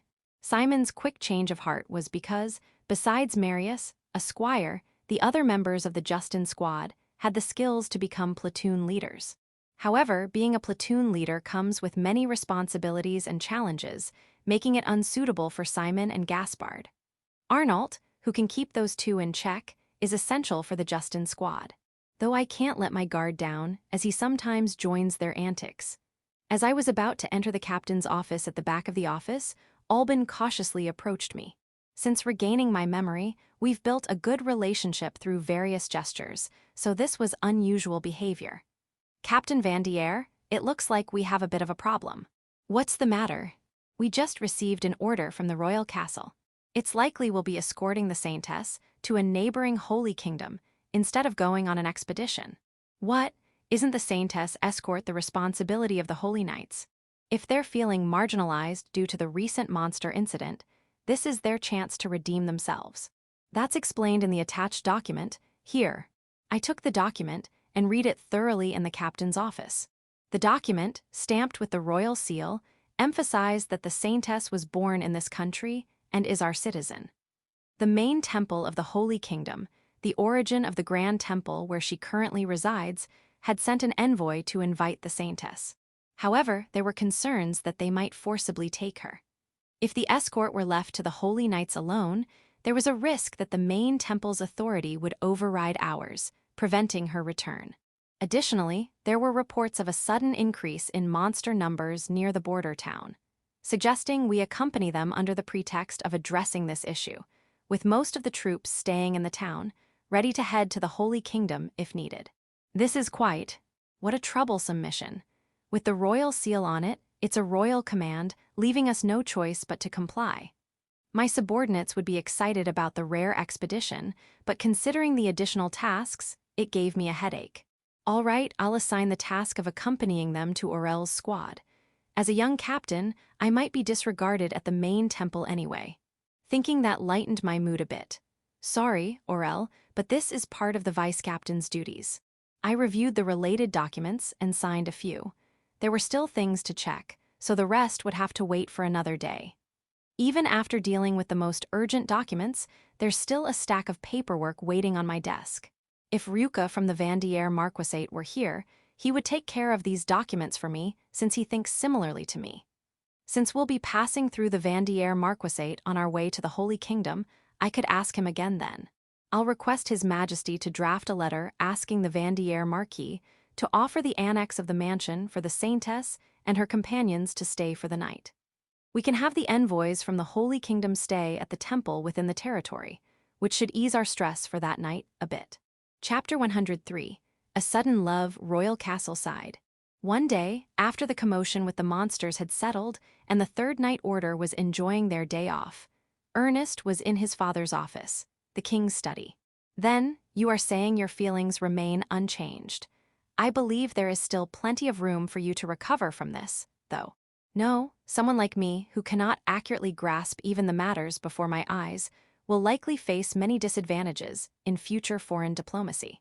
Fortunately, my younger brother, the second Prince Lancelot, though not exactly kind-hearted, is reliable because of his somewhat shrewd nature.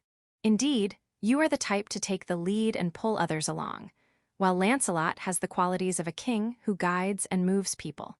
Then, in due course, I shall officially accept your renunciation of your right to the throne and appoint you to the First Night Order. Is that acceptable, César Leonard? Yes, Your Majesty. César de Noailles, the commander of the knights, and Leonard de Gansberg, the captain of the First Night Order, saluted in unison. This had been a matter discussed among the four of them ever since Ernest expressed his desire to join the Third Night Order.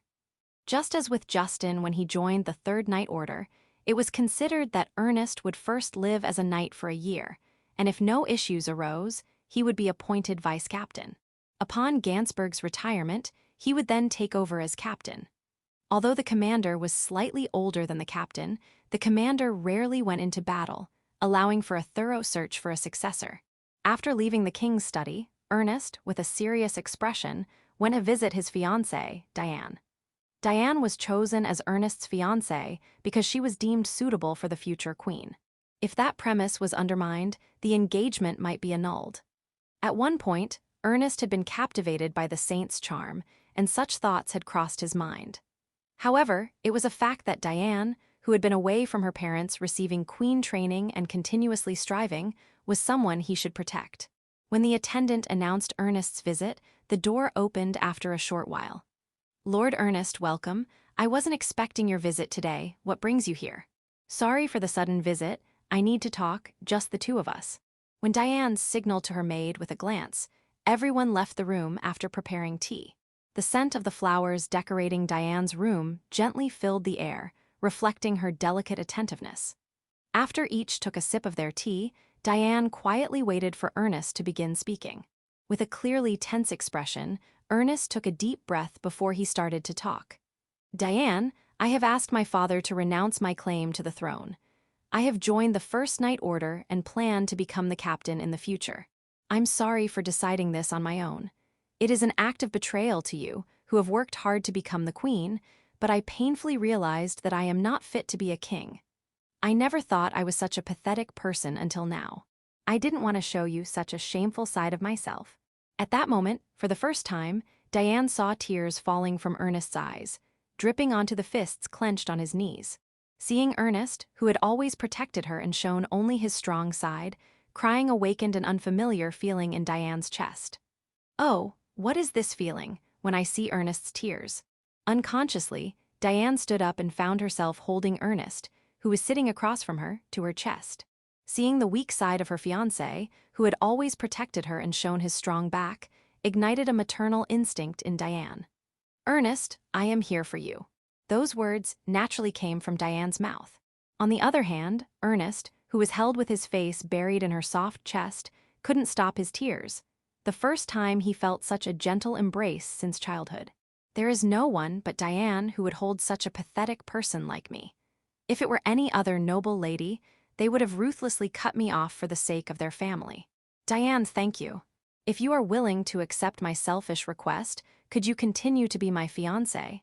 I may no longer be the crown prince, but I promise to keep trying to make you happy. Zakian. Seeing his tear-filled, pleading eyes, Diane's heart thumped louder than ever before. Oh my, for me to find Ernest adorable, how disrespectful. But the current Ernest is someone I want to spoil.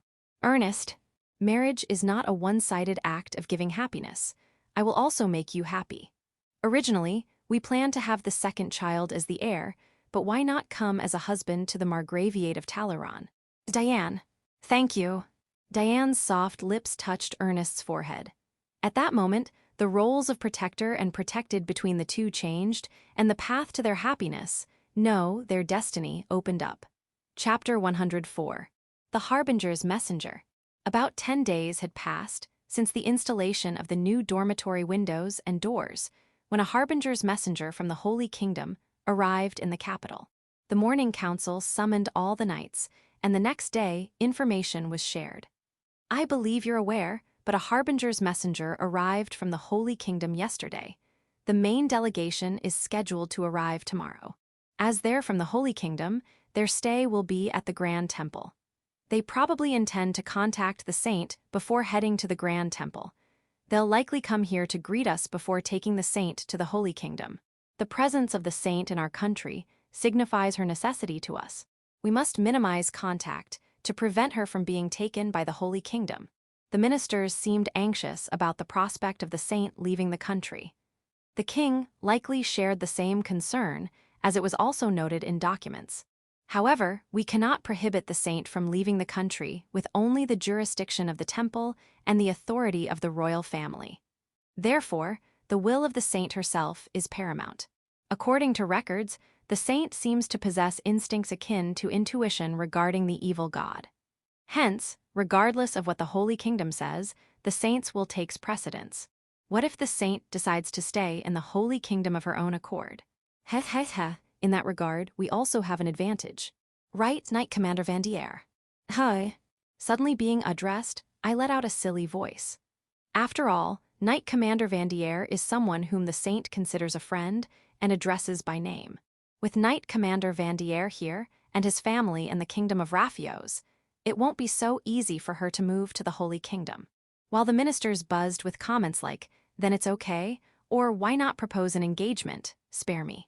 It was indeed wise not to bring Jess with me. Otherwise, he might have delighted the ministers unnecessarily by saying, "I'm her friend too."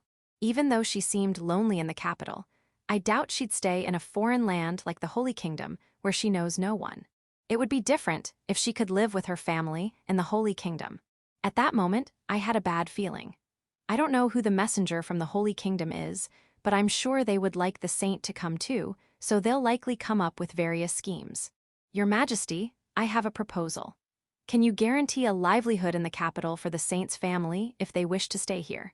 If the Holy Kingdom tries to sweet-talk or coerce the saint's family into moving there by offering a livelihood, they might become hostages. Then immediately order the saint's family to the capital before the representatives of the Holy Kingdom make contact. Please wait. That's hasty. The king looked puzzled at my suggestion to halt. What do you mean, Knight Commander Vanier? The saint lived in a village deep in the mountains. Those who live in the countryside tend to dislike change, so wouldn't it be better not to summon them to the capital? Instead, it's better to inform them, including the reasons, and offer protection in case of any trouble. If the saint needs an escort when she returns to her hometown, we can promise that. Disliking change, indeed. There may be many among the saint's parents' generation who think that way. Then let's send a message to the saint and dispatch a messenger to the village where she lived. Is that acceptable? Then I'll entrust you with informing the saint. Wait a minute, didn't that sound like I'm the one being given the orders? Wouldn't it be easier for her to accept the message from a friend? And isn't it a friend's privilege to visit her suddenly? If we send an official messenger to the saint now, the harbinger's messenger from the Holy Kingdom might become suspicious. I'm counting on you, Knight Commander Vanier. Yes, Your Majesty, I understand your command. With a smile, the king said so. He's still hard to swallow. When he speaks like that, there's only one response.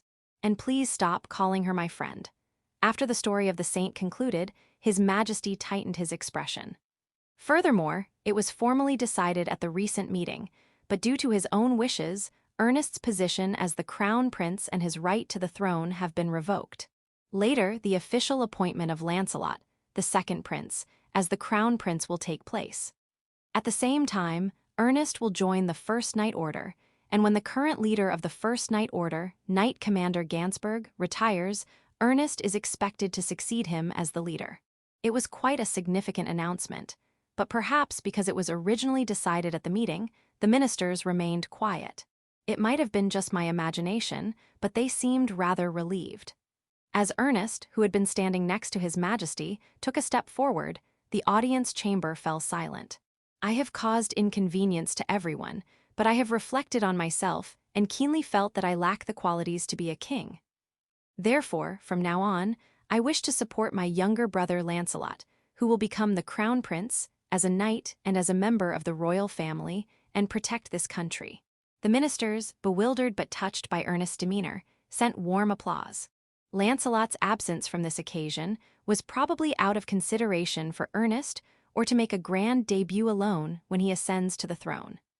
After all, the subsequent announcement of Constant formally becoming the leader of the Second Knight Order was overshadowed by Ernest's news. Chapter 105, The Polite Justin. After the morning meeting ended, I left the royal castle with Constant since we were heading in the same direction, engaging in casual conversation, or rather, exchanging information. Inside the castle, there are always eavesdroppers who add their own twists to the rumors, making it difficult to speak freely. Congratulations on your appointment as Knight Commander. Let's work hard together from now on. Stop it, why is it always assumed we're going to struggle? I know it was tough when you were the Vice Commander, but as a commander, the decisions you have to make will only increase. Plus, you'll have the added responsibility for your subordinates' mistakes. Well, I already felt that weight when I was acting commander. Having the authority means the responsibility is even heavier. I genuinely think it's amazing how you've managed to endure this pressure for the past 2 years, Justin. You can worship me even more if you'd like. With a sly grin, Constance snorted a laugh. You've really got quite the personality. Where does all that confidence come from? It's not like I lack self-confidence, but I can't imagine having as much as you do, Justin. Well, even if the strategy I choose isn't the best, I just have to make everyone believe it was. In other words, even if I'm wrong, as long as I can produce results that show I wasn't, it's fine. As long as I avoid the worst-case scenario of losing subordinates, that's the minimum goal. What is that? It sounds almost like you're just being shameless. Exactly, that's the idea. Haha, indeed, ensuring the safety of our subordinates is the most important thing. Thanks to you, I feel more relaxed. By the way, we passed the third night order. Are you heading to the Great Temple now? As Constant said, I passed by the third night order and started descending a gentle slope. Passing by the workshops of craftsmen, I could hear the sounds of woodworking, likely making furniture for the barracks. Yeah, it's better to get the troublesome things done early. Besides, the envoy from the Holy Kingdom is supposed to arrive tomorrow, so I need to meet her today. Shall I accompany you? Without meeting my eyes, Constant offered. Wouldn't it look suspicious if two knight commanders suddenly visit? Are you planning to flirt with the saint? Stop it, you'll just get dragged around by her. Wah, I admit she's cute, but what do you mean I'll get dragged around? I do have some experience. Yeah, I don't want to hear about your experiences with women. What I mean is that the saint's position is different, and she doesn't fit the usual noble ladies we interact with. She's also not like the commoners in the capital.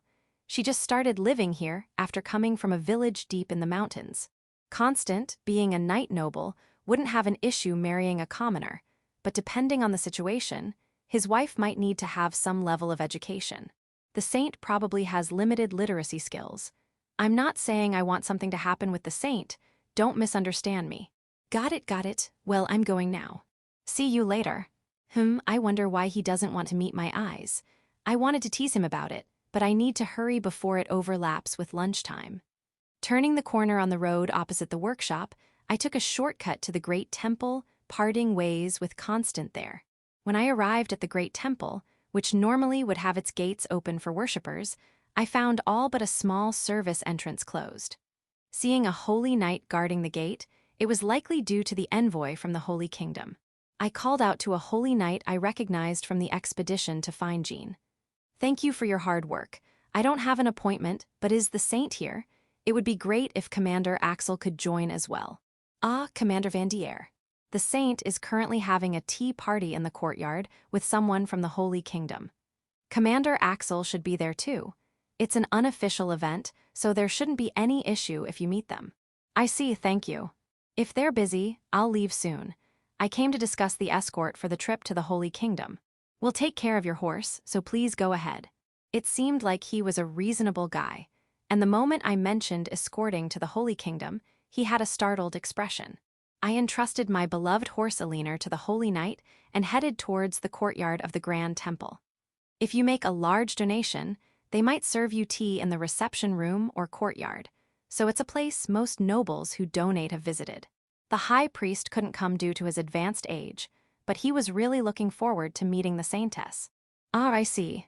As I stepped into the courtyard, I heard the voices of a young man and a confused Saintess. Walking briskly across the lawn, I saw a good-looking man dressed as a priest and the Saintess having a tea party. Although Commander Axel and the Holy Knights were standing nearby, only the two of them were seated. Elena, I came by to see you. I hope I'm not intruding. Commander Justin, wow, you came to see me. I'm so happy. When I deliberately called out her name to highlight our friendship, the Saintess stood up with a relieved smile, as if she had been saved. Axel also seemed somewhat relieved. Saintess, who is this? Unlike the two of them, the priestly man was clearly displeased. This is Commander Justin of the Royal Third Knight Order, my friend. Commander Justin, this is the messenger from the Holy Kingdom. My name is Justin de Vanier, and I welcome the messenger of the Holy Kingdom. I came today to see my friend, Saintess Elena, but I'm sorry to interrupt your conversation. However, since it seems you've finished your tea, it might be best to head inside before you get cold. When I said that with a smile, both the Saintess and the Holy Knight stood there with their mouths open, stunned. Of course, even I can at least be polite to someone treated as a state guest. Chapter 106, The Saint's Letter. That's right, we wouldn't want you catching a cold, Saintess. Shall we go inside? The messenger priest said this with a smile, but inwardly he was probably seething with anger at being interrupted. Yes, thank you for the enjoyable time. Now, if you'll excuse me. Commander Justin, shall we speak in my room? It wouldn't be appropriate for just the two of us. Let's have Commander Axel join us. Understood. Through a silent exchange, the Saintess managed to politely excuse herself from the courtyard. Despite wearing a jacket, it was still quite cold, and as soon as we entered the temple, she began to warm her hands with her breath. Ah, tea outside is really too cold, isn't it? Sorry to have dragged you along, Commander Axel. No, it's our duty, so please don't worry about it. Aren't the Holy Knights' uniforms enchanted with temperature regulation magic? It's actually surprising that the Saintess clothes aren't enchanted. Oh, why are you calling me Saintess again? By the way, we prioritize being with the people, so our clothes aren't enchanted with magic. Right, Commander Axel? Yes, while our armor is enchanted, our regular Holy Knight uniforms are not. 2 Holy Knights stood guard at the door of the Saintess room. Perhaps because Axel was with them, I was let in easily. It was my first time entering the Saintess private chamber, which was tastefully decorated and felt quite cozy, though not overly lavish. Commander Justin, please listen. As soon as the door closed, the Saintess turned around and began to vent to me. That messenger from the Holy Kingdom earlier, it's so obvious he thinks he's so handsome. He keeps making these suggestive remarks, and it's really irritating. Ah, please have a seat. A novice priestess, perhaps an attendant, brought tea to the table, and the Saintess gestured for me to sit. Axel, being a guard, didn't have tea prepared for him. Could you prepare some warm tea for Commander Axel as well? He was outside in the cold with us. Yes, understood. The novice priestess, momentarily surprised, agreed with a smile. That's right, Commander Axel was cold too. Let's sit together and have some tea. But I am here to guard. We're inside the temple, with 2 holy knights at the door and 2 commanders in the room. Even if an assassin appeared now, we wouldn't be caught off guard. Removing any reason for Axel to refuse, I insisted. What I was about to discuss also concerned Axel, and it would be tiresome if Axel had to stand the whole time. Well then, excuse me. Cautiously, Axel took a seat and sipped the hot tea, letting out a relieved breath along with the Saintess. You were having a tea party in the courtyard just to make a quick exit, weren't you? It's quite cold today. How long were you outside? Exactly. I kept trying to decline, but he kept dodging, and we ended up drinking tea together in the courtyard. And that man, his name is Priest Liam, kept talking for an hour with a calm face even though the tea had gone cold. Achoo. If Priest Liam came here alone, his clothes were probably enchanted with temperature regulation magic. Oh. The Saintess, realizing this possibility, let out a small exclamation and slumped over the table. Seeing that she was clearly cold, I took off my cloak and draped it over her shoulders. It would be warmer than a blanket due to my body heat. Warm, thank you, Commander Justin. If the Saintess catches a cold, those around her might be reprimanded. We could blame Priest Liam this time, but still, more importantly, I wanted to discuss something regarding the trip to the Holy Kingdom. More importantly, the Saintess looked shocked, but I continued without concern. After all, if the Saintess caught a cold, it wouldn't affect me. She just needed to rest quietly. The royal family's view is that the true purpose of the Holy Kingdom is to invite the Saintess, Elena, to stay there permanently. When I was about to call her Saint, she made an ugly face and silently expressed her displeasure, so I decided to call her by her name instead. You shouldn't show that face to people. The head priest was also concerned about the same thing. However, we of the Great Temple can't interfere with what the main temple does. Apparently, Axel and the head priest had discussed this issue as well. I figured as much. The only person who can interfere is Elena herself. Me? Yes, it seems that due to some instinct of the saint or something, it's not allowed to force her to stay where she belongs. On the contrary, if the saint wishes, she must be allowed to move to the Holy Kingdom. His Majesty was worried that they might try to take Elena's family to the Holy Kingdom. There's also the risk of them being taken hostage in a critical situation. No way. Therefore, if they desire it, His Majesty has considered calling them to the royal capital for protection. It would be just a precaution, but could you write a letter to your family? We intend to send a messenger from the royal castle to deliver it. Oh, but the saint was reluctant to write the letter, and the reason became clear when she wrote one. She had never written a letter before, and the first letter she wrote was at the same level as my youngest brothers in my previous lives, who were kindergartners. Chapter 107. The next challenge. Well, father, mother, I am doing well. Axel gave up reading halfway and handed me the letter written by the Saintess. Let's see. Dear father, mother, I hope this letter finds you in good health. Everyone here is doing well. there may be an invitation from the Holy Kingdom, but I wish to stay in this country. The king has said that if our family desires, he would summon us to the capital.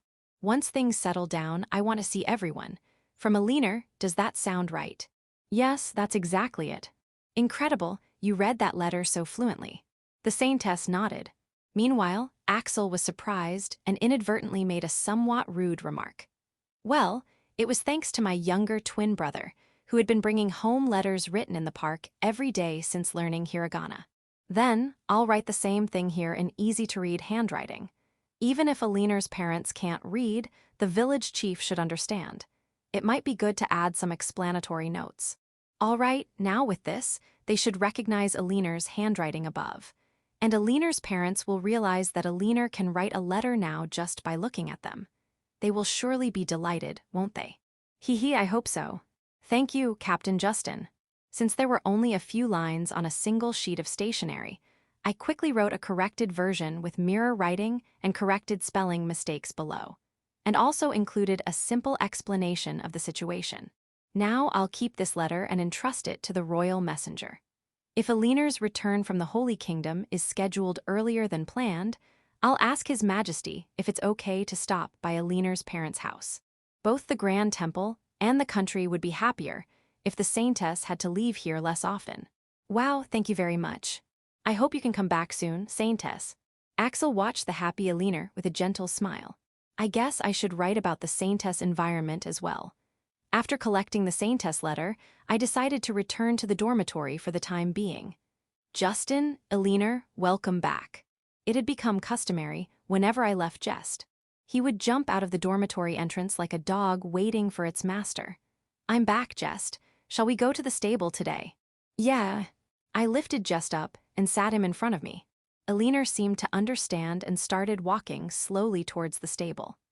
After finishing grooming Elena together, we held hands and headed to the dining hall, chatting about trivial things. Oh, and I also participated in training with a wooden sword. Swordsmanship is quite fun. Is that so? If it's fun, I'll give Jess some practice too. Yay. Stop it, Jess. We entered the dining hall and chatted. Simon was having his meal and overheard. He immediately interjected with a serious expression. Why? Isn't Justin the strongest in the knights? Yeah, but when it comes to training, the captain doesn't know how to hold back. It's not just fun like earlier, Isn't training supposed to be for getting stronger? It's only natural that it's not just fun, right? Well, I suppose so. Simon was being countered by Jess. Don't worry, being unyielding is just for you guys. Isn't that harsh? What are you saying? Training half-heartedly and risking your life, or training with determination to survive, which is better? I glared at Simon, who was saying foolish things with an intense gaze. I'll do my best training with determination. Haha, good job. I gave him a look that's similar to when a younger brother declares he'll eat disliked vegetables. I then gently patted Simon's head. Despite his grumpy expression, Simon continued eating his lunch. Today's lunch was fangus, a chicken-based soup with mushrooms and green onions.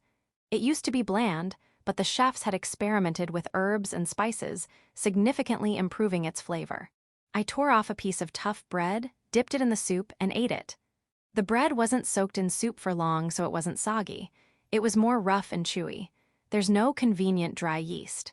And baking bread with baking soda is no good unlike steamed bread. I remember the recipe for natural yeast was in the instruction book that came with the bread maker I bought.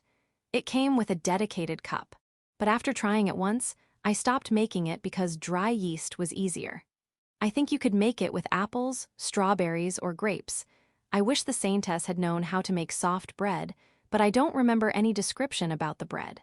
I wonder if I should try making natural yeast, and if it works well, I might be able to make jam or cream bread, even if curry is impossible. Justin, why are you staring at the bread like that? Oops, it looks like I was lost in thought. Jess was peering at my face with a curious look. Oh, I was just thinking if I could make soft bread. Will Justin make it? No, I'll make. I was going to say, I would only make the yeast and leave the bread to the chefs. But I know Jess thinks that only what I make will taste like magic. If Jess is looking at me with hopeful eyes, there is only one answer. Yeah, if I can make it well, I'll let Jess have some. Yay, looking forward to it. Yay, looking forward to it. I heard Simon mimicking Jess's voice, and the smile quickly faded from my face. Chapter 108, Accompaniment. The next day, I was eager to buy fruits and start making natural yeast. But today was the day the envoys from the Holy Kingdom were arriving. So, to warn the envoys from the Holy Kingdom not to do anything reckless, the second and third night orders were deployed in front of the royal castle to act as security, but also as a form of pressure. To avoid any complications, I sent Jess to visit Jean and the others at their mansion. Although they didn't appear in the novels, the folklore told by my tutor mentioned that dragons are referred to as an evil dragon or holy dragon, and they are in connection to the temple. So, I can't be careless even if it seems their attention has been diverted now that the Saintess is here. The knights were standing at 1-meter intervals along the spiral road leading to the castle. They were enduring the grueling task of just standing in the cold, despite wearing armor with temperature control enchantments. As the commander, I was patrolling on horseback. Hey, Commander, the envoys from the Holy Kingdom haven't arrived yet. Just standing here is so boring. Can't we go back to our quarters? Of course not. We've already received reports that they've arrived in the capital. They're probably visiting the Great Temple and meeting with the Saintess before coming to the castle. While patrolling, I encountered many grumbling knights like Arnault here. The knights of the Second Order, used to guarding the gates, were fine standing still, but the Third Order was reaching their limits. That's why my patrol duty is necessary, to keep an eye on these restless subordinates. As I sighed at their fidgety behavior, a knight from the Second Order galloped up the slope. Good news, they'll be here soon. All right, everyone, get ready, you know our mission. The subordinates responded in unison. I had instructed them before we set out that our main goal was to demonstrate our strength. They were ordered to stand at attention with fierce expressions. But the concern was, they might end up glaring at the envoys too intensely. Soon I saw Axel, the holy knight captain. He was leading the way on horseback, so I headed towards the castle ahead of them. Welcome, envoys from the Holy Kingdom. Our country extends its hospitality to you. Thank you. The Pope, who is currently bedridden, will be pleased. He is very concerned about the Saintess and has instructed us to thoroughly observe her environment, so we plan to stay for about a week. It's unfortunate that His Holiness couldn't come, but please ensure you report back that the Saintess is living happily here. The envoys engaged in a superficial exchange with His Majesty in the audience chamber. Both sides were carefully probing each other. The Holy Kingdom subtly suggested taking the Saintess with them. On the other hand, His Majesty countered by indirectly stating that respecting the Saintess' wishes was God's will. The high-ranking priest in charge of this delegation and the heralding envoy both seemed chosen for their looks. Apparently, they gave a sermon at the Great Temple on the third day of their visit. This led to an increase in female devotees from that day on. A week after the envoys arrived, it was decided that the Saintess would go to the Holy Kingdom as expected. The elderly Pope persistently requested to see the Saintess from his sickbed. It's a given since he was nearing the end of his life. This made the inherently kind-hearted Saintess couldn't refuse. The Third Night Order was also assigned their expected duties, though not everything went as planned. I look forward to relocating by the time I return.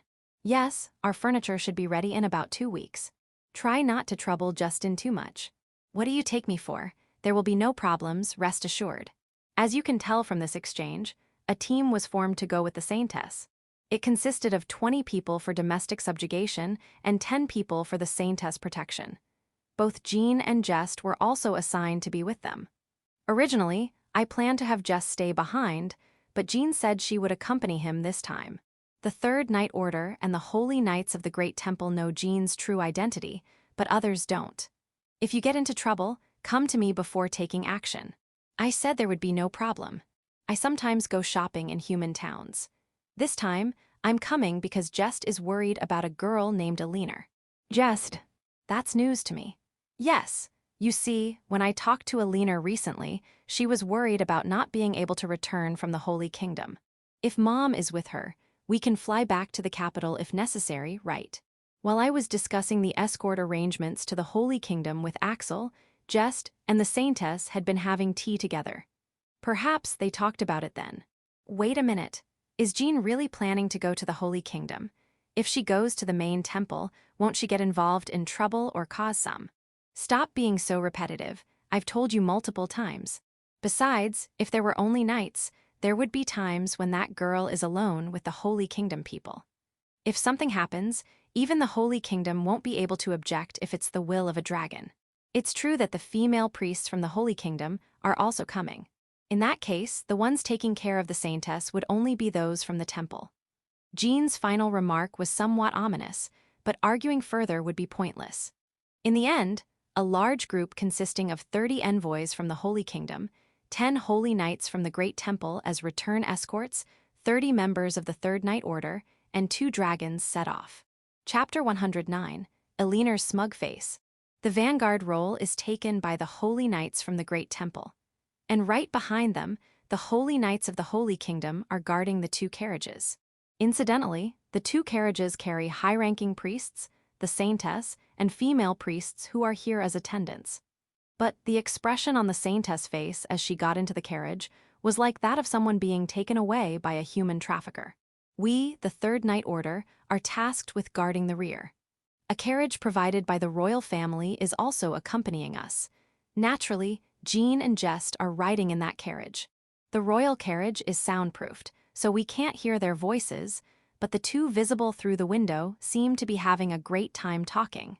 There are times when Jess gets bored of the carriage. So sometimes he sits in front of me and travels while swaying on a leaner. The journey to the Holy Kingdom takes about a month and a half by carriage, and we've been on the road for about half a month now since leaving the royal capital. With this many people, some of us inevitably have to camp outside the villages. That kind of hurdle naturally falls on us, the Third Knight Order. Some of the holy knights also camp outside, leaving a few guards behind in the village. While the squire knights are preparing dinner, each of us takes care of our horses. A figure comes staggering from the direction of the village where the Saintess and the priests are staying. Captain Justin. It's Saintess Elena. She looks quite gaunt compared to when we first set off. Following her from behind is Holy Knight Captain Axel, looking concerned. So, it doesn't seem like she slipped out on her own. What's wrong? It's about to get dark soon, so shouldn't you stay in the village? You haven't had dinner yet, right? That's it, that's the problem.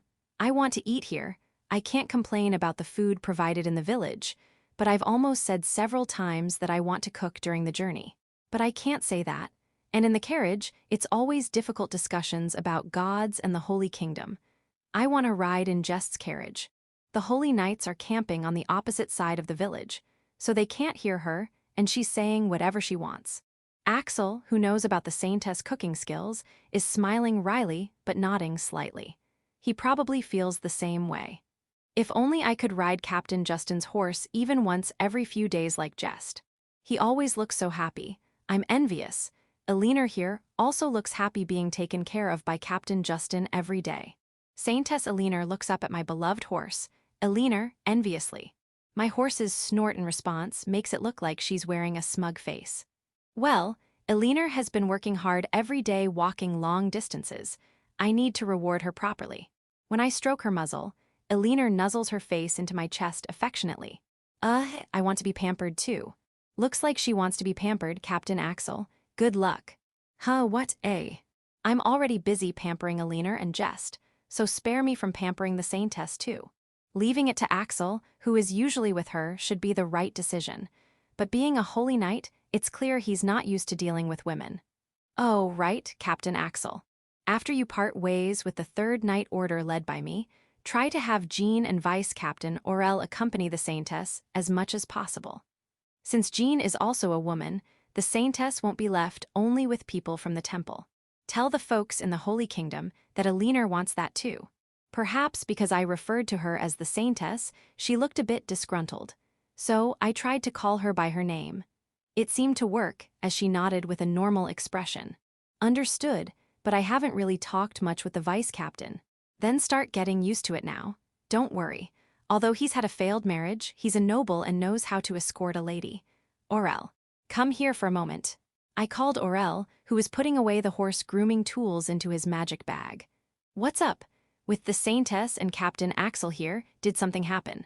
They came to complain about the bad food and the priests during the journey. Captain Justin. Well, you're not wrong. Haha, if you're used to cooking with herbs, the meals during the journey must be tough. And if you cook yourself, it's even harder because the food you make tastes better, right? Exactly. Oh, please call me Elena. Then I'll call you Lady Elena. Please call me Orel. After the captain heads to Frails, feel free to reach out to me if you need anything. I'll help with whatever I can. Thank you so much. It seemed that Elena was impressed with Orel's relaxed and natural demeanor. She must be tired of everyone treating her with excessive formality because she's a Saintess. By the way, Frails is the name of the town we're heading to for monster extermination support. We'll take a different path just before reaching the Holy Kingdom. After a while, our meal was ready. So I told Elena to return to the village. She took a deep breath, savoring the aroma of our cooking, then trudged back. Section, Audiobook by Masquerade at Masquerade Audiobooks. Chapter 110. The Importance of Meals. About a month after leaving the royal capital, the signs were there. Upon arriving in a certain town, the Third Night Order bought some ingredients and prepared lunch outside the town as usual. It was just like camping. The reason was simple. The food they cooked themselves tasted better than what they could get in town. Suddenly, the Saintess ran out of the town, heading towards us with a near-crying face. Despite only riding in the carriage and not exercising, she seemed even thinner. Axel and a high-ranking priest chased after her frantically. Saintess, what happened? The Saintess stopped in front of us. The high-ranking priest, who had come as a messenger, questioned her. I also wanted to know. I had a vague idea, though. I've told you many times, haven't I? Let me help. I'm at my limit. Captain Justin, please let me eat here too. Come to think of it, she had offered to help with cooking several times, only to be refused each time. She kept being told it was not something she should do. It seemed she had finally reached her limit with the boring travel and terrible food. The high-ranking priest, Fernan, if I recall correctly. He looked at me as if blaming me, but that didn't help. Priest Fernan, the Saintess is very particular about her food. She can't be satisfied with the common taste. She finds the food she makes herself much tastier, which is why she can't stand the food served to her. She's become so thin from enduring it all this time. I looked at the Saintess with a gaze full of pity. The members of the Third Night Order, except for Orel, were staring at me intensely. It's probably because they had never heard me speak so politely. Fernan must have noticed how thin the Saintess had become. His eyes started to swim with anxiety. He had tasted the Saintess cooking at the Great Temple, even if it was only for a few days. Therefore, he should know the level of taste she was expecting. Justin, what's going on? Oh, it's Elena. Is Elena going to eat with us too? Noticing something strange, Jess came over. The Saintess' face lit up as if she had found a savior. Jess, I want to eat with you too. Is that okay? Yeah, let's eat together, right, Justin? Jess looked up at me with a sparkling smile, and the Saintess looked up at me with a pleading face. Ah, Priest Fernan, please allow the Saintess to join us for lunch. The Saintess joined her hands in prayer and looked at Priest Fernan with pleading eyes, echoing my words. I understand, Captain Axel. Please ensure the Saintess' safety here. Yes, leave it to me. Though Axel replied crisply, he was probably inwardly delighted at the prospect of eating here too. The people from the Holy Kingdom returned to town. Thank you, Jess. Once Fernan and the others were out of sight, the Saintess hugged Jess. I couldn't blame her. I'd struggle too if I had to endure the previous food for a month. My subordinates seemed to share the same sentiment, giving sympathetic looks to the Saintess and Axel. Well, 2 more servings shouldn't make much difference. It's almost ready, so find a place to sit. Yes. 2 more servings. Is it okay if I have some too? Axel asked hesitantly. Do we really need a guard with this many knights around? Just standing there watching us eat would be tough. Besides, I've heard the Great Temple has started adopting the Saintess recipes. The Temple Knights must be struggling with the food on the journey too. Think of it as a perk of guarding the Saintess. Thank you, I'll gratefully accept. Axel smiled wryly, seemingly at a loss for words. It appeared complaints from the Temple Knights were indeed a reality, but buying enough supplies for the journey in this town would be too much. Axel, after we finish eating, ask the Saintess for the recipes and write them down. Show them to the innkeepers and ask them to prepare the food. Explain to them that it's a new recipe starting to spread in the capital. If you don't want to write it down every time, just collect the recipes afterwards. Even in a small town or village, they should be able to manage the herbs for a single meal. It would be troublesome if this kept happening. The meal is ready. It's hot. Please be careful, Lady Elena, Captain Axel. Thank you. Orel handed over a wooden soup plate with bread placed like chopsticks to the two of them. Such considerate care as expected. Since there are no trays used in the dining hall to reduce the amount of washing, this is the basic style when eating outside. Elena, let's eat together. Well, I shall dine with you too. Jess's mom. You may call me Jean. Since I will be accompanying you to the Holy Kingdom, let us get along well. Yes, Jean. It seems like Jean and the Saintess will get along well. It looks like Jean is grateful for the Saintess' help when Jess was manipulated. It should be safe to see them off to the Holy Kingdom. Huh, Jess, aren't you going to drink the soup? And that bread, is it different from ours? This is soft bread that Justin made for me and my mom. Actually, during the week the Holy Kingdom delegation was staying, I taught the chef the recipe and left the natural yeast preparation to him. I made and brought the bread for Jess and Jean, who don't normally need to eat. There were some comments that it was awkward to eat in the dining hall while Jess just watched without eating. So, since I prepared food so that the two of them could eat together, there is no bread to share with the envious Saintess. Well, she soon savored the night's cooking and whispered, "Happiness, so it should be fine." Chapter 111, Separate Actions. All right then, I'm counting on you, Jean. While we're apart, consider Orel as my substitute and assist him as needed. Got it. Leave it to me. Commander, there's no need to worry. But this time we're cooperating with the adventurers from Frails, right? Keep an eye out to make sure our subordinates don't get into any fights. Yeah, got it. Third Night Order Subjugation Squad move out. We were heading towards Frails, a city near the Holy Kingdom, responding to a request for assistance. Frails is a town within a count's domain, known for having just the right amount of monsters for mid-tier adventurers to earn their keep. It's to the extent that it's almost seen as independent from the count's domain. In reality, there are times when issues arise that wouldn't be resolved in time if reported back to the Lord's capital from Frails, so they are permitted to act on their own discretion. This time, the number of monsters had increased so much that even mid-tier adventurers were struggling. That's why we were called in to prevent a potential stampede. Hey, Commander, I've heard that adventurers run the place in Frails. Isn't it okay to teach them a lesson? The one to say this first is always Cassius, who grew up in the slums. He has a mindset that you're finished if you're underestimated and strength is everything. Even if we do teach them a lesson, we need to consider our methods. Besides, don't break formation. Do you want to be taught a lesson in front of the adventurers?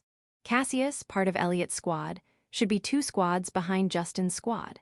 If he's here, it means he came to the front. I answered quietly while still facing forward, and the sound of hoofbeats nearby lessened by 1. What does teach them a lesson mean?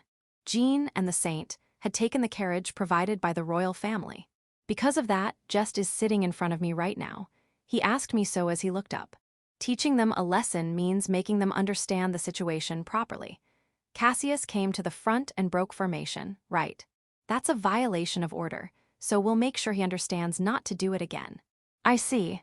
Jess nodded as if he understood, though I doubted he really grasped the meaning of a violation of order. Behind me, my subordinates were whispering, but I wasn't lying. Jess had learned various ways to use magic from Jean during our journey, allowing us to travel without encountering monsters. With fewer people due to separating from the temple group, we were able to handle meals and lodging at towns and villages along the way. But everyone unanimously agreed to eat outside whenever possible. According to Arnold, if there was a water source for the horses, it was always better to stay outside. Even the squires in charge of cooking said so I had no reason to oppose. We were buying additional food, thus contributing to the local economy and being appreciated. When we arrived at Frails a few days later, there was a tense atmosphere at the town gate. As it's not the capital, the gatekeepers were commoner soldiers. Despite being obvious, they still asked who we were. Halt, who goes there? You should have received word from the Lord. We are the Third Night Order from the royal capital. Can you prove it? They obviously knew who we were without asking. The soldier's voice was unnecessarily loud, probably because he was scared. Commander, shall we teach them a lesson right away? From behind, I heard Simon grasping his sword's hilt. I raised my hand lightly to stop him. Stop it. They're just scared of us, which is why they're raising their voices. Don't bully someone who can't maintain their composure without bluffing. My quiet but clear voice reached both my subordinates and the noisy soldiers, causing my subordinates to stifle their laughter. Naturally, the soldier I addressed turned red with embarrassment. I intentionally said something sarcastic because of his rude attitude. Here, this is the royal decree. Be careful not to commit lèse majesty. I kindly warned him as he took the document with trembling hands and checked its contents. I've confirmed it. This town has more power vested in the Adventurers Guild and high-ranking adventurers than in the royal family or the lord. So please handle things peacefully. Currently, because of the monster disturbance, most inns are fully booked. There's a square next to the Adventurers Guild used for dealing with large numbers of monsters. We'd have you camp there. It seemed his earlier attitude was due to pressure from high-ranking adventurers or the Adventurers Guild. Upon confirming the royal decree and realizing our status, his demeanor changed abruptly, becoming much more submissive. As long as there's a water source and a place to pitch our tents, that's fine. Show us the way. Yes, right this way. The Adventurers Guild was apparently close to the gate. Within a few minutes, we arrived at the square. It was spacious enough to pitch all our tents, and water troughs for the horses were prepared, so there were no issues. Good work. If the adventurers give you any trouble, consult with me. I am Justin de Vanier, Count and Commander of the Third Knight Order. Thank you. My name is Diego O. Now an adventurer named Allan is heading this way. He has significant influence from the guild master over the adventurers in this area. He's not inherently bad, but he tends to resolve things by force if he's displeased, so be careful. Well then. The soldier, who introduced himself as Diego, ran off in the opposite direction from where the adventurer named Allan was coming from. A typical small fry move. Everyone, set up the tents and prepare for camp. I noticed a bearded man with a leather breastplate heading our way, presumably Allan. Nevertheless, I had no obligation to wait for him to speak first. I gave the order, and everyone began tying up their horses and setting up the tents. Who's in charge here? When the adventurer named Allan arrived at the square and shouted loudly, my subordinates immediately became tense and bristled with hostility. Chapter 112, A-Rank Adventurer Allan. Is there something you need from the Knight Commander? I'm Allan, an A-Rank adventurer and the leader of the adventurers in this town. There's something I need to tell you. For a moment, Allan's gaze shifted away from me, and then he froze, looking as if he had seen something unbelievable. Justin, what's wrong? Who is that person? The person who appeared was Jess, who had gone to tie up Elena. Could it be that this man is looking at Jess? Just as I was about to return my gaze to Allan, he dashed past me at an incredible speed. Wow. Reincarnation, I'm sorry, because of me you. Allan clung to Jess and began to cry uncontrollably. This bearded adventurer, much larger than me, was crying while holding a child. He left my subordinates standing there in stunned silence. But for me, the situation was different. My heart was racing. It couldn't be, but I couldn't think of any other explanation. Jess looked exactly like my fifth younger brother, Hinata. The youngest twins used to mimic me and call everyone by name except me. So, the only brother who says Reincarnation when calling Hinata was my sixth younger brother, Yamato. He got hit by the car with me when I protected him. Yamato, is that you, Yamato? When I called out, Allan's shoulders twitched. He stopped crying and lifted his Tyran's knot-covered face, his eyes filled with shock and confusion. No way, Ooni-chan. Yeah, it's Naoki. Ooni-chan, I'm sorry. I could barely understand what he was saying. For a moment, I wanted to step back from this unfamiliar, bearded man with a tear-streaked face trying to hug me. But I held my ground. If this really was Yamato, avoiding him now would scar him for life. The impact was quite strong from his large body running at me, but I managed to catch him. My previous life's name doesn't exist in this country, so it's unlikely anyone noticed, though my subordinate stares are piercing right now. Yamato, we need to talk, so stop crying. I'm a bit confused, too. Allan, can you tell me when you started remembering things as Yamato? Speaking quietly so the others couldn't hear, I patted his head like I used to in my previous life to calm him down. This way of patting, it really is you, Oni-chan. Wait, stop, don't give me a full power hug with your current strength. The full power hugs Yamato used to give to show his love in the previous life were nothing short of violence when done with Allan's build. With no one to guard and having traveled through monster-free roads, I wasn't wearing armor, making it even worse. Justin, who is this person? Jess looked at Allan, who was clinging to me, with eyes filled with suspicion. Ah, well, it's a bit complicated. Jess, can you help everyone set up camp while I calm him down? Got it, come back soon. I will, Yamato, come with me. I led the bearded man, still sniffling, away from the plaza and into a deserted alley. Then I took out a handkerchief and wiped Allan's tears and snot. Here, blow your nose. Phoo. Following my instructions, Allan blew his nose into the handkerchief I held. Back then, Yamato was 7 years old. After the twins were born, he had to hold back a lot, but he was still very much a child. After blowing his nose, Allan seemed to snap back to reality. I'm sorry. When I saw that child, Hinata-chan's figure, all these confusing memories just burst out. It feels like I was dragged back to that age by those memories. It seems his memories returned the moment he saw Jess, and he still seems confused. Don't worry, I was confused too when I regained my past life's memories. However, I realize now that I couldn't save you back then. Yamato, I'm sorry. No, it's not your fault. If my past self hadn't jumped out, you wouldn't have died, hic.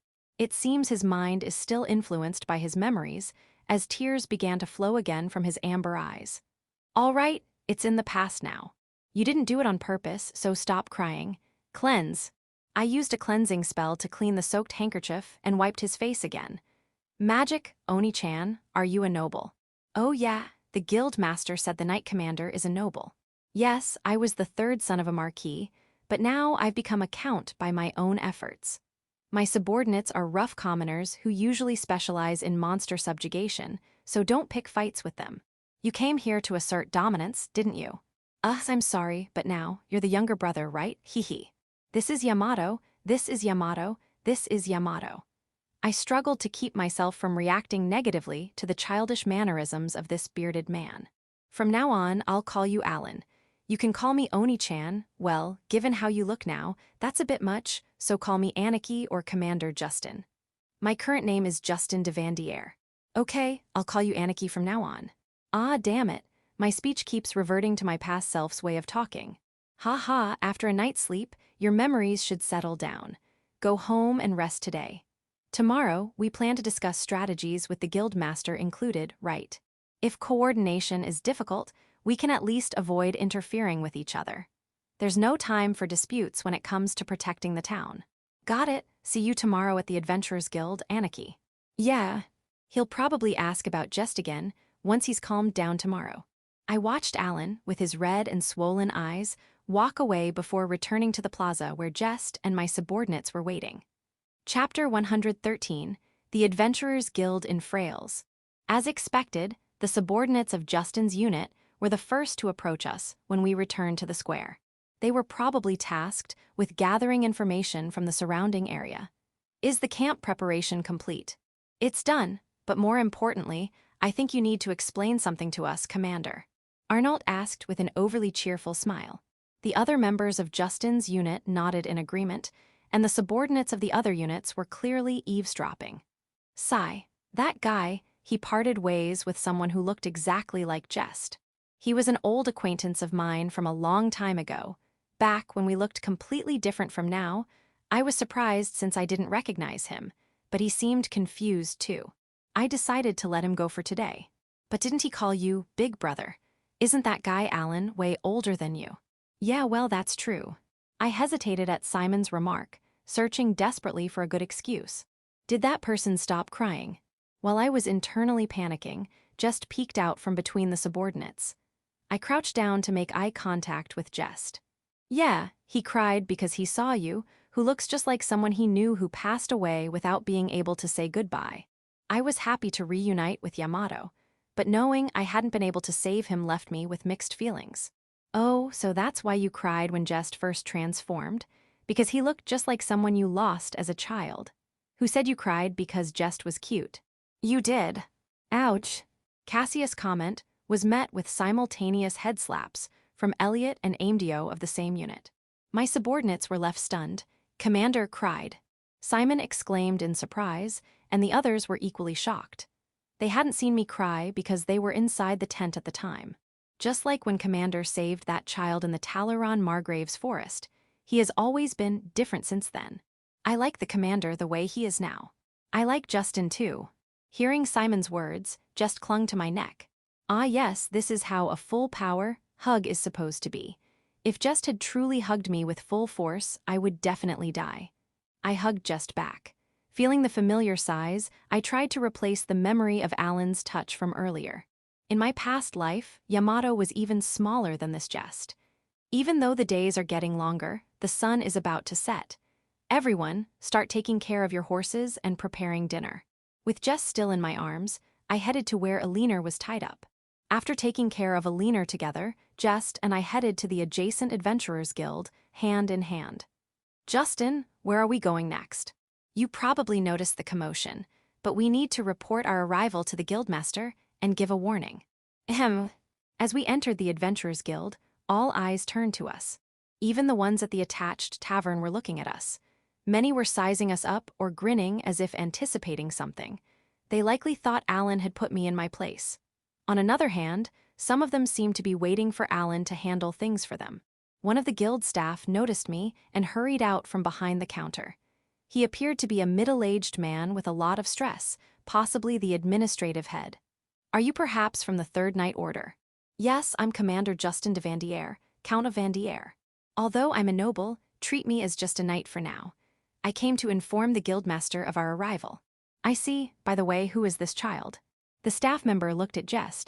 It seemed widely known that I had a dragon contracted as a familiar, but not that it could take human form. Responding to the staff member's question, the people around us started heckling. Oh, the Knight Commander thinks he can handle monster slaying even with a kid in tow. Come on, he probably cried after dealing with Allan. At the mention of Allan's name, Jess tugged at my hand. What's up? Hey Justin, is Allan the person who was crying earlier? Yes, that's right, but it's not good to talk about someone crying without their permission. Allan might feel embarrassed later, don't you think? I understand. I won't say it anymore. Jess let go of my hand and covered his mouth with both hands. Naturally, everyone around us was shocked by Jess's words. Allan cried. Wait, did that Knight Commander make him cry? No way, Allan. That's right. We were talking about this child. This is Jess. He's using transformation magic right now, but he's actually a dragon with whom I have a familiar contract. What? The adventurers and guild staff present all exclaimed in shock, and their cries drew the attention of a burly old man who burst out from the door behind the counter. What's going on? Oh, Guildmaster, the Third Knight Order's Commander Vanier has come to report his arrival. The guild staff member introduced me to the Guildmaster, despite being visibly flustered. So, you're the Knight Commander, huh?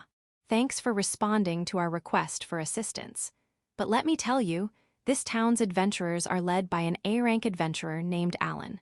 Unless you get his approval, it's doubtful that the adventurers here will follow your orders. The Guildmaster gave me a sly grin, as if testing my mettle. Just tugged at my hand again. He had been listening intently to our conversation. Hey Justin, is Allan the one who called you Big Brother earlier? W.H. Wyatt. This time, the Guildmaster's voice echoed throughout the guild. Chapter 114, Turning Point. Did I mishear that? Allan cried or something like that. The Guildmaster's cheeks twitched as he asked again. Jess looked troubled as he glanced back and forth between me and the Guildmaster.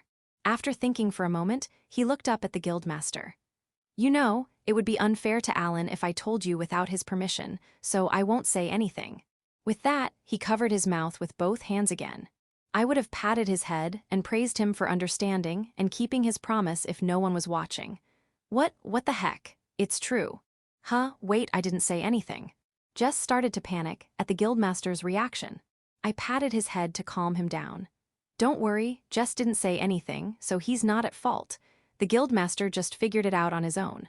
The Guildmaster looked at me like he couldn't believe what I was saying, but Jess really hadn't said anything. Then we'll head back to the plaza. I've told Allan to rest today due to various things, so he should come to discuss the subjugation plan tomorrow morning. Let your subordinates rest in the morning and share the information in the afternoon so they can start exploring the forest. Oh, all right. Jess, let's go. Okay. Holding hands, Jess and I walked out, watched silently by everyone in the guild. The next morning, I had breakfast and headed to the Adventurers Guild alone. Jess didn't come, worried that Allan might cry again if he saw him. As soon as I entered the guild, yesterday's guild staff member appeared and led me to the guildmaster's office. Inside, the guildmaster and Allan sat on the sofa facing each other. The guildmaster was glaring at Allan with a grim look, while Allan looked uncomfortable. His scruffy beard was cleanly shaved and his outfit was tidy. They made him look much younger than yesterday. Sorry to keep you waiting. Shall we start the strategy meeting? Ignoring the tense atmosphere, I sat next to Allan. Before that, I'd like to know why Allan accepted you guys so easily. He's been tight-lipped about it. Apparently, with only childhood memories, Allan could only think and act like an ordinary commoner in this world. If he had lived until at least middle school in his previous life, he might have known various ways to cover up from manga and anime. Allan and I met a long time ago. I helped him out a lot back then, so he probably feels indebted. Brother. Allan looked at me with a grateful expression, but the guildmaster openly looked suspicious as he glanced between us. Helped right. Allan, you're 32 this year, right? Why are you calling a clearly younger knight commander brother? Even if you did meet in the past, you've been in this town for over 10 years. When would you have met him? If it was before you came to this town, then this knight commander must have been a kid. You wouldn't need help from a kid, would you? A brother is a brother. Is Allan really that bad at speaking? He was so eager to come to us yesterday. We actually met over 10 years ago. Think about it, I'm a marquis, son, so it's a trivial matter for me to look after a commoner. It's not unusual for someone to look up to me as a brother, regardless of age. Well, I suppose that's possible. It's much better than being hostile, right? If you understand, let's start the strategy meeting. Show me the map of this area. Let's organize the regions where monster sightings have increased or where stronger monsters have appeared. Got it, here's the map of the surrounding area. The regions where adventurers from this town usually operate are here and here. To be precise, the number of monsters hasn't increased, but adventurers are saying that weaker monsters have decreased and stronger monsters have increased. The guildmaster slid his scarred, rough fingers over the map he had taken out, explaining as he went. Judging by the scars likely inflicted by monsters, the guildmaster was probably a former adventurer. His detailed knowledge of the forest's terrain would make the afternoon's exploration significantly easier. Bro, I've made a list of the monsters that appear around here. Take a look. Thanks. He seemed quite confused yesterday, but he looks much calmer after a night of rest. I remember that right after recalling my past life, I forgot about being Justin and reverted to Naoki. Once his memories were organized in his mind, he must have felt incredibly embarrassed remembering how he clung to Jess and cried. After talking for about an hour, a thought suddenly struck me. The area affected is too limited. Could it be a monster transition period? Transition period, both the guildmaster and Allan asked simultaneously. It's said to only occur once every few hundred years, so it's not widely known. However, it's mentioned in ancient texts. In a limited region, a phenomenon occurs where the strength or type of monster switches. As a result, monsters that never appeared before start showing up. That's exactly what's happening. Does that mean the monsters in this forest will stay this strong? We need to share this information with other adventurer guilds. If the Third Knight Order's investigation reaches the same conclusion, we'll have to inform all adventurers in Frails. The guildmaster leaned back on the sofa and looked up at the ceiling. A monster transition period was indeed happening. It is often seen as a convenient plot device to spur the protagonist's growth among novel fans. Chapter 115, Counting Chickens Before They Hatch. Given that a turning point has occurred here, it likely happened in the past as well. There should be some documents at the Lord's Manor in the capital, but does the guild have any similar records? Documents? Well, there are some old books that have been passed down from guildmaster to guildmaster. The guildmaster took 3 tattered books from a bookshelf against the wall and plopped them haphazardly on the table. They looked quite old and weren't treated with much care. I picked one up and began flipping through it. Is this a guild journal? Yeah, but it only records major events. There are 5 volumes in total, and these 3 are the oldest.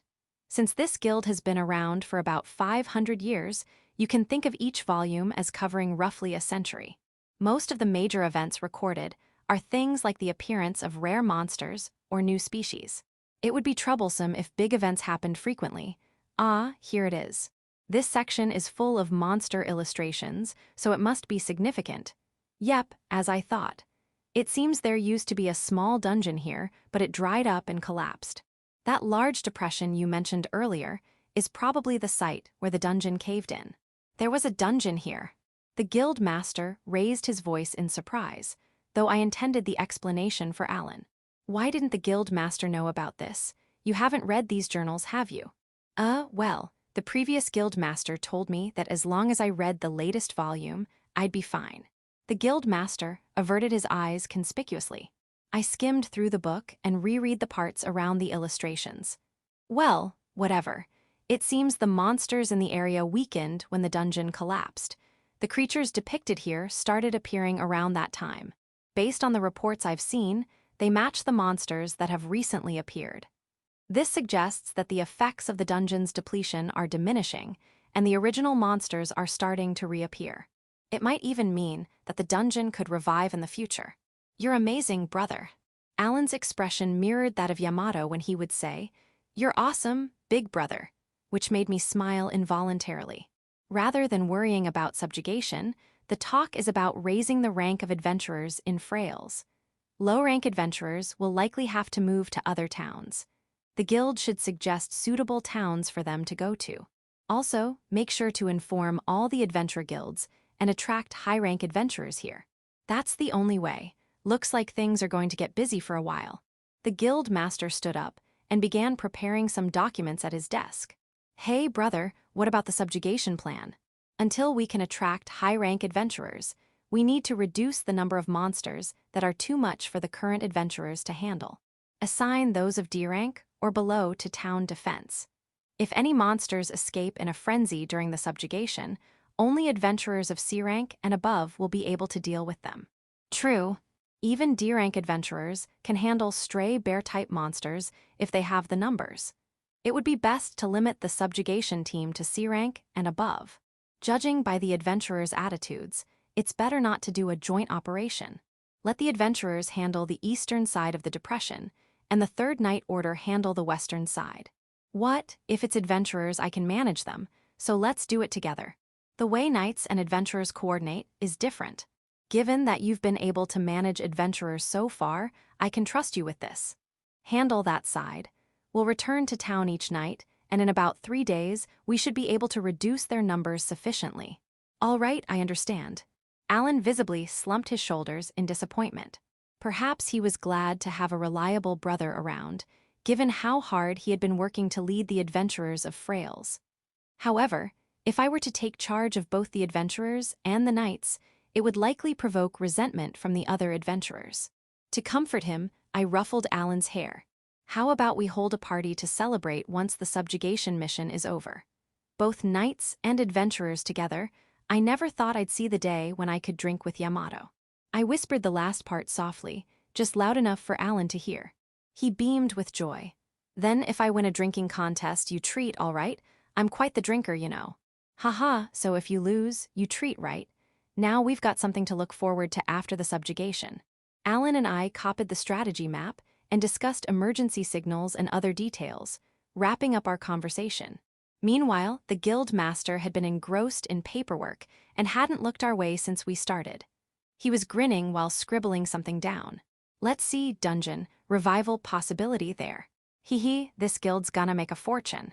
Sorry to burst your bubble, but even if the dungeon does revive, it won't be in our lifetime. It's been about 400 years since the dungeon dried up and the monsters started to return, so it will likely take another 100 years or more. Anyway, let's call it a day, shall we? All right, see you tomorrow. Guild Master, I'm heading out too. Good luck rewriting those documents. See you. Allan and I exited the Guild Master's office, leaving the Guild Master speechless upon learning the truth about the dungeon's revival. Chapter 116, Commencement of the Subjugation. The next morning, C-rank and above adventurers gathered in front of the Adventurers Guild, along with our third night order. The guild master conveyed the details of our discussion from yesterday to everyone.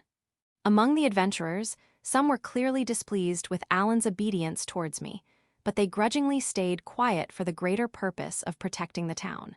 Jess stayed behind, tasked with assisting if the C-rank adventurers failed to defend the gate. In such an emergency, Jess could revert to his original size and unleash his magic power. Doing so would likely scare away the monsters instantly. The subjugation team headed out of town in sequence, progressing into the depths of the forest at regular intervals. If a large monster appeared, they would whistle to call nearby comrades and work together to take it down. The third night order also split into small squads and entered the forest. "Brother, I've heard the rumors about your strength, but be careful." "Yeah, you too, Allan. If we finish up early, we'll come to help you. Do your best." "Got it." According to reports, many strong monsters were concentrated around a depression in the forest, likely the remnants of a dungeon. Thus, Allan and I advanced from both sides towards the center as the main force.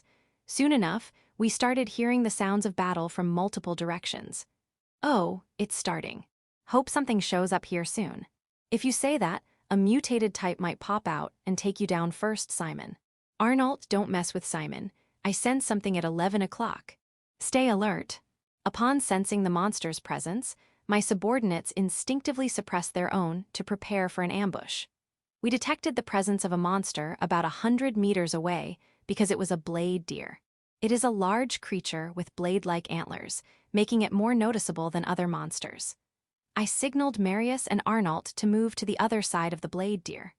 The blade deer, resembling a deer from Nara with the antlers of a moose, wasn't overly threatening if not for its blade-like antlers.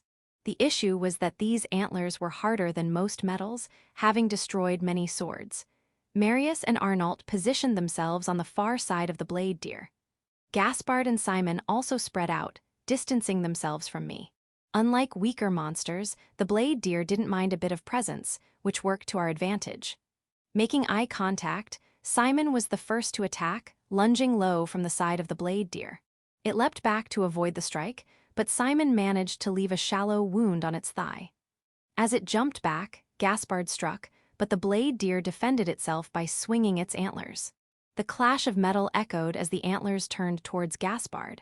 Seizing the opening, Simon aimed for its exposed neck, but the blade deer swiftly swung its antlers, forcing him back. Whoa, that was close. Even Simon had to be cautious of the deadly antlers, capable of slicing through skin and severing limbs with ease. Meanwhile, Marius and Arnault had already blocked the blade deer's escape route from behind. Surrounded and momentarily distracted by the four of my subordinates, I saw an opening. I channeled magic into my sword, enhanced my body, and lunged forward, ready to sacrifice my sword to slash through the antlers. In the next instant, with a clear, ringing sound, both of the blade deer's antlers separated from its head. I knew Jest's scale-forged sword was sharper than any I had used before, but I hadn't expected it to be this effective. Without its threatening antlers, the blade deer was merely a ferocious deer. Before it could escape, Gaspard slashed its neck, and Simon pierced its heart from the side. They quickly withdrew their swords and backed away. Blood gushed out forcefully, and the blade deer staggered a few steps before collapsing heavily, likely due to blood loss. When it stopped moving, everyone breathed a sigh of relief. "Captain Justin, that sword is amazing. It's made from Jess scales." Marius, who had been observing the situation from a distance, unlike Gaspard and Simon, gazed at the sword with sparkling eyes. I examined the blade and saw it had no nicks or dull spots. Yeah, the sharpness and durability are exceptional. The magic flows through it seamlessly thanks to my familiar contract with Jest. It's undoubtedly Bosco's masterpiece. But if Jest's scales are this good, imagine how incredible a sword made from Jean's scales would be, considering she's over 200 years old. Simon remarked, carefully inspecting the severed antlers of the blade deer and storing them and the carcass in a provided magic bag. "And it's Dwarven made, right? That must be amazing. I need to work harder to earn the recognition of Jean and the Dwarves." I'll work hard to be recognized as a full knight too. With Arnault and Marius' words, Simon and Gaspard were also filled with determination. We continued advancing through the forest, subduing monsters along the way. After our midday break, we deviated slightly from our route and began heading back to town. Continuing straight would take us over the depression of the dungeon ruins. It seemed the closer we got to the depression, the stronger the monsters became. At our turning point, we encountered fewer weak monsters compared to earlier. As we approached the gentle slope of the dungeon ruins depression, we faintly heard sounds of battle and the signal whistle for help. The sound came from beyond the center of the depression, indicating that Allan and his team were engaged in a fierce battle and needed assistance. A sinking feeling gripped my heart at the thought that Allan might be in mortal danger. That's the signal for help. I'm going ahead. You all catch up as quickly as you can. What? Oh, Captain. Arnault called out in confusion as I sprinted towards the source of the sound while using my body enhancement. Chapter 117, I want to save him. Even though I was running as usual, I felt unusually slow. I needed to reach Yamato quickly. This time, I had to save him. I felt my soul, Naoki's soul, crying out. When I arrived at the battle scene, I saw about 10 black wolves weaving through the trees. They were engaged in a chaotic fight with the adventurers. The air was filled with screams, shouts, and the growls of the black wolves, creating a scene of utter chaos. Among the wolves, a particularly large one stood out. It was clearly a variant, and it was heading straight for Allan Yamato. It must have recognized Allan as the leader of the adventurers. The sight made my heart clench in fear. Yoo-hoo! My mind went blank, and the roar that escaped my mouth was only noticed by me after I had already beheaded the variant wolf, just before it reached Allan. The wolf's head rolled on the grass, spraying blood. I realized I had been holding my breath. Ha, Allan, are you okay? Brother, yeah, you saved my life. I thought I was a goner with a wolf that big us. Although he was relieved, Allan's face was still contorted with fear from his brush with death. I'm glad I made it in time this time. As I hugged his larger body, I realized my own body was trembling. Sniff, brother, there are still black wolves left. I patted Allan's back, then let go and surveyed the area. Covered in the blood of their leader, none of the remaining black wolves approached us, but the fight was still raging around us. My men are on their way. Hold on until then. The adventurers, initially overwhelmed by the pack attack, seemed to regain their composure and focused on defense rather than trying to fight back. Allan and I continued to take down individual wolves. Thanks to the adventurers serving as good distractions, the cleanup was easy. As the number of wolves dwindled to 3, they tried to flee but were cut down by my arriving subordinates. Captain, what happened? You never get this covered in blood. Simon commented, shaking the blood off his sword as he approached. Normally, I avoided getting splattered, but now blood was dripping from my hair. No problem. Cleanse any other monsters around. I used cleansing magic to clean myself and sheathed my sword. None that I could sense on the way here or nearby.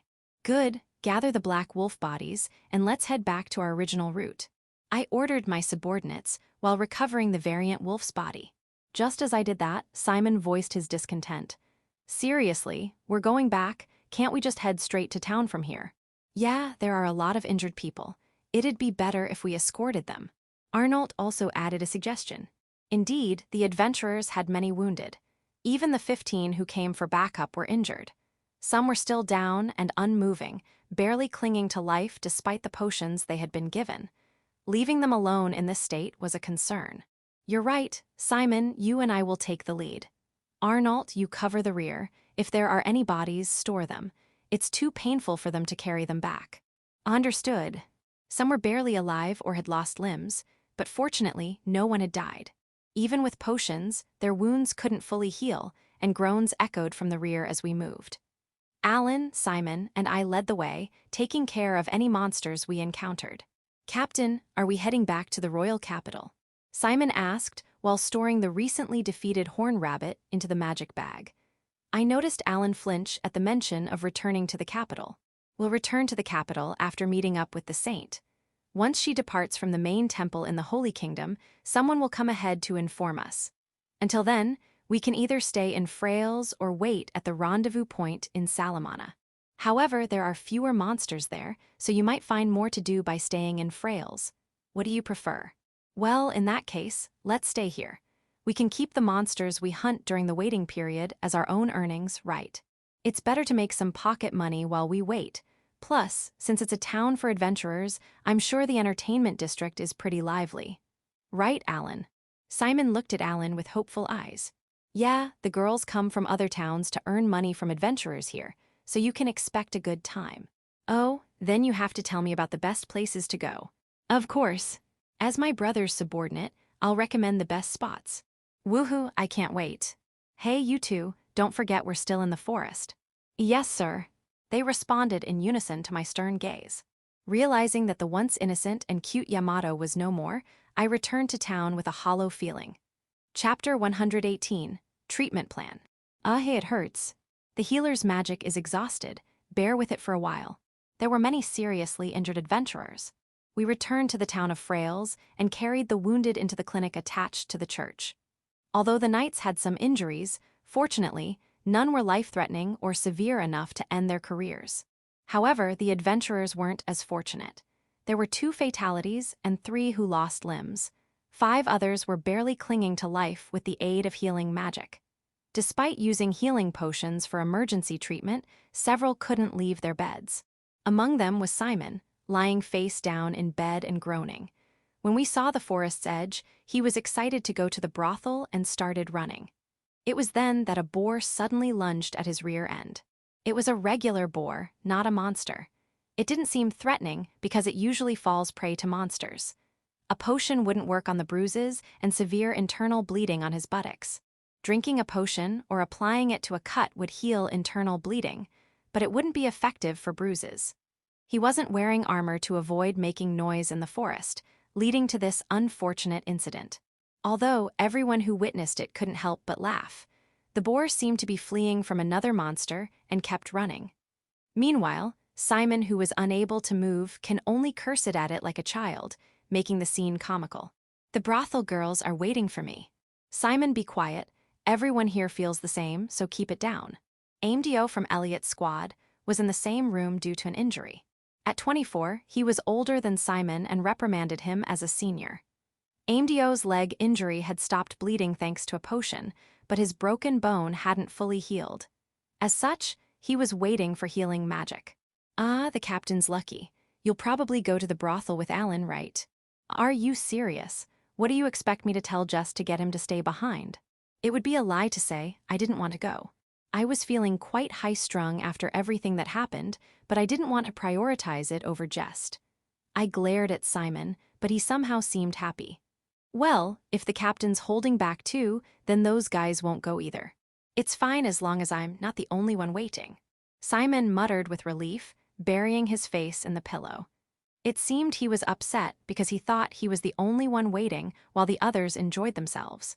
Marius will probably bring dinner soon, so stay quiet until the healer's magic recovers tomorrow. Okay. I proceeded to exit the patient room. I quickly left without mentioning that Arnault and Gaspard had already headed to the brothel. As I walked down the hallway towards the square where the Third Night Order had camped, I heard an argument from a nearby room near the exit. Can't you do something? They won't be able to live as adventurers like this. If their arms or legs had been bitten off, we might have been able to heal them with luck. But regenerating missing limbs is impossible unless we have a saint. Damn it! There's no way a saint would come here, and without a legendary elixir, they're doomed. It sounded like Allan and a healer were talking. After knocking 3 times, I called out from behind the door. Allan was the one who opened it. Brother, I heard what you were discussing. While it's impossible to bring a saint here, one might come to Salamana, the branch point to the Holy Kingdom. It would require a considerable donation, though. Really? Instead of Allan, the healer in the room was the first to react. The saint is almost revered by healers, given their esteemed status.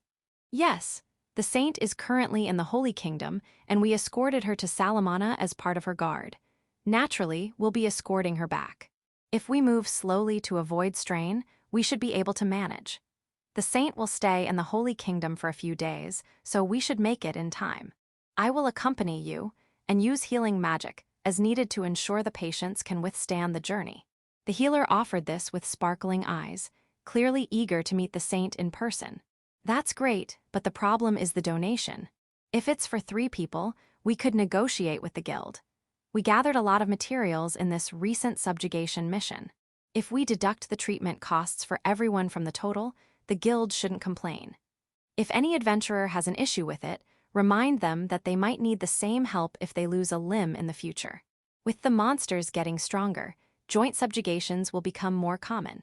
True, if they know they'll be taken care of if they get injured next time, they'll feel more secure.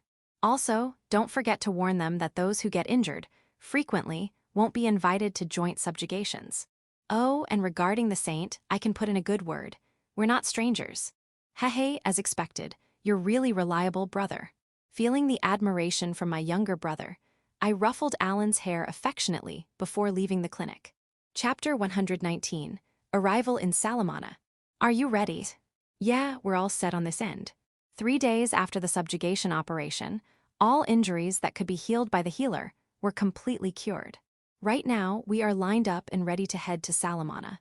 Captain of the Knights, all the injured are on the carriage, we're ready to go at any time. The one enthusiastically reporting is not the healer from the other day, but his superior, the head of the healing clinic. After announcing his intention to accompany the saint, he had his position taken over by his superior. Contrasting the beaming clinic head, the healer from the other day looked on with a resentful expression. Trying to avoid meeting his eyes, we completed the final checks and set off. We arrived in Salamana after a few days. Since the carriage carrying the injured was not a noble's carriage, but a cart with cloth laid on it, having the skilled clinic head accompany us was the right decision. The vibrations from the cart seemed to take quite a toll on their bodies. Both the clinic head and the injured were relieved when we arrived. Salamana is quite large. It is a city that also serves as a crossroads to various places.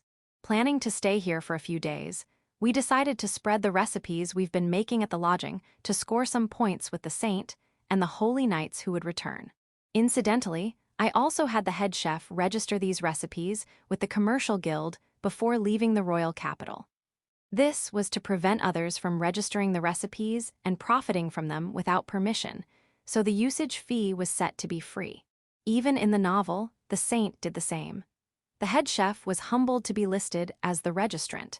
He didn't want to profit from the registration as he was not the original creator. In short, as long as the viewing fee is paid to the commercial guild, it's possible to do business with the new recipes. Therefore, we decided to stay at inns popular with groups like merchant caravans to spread them quickly. Is the captain the only one sharing a room with Jess? That's not fair. The first to complain about the room assignments was Simon. Oh, in that case, would you prefer sharing a room with me and being watched all night to make sure you don't sneak out? All right, if that's what you want. Oh, no, I appreciate the captain's thoughtful concern. We'll stick to the 4-person room. My subordinates nodded vigorously in agreement. What? I'm not sharing a room with Simon and the others. Well, we drink and talk late into the night. It would be troublesome if you couldn't sleep because of that. Right, Jess? Simon hurriedly comforted the disappointed Jess. I see. Though a bit dejected, Jess understood. The subordinates then sighed in relief. It seemed that Marius would join them in their fun since he didn't have to take meal duty at the inn. I'll be providing the recipe to the manager and asking the gatekeeper to relay the message that we're staying at this inn if the messenger arrives. You guys can have free time as long as you behave. Be back in time for dinner. After giving these instructions, the subordinates responded affirmatively and scattered from the lobby to drop off their luggage in their rooms and explore the town. Now, I need to speak with the manager. Turning to the manager, who had been anxiously watching from the reception counter. It was probably due to the rumors about the third knights. I swiftly approached him. What can I do for you? I have a request regarding the meals. I'd like you to prepare them using these recipes. They are already registered with the commercial guild in the royal capital and can be used free of charge. Feel free to raise the meal prices if necessary. Handing over the now larger bundle of recipes, the manager received them with some hesitation. Jess, shall we go for a walk to the gate, or would you prefer to play with Elena? Let's go for a walk. Jess immediately answered excitedly, and took my outstretched hand as we left the inn and headed towards the gate. The inn district and the gate were within walking distance, likely for the convenience of travelers. When we reached the square in front of the gate, Allan came running towards us. He was waving from the opposite side of the square where the Adventurers Guild was located. "Brother, Jess, where are you heading? I need to leave a message with the gatekeeper. When the saint and the others leave the Holy Kingdom, a messenger will come. We need them to inform the messenger of the inn we're staying at, right? Then I'll go with you. I know a lot of the gatekeepers here." Saying that, Allan took Jess' free hand. Jess seemed a bit bewildered. He decided it was fine seeing Allan's happy expression and looked ahead. "Oh, right, I mentioned that Jess is a humanized dragon, but I didn't explain why he looks like Hinata. It's not that it's problematic to talk about past lives, but it can be troublesome if people know, don't you think?" "True, people might think we're crazy." "Exactly. How about we talk about it in our room later? It's a good opportunity for Jess to learn more about us. We haven't properly explained things yet." "About Justin and Allan, were you friends from before?" Jess tilted his head in curiosity. "We'll talk about that too. But first, we need to speak to the gatekeeper." "Let's get it over with quickly then. I have a lot of questions." With Jess being pulled along by Allan, we headed to the gatekeeper's post. Chapter 120. A talk between brothers. Fortunately, the other knights are out right now, so we don't have to worry about anyone eavesdropping. After confirming that there was no one in the hallway, I locked the door. We had returned to the inn to discuss our past lives with just the three of us. "Have a seat." The room I was staying in was larger, likely meant for someone like the head of a merchant guild. It had a table and sofas, perhaps for business discussions. When I gestured, Allan and Jess each sat on a single-seater sofa. By the way, the others were in a much simpler room with only 2 bunk beds. This is why I've allowed them some freedom within Salamana. "Let's get to it, Jess. Jean mentioned that your current form was influenced by my memories. Did you see my memories?" "No." Mom said, if there's a form that fits within the Lord's memories, you'll become the same. So when I took human form and it wasn't someone from this country, I thought maybe I was someone important to Justin." "I see, Jess. Both Allan and I have memories from before we were born in this world. We call those our past lives. In that past life, Allan was my younger brother." "Huh, but Allan looks bigger than you, Justin." Jess tilted his head curiously. "That's true. But in our past lives, Allan was a 7-year-old boy named Yamato. We both died when we were hit by something faster than a carriage. I remembered my past life about a month before I met you, Jess. Allan seems to have remembered when he saw you. Probably because you look like our brother from our past lives." "Justin and Allan's brother." "Yeah, remember when Allan called you Hinata-chan? It's because you look like Hinata, and you're also about the same age as him." "Oh, so that's why I look like Hinata-chan. I was almost jealous, thinking that Hinata-chan was the most important to you." "Haha, I thought all my brothers were equally adorable. Even the cheeky second brother." "Justin, you seem different than usual." Jess stared at me, observing closely. "That's probably because he's acting more like our big brother from the past life. He looks different, but he's just like how our brother used to be." Allan looked at me with a nostalgic smile. It wasn't the smile of a young child, but one of an adult who had endured many hardships. It made me feel the years that Yamato, or rather Allan, had lived. "Well, normally, I try to act the way I did before I remembered my past life. Otherwise, I wouldn't be able to give orders to subordinates who are older than me. While my memories of this world are clear now, when I first remembered, it felt strange." "I get that. Even now, it feels like my current personality and my past life's personality are mixing together. Don't worry, eventually they'll blend together smoothly, and it won't feel weird anymore. It wouldn't be good for someone your age to get too caught up in Yamato, haha. I can laugh about it now, but at first, I was really worried." Allan's face turned red, probably remembering when he first met us and cried his eyes out. That aside, I wanted to ask something. In the memories I remembered, I didn't see our father. Why is that? "That's because when Yamato was 5, he died in a car accident. Then, isn't it strange that we could live normally after that? I remember Mom working, but one woman's salary wouldn't be enough, right? Well, it's true that Mom working helped, but we also had Dad's life insurance. Compensation from the person responsible for the accident, survivors' pensions, and other things, so we managed without too much hardship. Life insurance, survivors' pensions, what are those? Does that mean the families of those who died in this recent operation could live off that? It seems Allan is now worried about the families of the adventurers who died in the recent subjugation mission. A first grader wouldn't know much about how insurance works, after all. Since I wasn't confident in explaining survivors' pensions accurately, I skipped over that and gave a simple explanation of how insurance works. So, it might be best to ask the guild to organize this, though I'm not sure if the guildmaster would actually do it.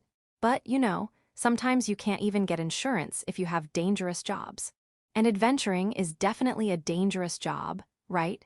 If more people get injured than stay unharmed, the system could collapse. Plus, I'm not sure if adventurers even have the financial stability to pay for insurance. Racers, for example, aren't covered by insurance for injuries sustained during races. Given the nature of adventurers, they might get careless if we set up an insurance system. They will think that it would all be fine in the end, no matter what injury they sustain. When I explained this, Allan groaned, holding his head in his hands.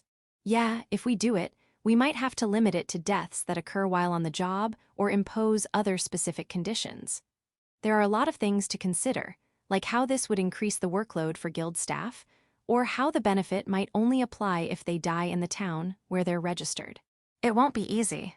No, I think it's worth doing, even with limited conditions. I'll talk to the guildmaster when we get back to Frails. Thanks, big brother. As our conversation wrapped up, there was a knock on the door. Captain Justin, it's Marcel from Orel's squad. I've come to report. It seems the Saintess is returning from the Holy Kingdom sooner than expected. I shifted my mindset from Naoki to Justin and invited Marcel into the room. Chapter 121, A Sweet Atmosphere. Come in. I'm exhausted. We left at the same time as the Saintess 2 days ago, but the food wasn't good, so I hurried back here. Now that we're in Salamana, I can finally have some decent meals. Marcel opened the door and glanced at Allan. Though it was their first meeting, he must have assumed it was fine since I had allowed him to enter despite Allan's presence. The dinner at this inn is the same as what the night order gets, so don't worry. Still, you returned much sooner than expected. I thought they'd keep you longer at the main temple. Oh, that's thanks to Jean. She was amazing, saying things like, "Who do you think is closer to God, you humans or I, a dragon?" She left those bigwigs speechless. Marcel explained, throwing in a somewhat decent impression of Jean. I'll get the full details once Orel returns. Allan seemed pleased to hear that the Saintess was returning sooner than expected. 4 days later, the Saintess and her entourage arrived in Salamana. We received word at the inn, so I went on foot to meet them. Just as I reached the square in front of the gate, Orel was leading a carriage into the square. "Captain, we're back. Everything okay on your end?" "Yeah, there were some adventurer casualties, but the night order has finished their treatment. Good work. Any issues on your side?" "Well, thanks to Jean, we didn't have any major problems." "What's going on?" His response was oddly hesitant. There didn't seem to be any real issues, but it looked like something else had happened. I felt someone's gaze and looked toward the carriage, where the Saintess and Jean were peering out. Orel turned back, dismounted, and opened the carriage door. "Elena, watch your step." "Thank you, Vice Captain Orel." He offered his hand to escort the Saintess, and the atmosphere between them felt sweet. When did they become close enough for him to call her by name? As I watched in surprise, Jean stepped out of the carriage with a grin. "It seems you've noticed. The Lord isn't as oblivious as I thought." "Wait, could it be?" Next out of the carriage was High Priest Julian, wearing a sour expression. Without noticing him, the Saintess approached me alongside Orel with an innocent smile. "Captain Justin? Hee, it's been a while. We have something to report right." Blushing, the Saintess looked up at Orel, who nodded shyly. "We've decided to start dating as a couple." The two declared in perfect harmony. The shocked exclamations of the subordinates who had come to greet them echoed through the square. "Wait, hold on the Vice Captain and the Saintess. What's the age difference?" Was that the Vice Captain's type all along? Arnault and Simon were the first to voice their rather rude thoughts. But it's what everyone must be thinking. A 38-year-old divorcee, and in modern terms, a 17-year-old high school girl, a 21-year age gap. Now that I think about it, the Saintess once fell for the Crown Prince protagonist in a novel because he was a kind protector. Orel must have treated her with the same care, like a noble lady. Or perhaps she was drawn to his mature, comforting presence. Usually, Orel looks older with his hair up, but he could easily pass for 30 when his hair is down after a bath. Whether they didn't hear or didn't care about the teasing, Orel was looking fondly at the Saintess as she stretched after the long journey. High Priest Julian, we're staying at the inn favored by the merchants. Will you be lodging at the town's temple? Yes, that's the plan. That's a pity. The inn we're staying at has been using a new recipe, so the food is excellent. We'll stay at your inn too. The Saintess immediately declared with a determined expression. It would be a hassle to write out the recipe or teach it while tired at the temple. I had already requested salted fried chicken for tonight's dinner from the innkeeper. It's a popular dish at the royal capital's lodgings. It requires a lot of oil, making it hard to prepare during camping trips. But if you'd prefer, Chief Priest, you're welcome to stay at the temple. We have the knights here, and Commander Axel will accompany us as a guard, so everything will be fine. In the face of the unwavering resolve of the saint, the chief priest eventually relented. And so, the saint and the holy knights ended up staying at the same inn as us. On the way to the inn, when we mentioned the injured, she readily agreed to heal them with a determined look. With that, Allan finally breathed a sigh of relief. Thank goodness, with this, those guys can continue living as adventurers. They're the kind of people who can only live as adventurers, after all. I feel like the activation time for my healing magic is getting shorter the more I practice. This is a great opportunity for me to grow as well. Perhaps it's because of everything that happened since we parted with you in this town, but it seems Elena has grown a bit too. Mom, what do you mean by everything? Let's talk about it at the inn. Jess, are you okay? Yeah, but something interesting happened. Then you'll have to tell us about it too. It's always fun when there's a lot to talk about. Ho ho ho. Watching Jess and Jean walk hand in hand, we headed back to the inn. Chapter 122. Events in the Holy Kingdom, sighed Elena. That sign says Holy Kingdom. It seems we've arrived in the Holy Kingdom about half a day after parting ways with Captain Justin and his group. I pointed to the sign visible from the carriage window and informed Jean, who nodded gracefully with a smile. Indeed. From this point on, consider this land as hostile territory. The people of the Holy Kingdom will likely try to detain you, but I do not intend to stay long. Once we meet the Pope, we shall return promptly. That's true. Without Jess-chan, it's much quieter and lonelier in the carriage, isn't it? Not necessarily. Even alone, you're lively enough. However, it is indeed more comforting to have Jess around. Jean's gentle smile made me think of the family I left behind in the village. I wondered if they had read my letter. With that thought, I gazed out the window. The sun was reflecting off the dewdrops on the grass, making them sparkle. It was probably because it had rained this morning. Just then, the carriage stopped. We're taking a break here to rest the horses. Vice Commander Orel informed us from outside the carriage. Since the order from Captain Justin, he had been looking after us since we left Salamana.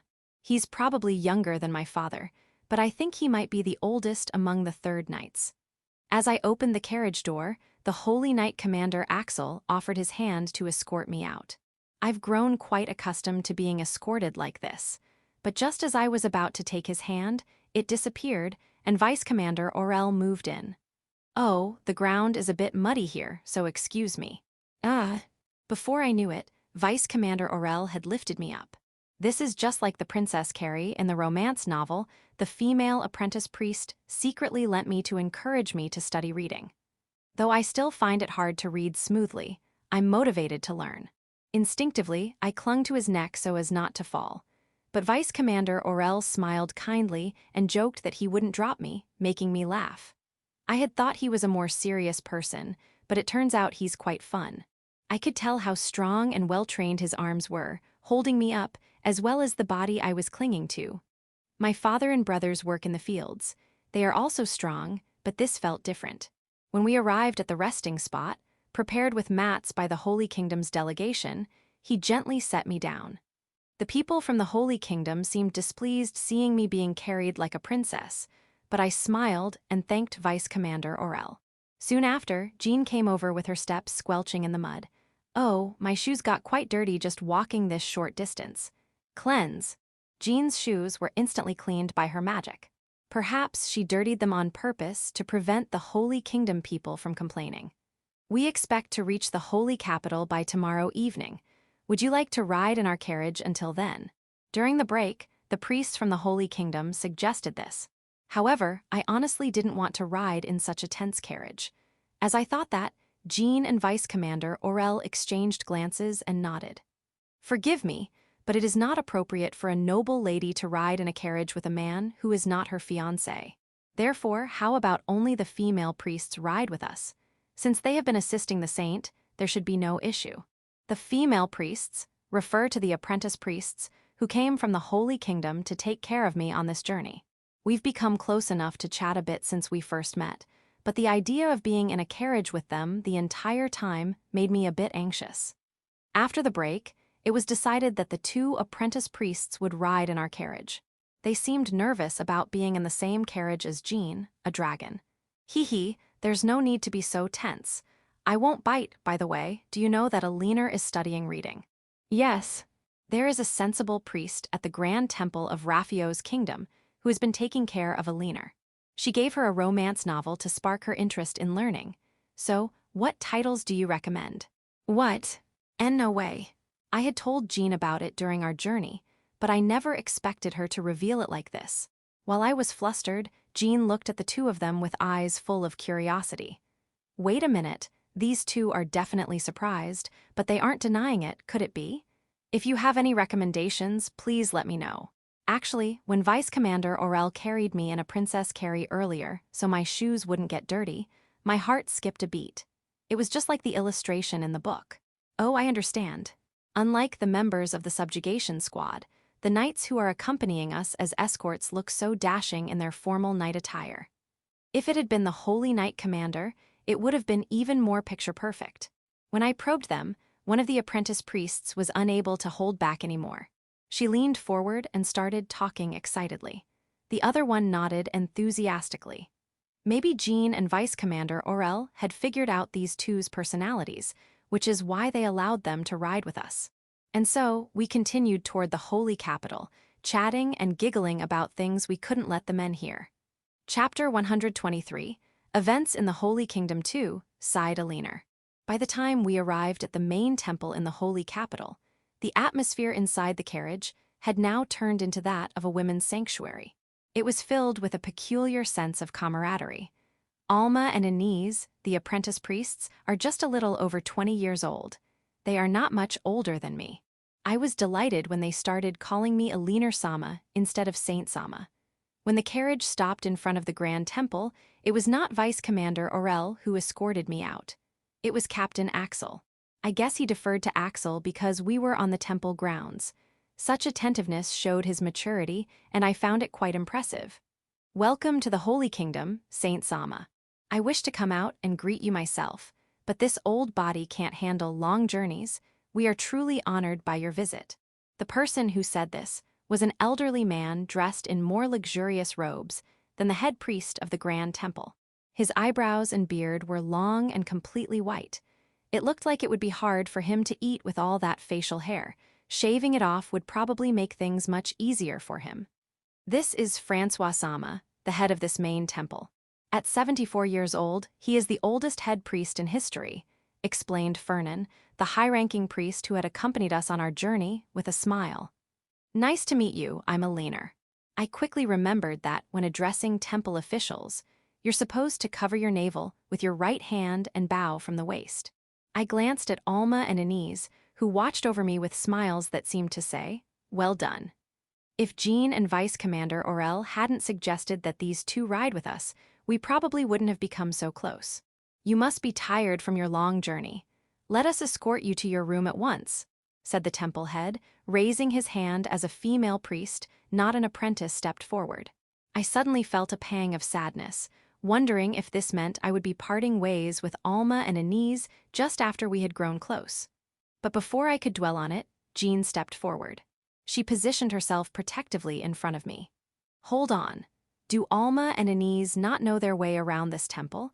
We spent the journey together, so if they are not too tired, I would like them to continue looking after Alina. Also, I do not intend to stay in this country for long. So, Elena, and I will require a two-person guest room. You must be the dragon mentioned in the reports. The head priest addressed Jean, though it was clear to me that he was quite nervous. Indeed, I am Jean the dragon. Let me make one thing clear.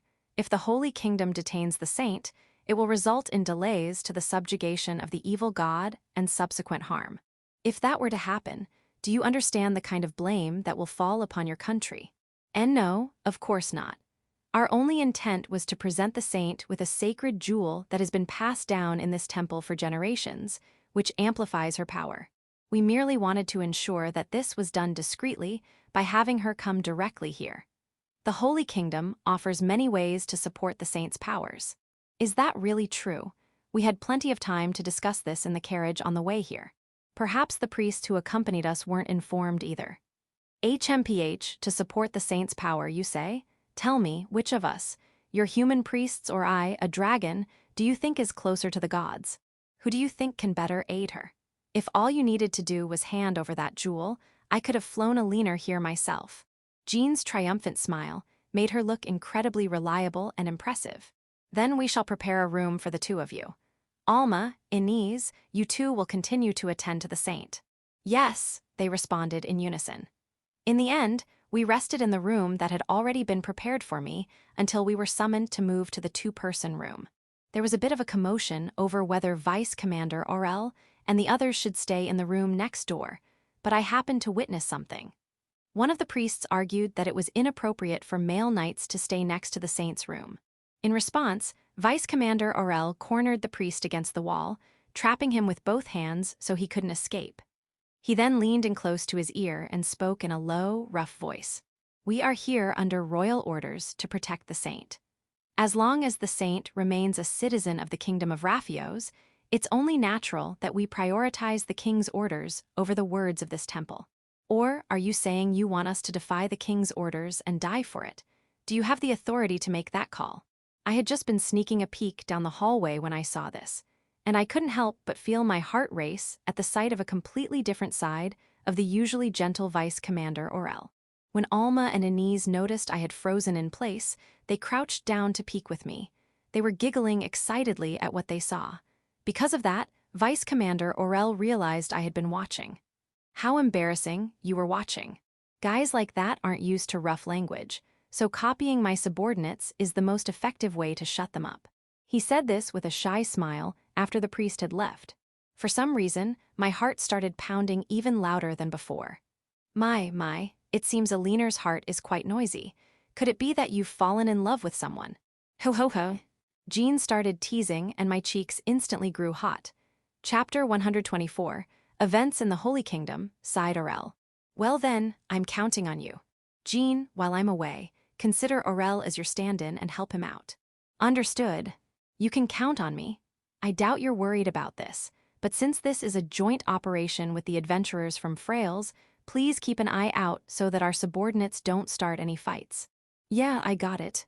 Third night, order Subjugation squad, move out. After seeing the captain and the others off, we departed for the Grand Temple in the Holy Capital. We are accompanied by the envoy from the Holy Kingdom.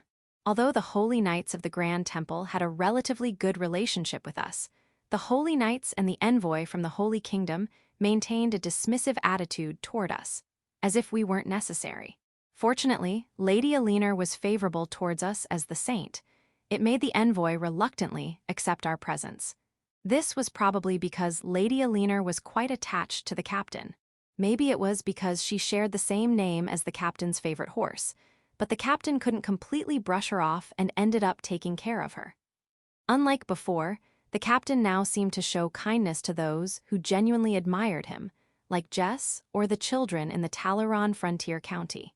I used to think of him as more volatile than outright tyrannical, but I had witnessed several instances where he gave opportunities to those in truly desperate situations, even if he wasn't exactly kind to them. Perhaps Lady Elena had also recognized this quality in him. When I carried her in my arms to avoid the muddy ground, she was so light. If I had a child with my ex-wife by now, they would probably be around her age, and the thought stirred a paternal instinct in me. When we arrived at the Grand Temple in the Holy Capital, I noticed they were trying to separate us from Lady Elena. Thankfully, Jean intervened, and I felt relieved. However, it seemed the holy knights of the Grand Temple didn't take kindly to this. Unable to confront Jean, they decided to pick a fight with me. "We can't have a man like you staying in the room next to the saint." The guest room prepared for me as a noble was apparently the best available. So, I suggested that Lady Elena use it and I would guard her from the adjoining room. The knight who objected was a newly appointed holy knight, still young. I knew from experience that being gentle with types like him would only encourage them. My subordinates usually handled these situations better, but calling them out from their rooms would have been unbecoming, so I had no choice. Fortunately, I was taller. I mimicked my subordinate's approach by placing both hands on the wall, blocking his escape while looking down at him. "We are here under royal orders to protect the saint. As long as the saint remains a citizen of the Kingdom of Raphios, it's only natural that we prioritize the king's orders over the words of this temple. Or, are you saying you want us to defy the king's orders and die for it? Do you have the authority to make that call?" I modeled my tone after Cassius, who grew up in the slums. Though the words were rough, I spoke quietly and close to his ear. Cassius always said it was scarier than yelling. As expected, the young holy knight quickly backed down and left. I heard voices and turned to see Lady Elena peeking through the door at me. She probably overheard my rough words. My divorce had also been triggered by my ex-wife hearing me use language like that. I had caught the butler at the estate engaged in wrongdoing and had threatened him. But after that, my wife became afraid of me and wouldn't come near me. It's something I can laugh about now, but remembering it made me feel oddly embarrassed to have been overheard. How embarrassing, you were watching. Guys like that aren't used to rough language, so copying my subordinates is the most effective way to shut them up. Fortunately, Lady Elena seemed to have some tolerance for harsh language, having grown up as a commoner. Though it appeared that I had startled her a bit, Jean even teased her about her heart racing, laughing about it. Perhaps it would be best if I excused myself quickly. "I'm staying in the next room. If you need anything, please don't hesitate to call. Though with Jean around, I'm sure you'll be fine." "Yes, thank you very much."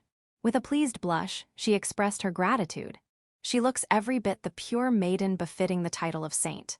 During our stay in the Holy Kingdom, they repeatedly hinted that Lady Elena should consider living there. Each time, Jean and I would either deflect or politely decline. From the second day, there were public appearances and traditional welcome ceremonies. By the third day, Lady Elena was already expressing her desire to return home. "Have we not fulfilled our minimum obligations? Isn't it time to leave?" With just that one remark from Jean, Lady Elena became fully set on leaving. While I was relieved by this decision, I couldn't shake off a nagging sense of unease. Unfortunately, that premonition proved to be accurate. I was being called by Sir Axel, the Holy Knight Commander, to discuss the escort arrangements for our return. Meanwhile, Lady Elena was having tea in the salon with Jean. However, after excusing herself to the restroom, she didn't return. Jean reported that her presence had suddenly vanished. It was unthinkable for an abduction to occur within the Grand Temple. No, if someone from the Grand Temple had taken her, they would surely understand the risk of incurring Lady Elena's displeasure. I needed to stay calm and assess the situation logically. Even Sir Axel had turned pale. Then Jean quietly murmured, Could it be that she was summoned?" Chapter 125. Events in the Holy Kingdom 2 Side Orel.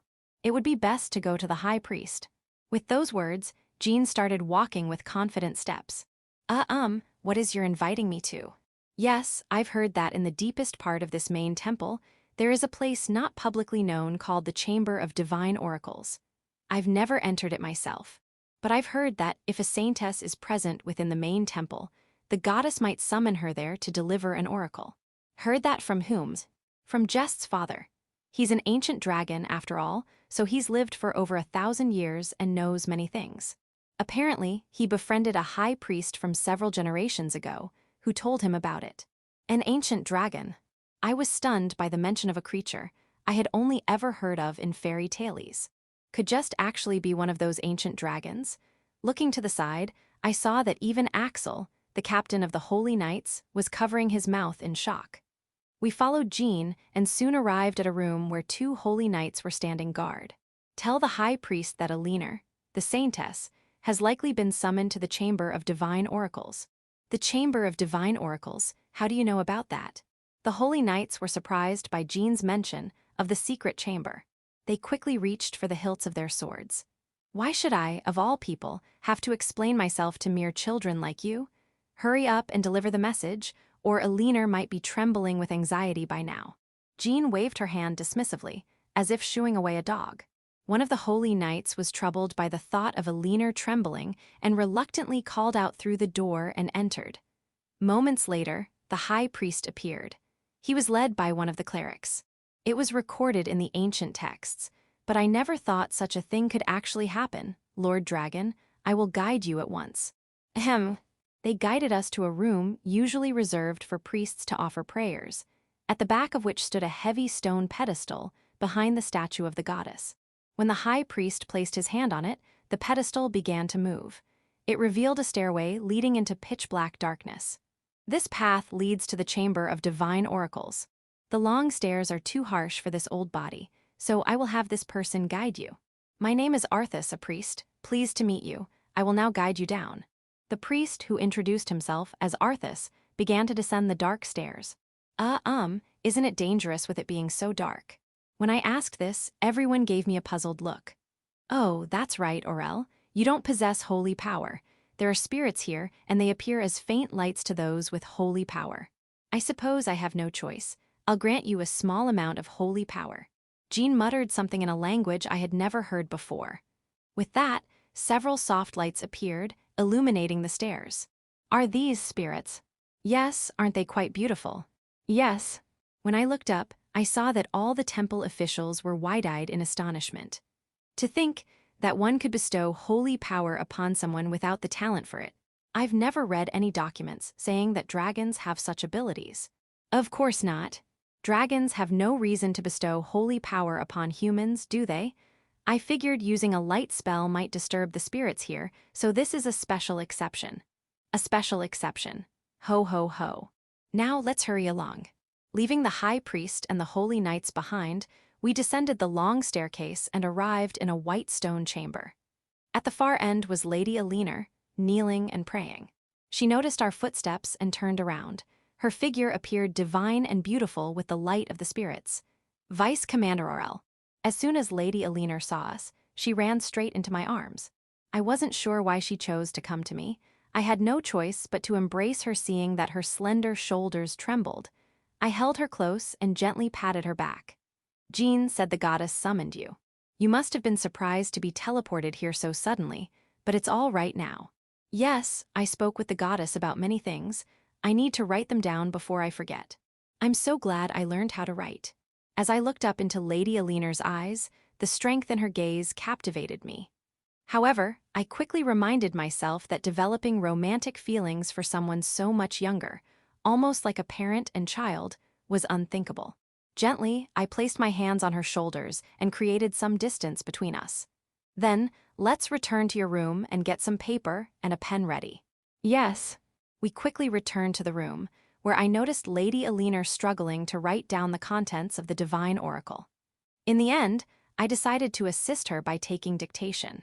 The high priest and others, who were present to witness the oracle's transcription for the temple's records, were visibly shaken as we wrote.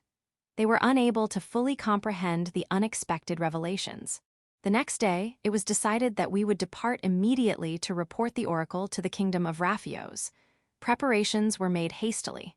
That night, I was unable to sleep and stepped out onto the balcony. Just then, the window of the neighboring room opened. Lady Elena emerged. Good evening, Vice Commander Orel. Good evening, Lady Elena. Aren't you cold? No, but there is a way to feel even warmer. Without meeting my eyes, she shyly approached until we were close enough to touch. Shall I bring you a warm drink? No, that's not it.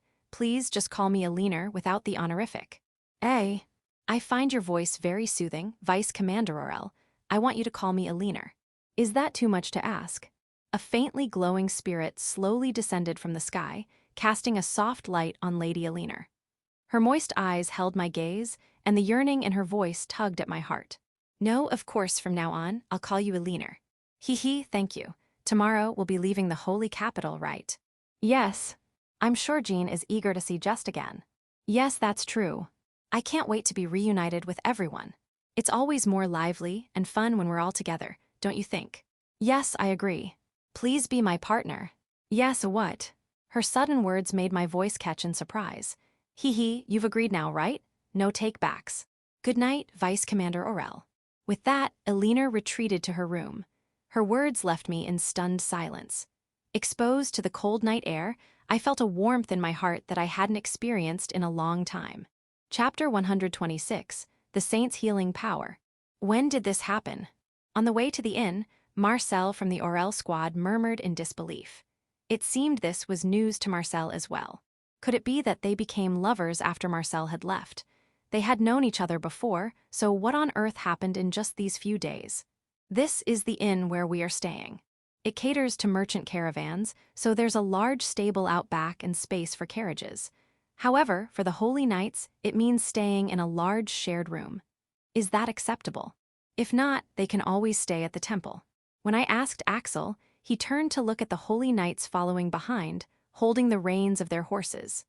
Some seemed hesitant at the idea of a shared room, but most nodded without hesitation. We are here to protect the Saintess, so we should stay with her. Compared to camping outside, being able to stay at an inn is a blessing. That's the right choice. Tonight's dinner is a meat dish that my subordinates love, so you can look forward to it. Captain, could it be? Orel, who had been listening to the conversation between me and Axel, turned around. Yeah, just as you guessed. A large number of horned rabbits were brought in after the subjugation operation, so it should be fried horned rabbit. While there are villages that raise chickens, horned rabbits are just as commonly eaten. Seeing Orel's delight, even the Saintess seemed to be getting excited. Amidst this light-hearted atmosphere, a figure suddenly appeared, running towards us with a tense expression. Ha, Allan. Rory's condition. An adventurer who had been accompanying an injured person arrived, panting heavily. When he saw Elena, instantly recognizing her as the Saintess, he fell to his knees. At the same time, the holy knights surrounded the Saintess, ready to protect her. Saintess, please help the adventurer who was seriously injured during the subjugation. The Adventurers Guild will cover the costs, I promise. What are you? Axel frowned and started to say something, but I raised my hand to stop him. I'm sorry, Captain Axel. This man is from the same adventurer party as the injured person we were talking about earlier. It seems there's no time to waste. Can you go right away, Elena? I knew it was a bit underhanded, but I deliberately called her by name to ask for her help. If it's Elena, she wouldn't refuse, no matter how tired she was. Understood, let's go immediately, lead the way. Thank you so much. We all got into the carriage, with the tearful man sitting next to the driver to guide us. Accompanying us were 4 holy knights on horseback, including Axel, while Allan, Orel, and I rode in the carriage with the Saintess. The rest of the group went ahead to the inn to handle the lodging arrangements and take a rest.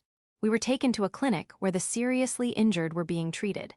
As soon as we arrived, the Saintess leapt from the carriage and rushed to the injured person's side. Stop it, Orel. Don't look at the Saintess with such adoring eyes at a time like this. It's obvious from your face that you find her earnestness adorable. What exactly happened between them? As we hurried after her, we heard a desperate voice. Hang in there, the Saintess is on her way. Don't die. It was probably the one who had been bleeding heavily and had been in critical condition several times during the journey from Frails. The Saintess burst into the room where the voice was coming from and shouted, "Move aside. Perfect heal." A warm, radiant light filled the room. He's breathing the wounds, they're healed, saved. The companion who had been by Rory's side collapsed in relief as he confirmed the now calm and steady breathing. The man who had run to get help was also shedding tears of relief. Thank goodness, we made it in time. Are there other seriously injured people? The Saintess turned to ask Allan, who was still in shock. He quickly nodded as he regained his composure. Ah, yes, in the other room. Are you the Saintess? I am the head of the clinic in Frails. I'm sorry, but I'd like to use healing magic on the seriously injured first. Could we talk later? The clinic director from Frails, overwhelmed by the sudden appearance of the Saintess, tried to introduce himself but stumbled over his words.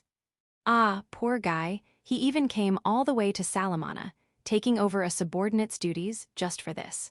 And with Axel glaring like that, there's a good chance he won't get the opportunity to introduce himself later. Wua, my arm is completely restored. This is amazing. Thank you, Saintess. My leg too, you're not just a Saintess. You're a goddess. Hee, I'm glad you're healed. From a nearby room with the door still open, the voices of adventurers and the Saintess could be heard. Thank you, Saintess. Because of you, they can continue being adventurers. By the way, should I deliver the offering to the temple, or should I give it directly to you, Saintess? Oh no, an offering. That won't do. As Allan asked about the offering, the Saintess was about to refuse, but Orel stepped in to stop her. The Saintess blinked in surprise, clearly not expecting Orel to say something like that. If Elena heals people without accepting offerings, even more people will come flocking to her. Healing them all would place an enormous burden on her, and she also has the mission of defeating the evil god in the future. Overexerting herself before then would be counterproductive. Accepting offerings is necessary to prioritize who she heals. Since the high priest is currently staying here, I suggest delivering it to the temple. Orel looked to Axel for confirmation, and Axel nodded in agreement. The Saintess, moved by Orel's consideration for her, gazed at him with an expression of renewed admiration. Imagining that this must have happened multiple times during the journey, I couldn't help but sympathize with Axel, who had been the closest to witness it all. I decided to head back to the carriage outside. Chapter 127, Room Assignments. After finishing the treatment of the injured, the Saintess was completely exhausted from the journey and using her divine power, and was carried to the carriage by Orel. The head of the Frails clinic, who had been told to wait, ended up watching the Saintess with a tearful expression as she was taken away. But since he had witnessed the Saintess healing power firsthand, he would have to be content with that. During the carriage ride, Orel kept the Saintess on his lap. Since Allan stayed behind at the clinic to care for the adventurers who had received healing magic, I was left feeling quite awkward in the carriage. It seemed that to those two, I was barely noticeable. Upon arriving at the inn, the remaining holy knights had apparently completed the check-in, and the Saintess was able to rest in a guest room right away. Since dinner was approaching, I decided to have Orel rest in the room first and then speak with him after the meal. I returned to the room where I was staying with Jess. Why is Jean here? What? With the holy knights also present, it seems the number of rooms was tight, so I decided to sleep with Jess. Is that a problem? Mom will sleep with me, so this bed is mine. It's great that this bed is big, just like the one in Justin's room. Simon and the others have beds that are only half this size. I was aware that the disparity in room quality between the caravan's leader and the hired hands was quite pronounced. Fortunately, my subordinates accepted it as natural that we, being nobles, stayed in better rooms. It's been a long time since I've slept with Jess like this. I'm so happy to be closer than in dragon form. Me too. I couldn't bring myself to tell Jess that Jean would be in a different room now, that he seemed so happy. All right, I'll ask Orel later, but could you tell me what happened in the Holy Kingdom before dinner? Yes, particularly. Are you interested in what happened with Orel and Elena? Jean, lounging comfortably on the bed with a large pillow as a backrest, grinned at me while stroking Jess's head. While that was indeed a point of interest, there were matters I needed to be aware of as the captain of the kingdom's knights. If Elena wants to talk about it, she will. Were there any problems on the journey or within the Holy Kingdom? Well, the Holy Kingdom was quite determined to keep Elena and separate her from us, but I managed to prevent that. Also, there was a bit of a commotion when Elena was summoned by the goddess and transported to the underground chamber of divine revelations. We were able to leave the Holy Kingdom early to report the contents of the divine revelation to the king and the high temple. Hold on a minute, I just heard a keyword I can't ignore. Divine revelation. It's usually just vague words spoken, but it seems it wasn't the case this time. Orel and the people at the high temple were working desperately to write it down. Do you remember the contents? To summarize, it was that the revival of the evil god is imminent and must be prevented. After that, the Saintess must not leave the country for 10 years for the purification of the land. Also, it seems my lord will become very busy. What does that mean? Nothing will start until the evil god is defeated, but... Captain, Dinner is ready. Simon's loud knocking and call interrupted us. Understood, I'll be there shortly. Feel free to start without me. Jean will continue this later. For further details, it's better to ask Orel, who wrote down the divine revelation. You might also ask about how Elena and Orel got together. Hee. Regardless of their relationship, I need to hear it from Orel. After dinner, take your time with Jess. I don't know when I'll be back, so you should rest first. Once the important matters were discussed, I might have a drink and hear more details. I'm not particularly interested in their romance, but understanding how their relationship will be perceived by the temple and the royal family will be important for future planning. Jess and I don't need dinner. Oh, and since they are still in a somewhat childish relationship, try not to be too intrusive. I see, so the idea is to give them some private time, since they've just started their relationship. Axel will probably try to prevent us from meeting if it gets too late. Oh well, I might as well get the person who received the oracle to tell me the story as well. I'm not the type to interfere with my subordinate's happiness. I'll head out now. Have a good time. If you return quickly, I'll be happy to keep you company with some drinks. As I left the room and headed toward the dining hall, I could hear lively voices. Yay, it's fried chicken. I didn't think we'd get to eat this here. This is my first time seeing it. What is it? This is called fried chicken, and our captain came up with this dish, according to the cooks. They said it's really good, so you should try it. The meat juice that oozes out is the best, you know. Noms nom mmm. See, isn't it delicious? It seemed that the members of the Third Night Order and the Holy Knights were having their meal together. While they were familiar with camping food, the recipe for this dish couldn't be made during camping. It was something they could only see at the commercial guild, so my subordinates were explaining it proudly. Since that day, the Holy Knights seemed to be looking at me with a new sense of respect. Was that just my imagination? Chapter 128, The Content of the Oracle. No way. After dinner, I heard about the situation in the Holy Kingdom and the contents of the oracle in the Saintess room, and I couldn't help but hold my head in my hands. It wasn't about defeating the evil god, as Jean had mentioned, but it seemed that afterward, I would need to visit various countries. When they mentioned those who have deviated from the natural order, I instinctively knew it was referring to Captain Justin, Jess Chan, and Jean San. It's hard to explain, but I felt it, not just through words but through a sense. But what does it mean to deviate from the natural order? The Saintess tilted her head slightly while looking at me. Orel was sitting beside her. He was deep in thought, with his hand on his chin. Could it be that the captain was originally supposed to die in the Talaran frontier county? But if that's the case, it doesn't explain why Jess would be involved as well. I had an idea about what they meant by deviating from the natural order. It was probably because I remembered my previous life and stopped acting as the villain. Jess was also supposed to be defeated along with me originally. It must be referring to the fact that we have strayed from the novel's storyline. And after the evil god is defeated, those who have deviated from the natural order should visit other countries and save their kindred. Does kindred refer to humans? Orel read out, loud from the report written in the Holy Kingdom. It was written in such an archaic manner that the Saintess could only understand it through the sound and feeling of the words rather than their meaning. It seems that kindred doesn't refer to humans, but rather to people in the same position. Could it be referring to those who serve as knights? I see, people in the same position. I tried to remain calm, but inside I was utterly confused. Most likely, it refers to people who, like me, have reincarnated as villains.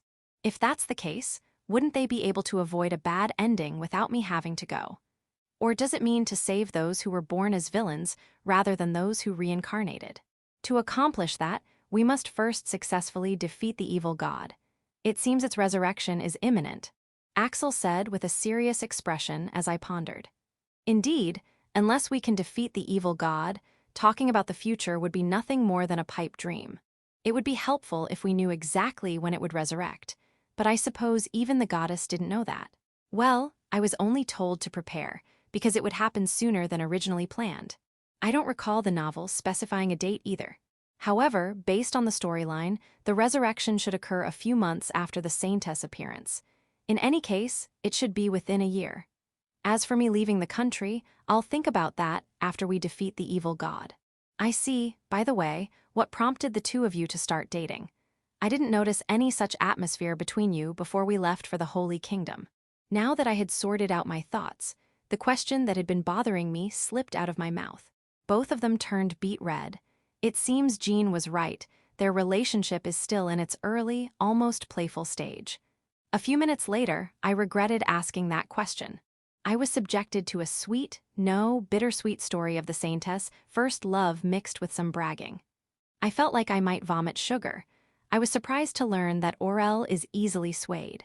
By the way, isn't it a problem that the Saintess is to marry someone with only a knight's title? I assume he'll be ennobled if the evil god is defeated. Marry? That's too hasty, Captain. We just started dating recently. Besides, I'm just an old man. She might lose interest in me at any moment. There's no way I'd lose interest.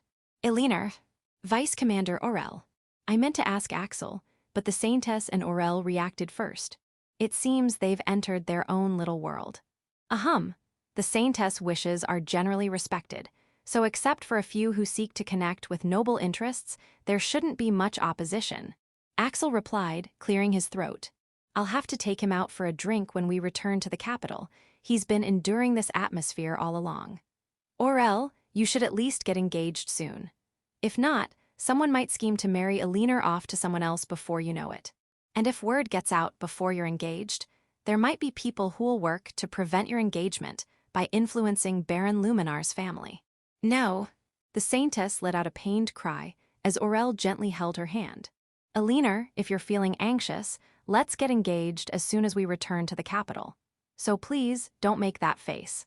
Vice Commander Orel. The two of them gazed into each other's eyes once more. It's best if no one knows about your engagement until we reach the capital. That said, since you two immediately create such a sweet atmosphere when you're together, it's bound to be noticed. Therefore, no contact outside of your private room at the inn is allowed. Orel, this is a direct order from your captain. Wyatt. In stark contrast to the shocked couple, Axel looked genuinely relieved. Chapter 129, Farewell with Allan. The day after the Saintess party arrived in Salamana, we promptly prepared to depart for the capital. The farewell party included the temple officials from Salamana and everyone who had come from Frails. The Saintess was busy, receiving tearful thanks from those whose injuries she had healed and farewells from the temple officials who were reluctant to see her go. Meanwhile, the adventurers who had joined us in the subjugation mission were saying their goodbyes to the knights they had bonded with. Considering they had even gone out to the pleasure quarters together, it's no wonder they became close. In front of me, Allan stood with a face that looked like he was about to cry. Bro, I really want to go to the capital with you, but don't be foolish. You have a role to play in leading the adventurers in Frails, don't you? Besides, you've lived as Allan for over 30 years, much longer than the 7 years as Yamato. Having a place where you're accepted is a blessing. There was nothing we could have done even if we had met earlier, whether it was at the time of our births or when we regained our memories. In fact, if we had met before remembering our past lives, I might have struck Allan down for being disrespectful. So, this was probably the perfect time for us to meet. Yeah, you're right. In 10 years, it'll be hard to continue as an adventurer, so I need to train the next generation by then. When you come to the capital, make sure to visit me. In 10 years, if you retire from adventuring, I'll hire you as a guard for my estate. By then, I'll probably be married and have a house, so you can bring your family too. Haha, I guess I'll have to get married by then. But I've already failed twice. This unexpected reply caught me off guard, so he had been married before. I'm not sure how to feel about that. If you do get married again, let me know. I'd like to at least celebrate with you. Then you have to tell me when you get married too, bro. I'll rush to the capital to celebrate with you. Yeah, I'll get in touch through the Adventurers Guild. But before that, we need to defeat the evil god and bring peace. Allan gasped at my words. The resurrection of the evil god, it's already a rumor among adventurers, but is it really true? Yes, but we don't even know where it'll happen. Still, the Saintess and the Third Night Order, including me, will definitely go to subjugate it. Bro, don't look so worried. We have a chance of winning. Why? I ruffled Allan's hair as he started to look teary-eyed again. Jess tugged at the hem of his shirt, trying to get his attention. You know, I'll be there with my mom for the subjugation, so I'll protect Justin. So don't worry. Reincarnation. It's Just gave a confident smile, which made Allan mistakenly call out Hinata's name, earning a scolding. Sorry, I'm counting on you, Jest. Yeah. As Allan and Jest bumped fists, Axel announced that it was time to depart. The people who had come to see us off started to bid their farewells and leave. Bro, just take care. You too, Allan. Stay safe and avoid getting injured. See you, Allan. And so, it was about a month ago that we left Salamana. At the Saintess request, we avoided staying at inns and instead pushed forward, camping out as much as possible. Thanks to that, we arrived in the capital without any trouble. Finally, I can sleep in my own bed again. Simon cheered, pumping his fist in excitement. Sleeping bags make it hard to turn over, don't they? But I bet the junior knights are the happiest. They'll finally be free from cooking duties. True, but I think Vice Commander Orel is even happier. Now that we're back, he can finally proceed with his engagement and have his secret meetings again. Arnault glanced at Marius, who then looked over at Orel, whose eyes were crinkled in a smile. Judging by his expression, he might head straight to submit the engagement papers as soon as we arrive. The head priest who accompanied us probably knows, but the temple head is likely going to be caught off guard. But well, knowing that temple head, he'd probably think that if it strengthens ties with us in the Third Knight Order, who will be leading the charge in defeating the evil god, then there won't be any issues. He's likely a broad-minded type anyway. Well, we'll be returning to the temple. Jean Dono, we can arrange for you to be taken to the estate, but what about you, Jess Dono? Since we had entered the capital through the southeastern gate, we were now at a square where we'd go our separate ways. As Axel halted the procession to ask, the carriage door opened and Jess stepped out. See you later. I'll go with Justin from here. You're heading back to the barracks now, right? Yeah, that's right. You've figured it out. Without needing to hear more, Just bid farewell to Jean and the others, then ran over to me. With both hands raised, Jess looked up at me, and I lifted him up to sit in front of me on the horse. Well then, we'll probably meet again in the audience chamber tomorrow. Thank you for your hard work. Yeah, it was tough for both of us. During the journey, it was challenging to keep the two from making eye contact whenever they had the chance since they couldn't talk much on the road. Although Orel didn't disobey orders by approaching the Saintess, it was obvious they were in love whenever they looked at each other, making it impossible to hide. Axel gave a weary smile before he and the Holy Knights turned the corner. Tomorrow, I'll also have to report to His Majesty about Orel and the Saintess. I can only imagine how Ernest will react to this news. I let out a quiet sigh and returned to the barracks. Chapter 130. Together with everyone. Whoa, Captain, look at that. They've built a new barracks. After parting ways with the Saintess group and reaching the gentle slope leading to the royal castle, Simon pointed and shouted. I looked in the direction he was pointing, toward the Third Knight Order's grounds. The apprentices' barracks, which had only walls when we left, now had windows and doors installed. If the furniture inside is also ready, the apprentices will be moving in soon. You lot, don't bully or tease them, all right?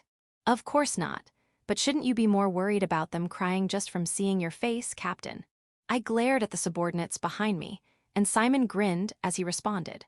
HMPH, if they cry just from seeing my face, they're not cut out to be knights. Or are you saying my face is scarier than a monster's? Wait, Captain, you really don't realize. You might be fine when you're just being yourself, but during training, even the new squires look like they're about to cry because of how scary you look. Even Isil used to try and hide whenever you walked by. Ugh. Simon's and Arnault's words stung a bit. Elliot's unit was farther back, so they probably didn't hear the conversation, but still, have I really been scaring them that much? As I fell silent, Jest, who was sitting in front of me, looked up and spoke. I like your face, Justin.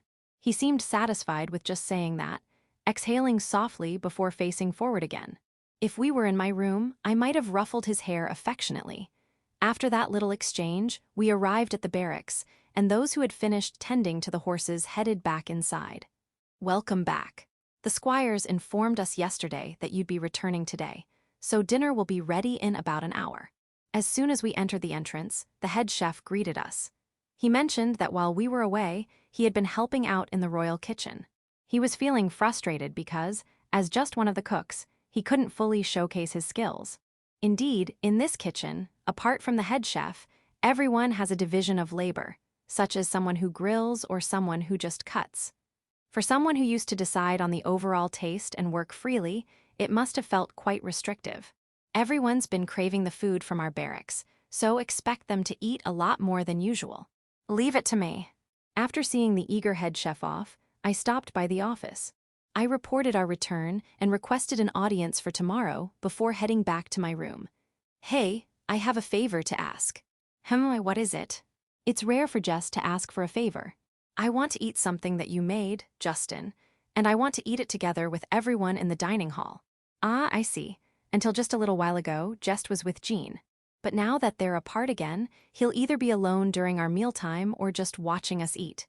Honestly, I'm tired from the journey, but after seeing Jess looking so downcast, I couldn't just ignore it.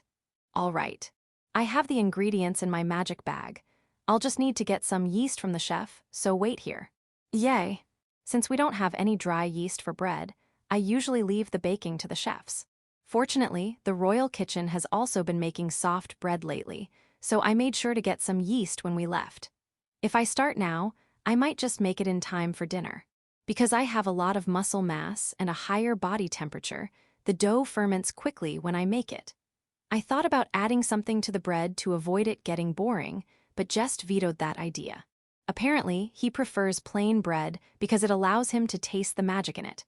As the smell of dinner wafted from the kitchen, the fragrant aroma of freshly baked bread filled my room. As expected, my subordinates flocked to me. I shooed them away, explaining that the bread was made for Jess. Then, I carried the bread to the dining hall. Jess, carrying 3 pieces of bread, walked over to the table where the others were eating and plopped down in the empty seat next to Simon. Meanwhile, I went to get my own meal. Oh, Jess, you joined us. Did you ask the captain to make bread because you wanted to eat with us? Yeah, you all always seem to have so much fun eating together, so I wanted to join in too. It's mean of you, Simon, to want Jess's bread for yourself. Hey, wait a minute. You guys wanted some too. Why am I the only one getting blamed here? Simon tried to argue back after being quickly betrayed by Arnold, but it seemed like everyone was pretending not to hear him. Yeah, but we gave up immediately when we heard the bread was for Jess. You're the only one who kept insisting for just a little piece, Simon. Right, Simon, you're a terrible guy.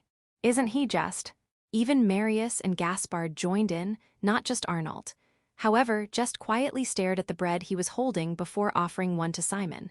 Just one, okay. Jess, you're so kind. I love you. Simon hugged Jess and started kissing his cheek with little pecks. I hurried over, holding a tray with one hand, and used my free hand to shield Jess's cheek. Naturally, Simon couldn't stop in time, so his lips ended up on the back of my hand. He froze instantly. What are you doing? Don't pull any weird stunts with Jess. Even I was surprised by how low and menacing my voice sounded. Hearing it, Simon slowly backed away from my hand. Oh, come on, weird stunts. I was just showing a little gratitude. I placed the tray on the table and took out a handkerchief, deliberately wiping both Jess's cheek and the back of my hand. Maybe it was because Jess looks so much like Hinata, but I felt even more irritated than usual. I shot Simon a glare before starting my meal, but when I saw how happy Jess looked, my anger subsided. You got lucky this time, Simon. Later on, Simon would tell his comrades about that moment. He said, at the instant that soft feeling turned into something rough, I saw the Grim Reaper. End of Volume 2.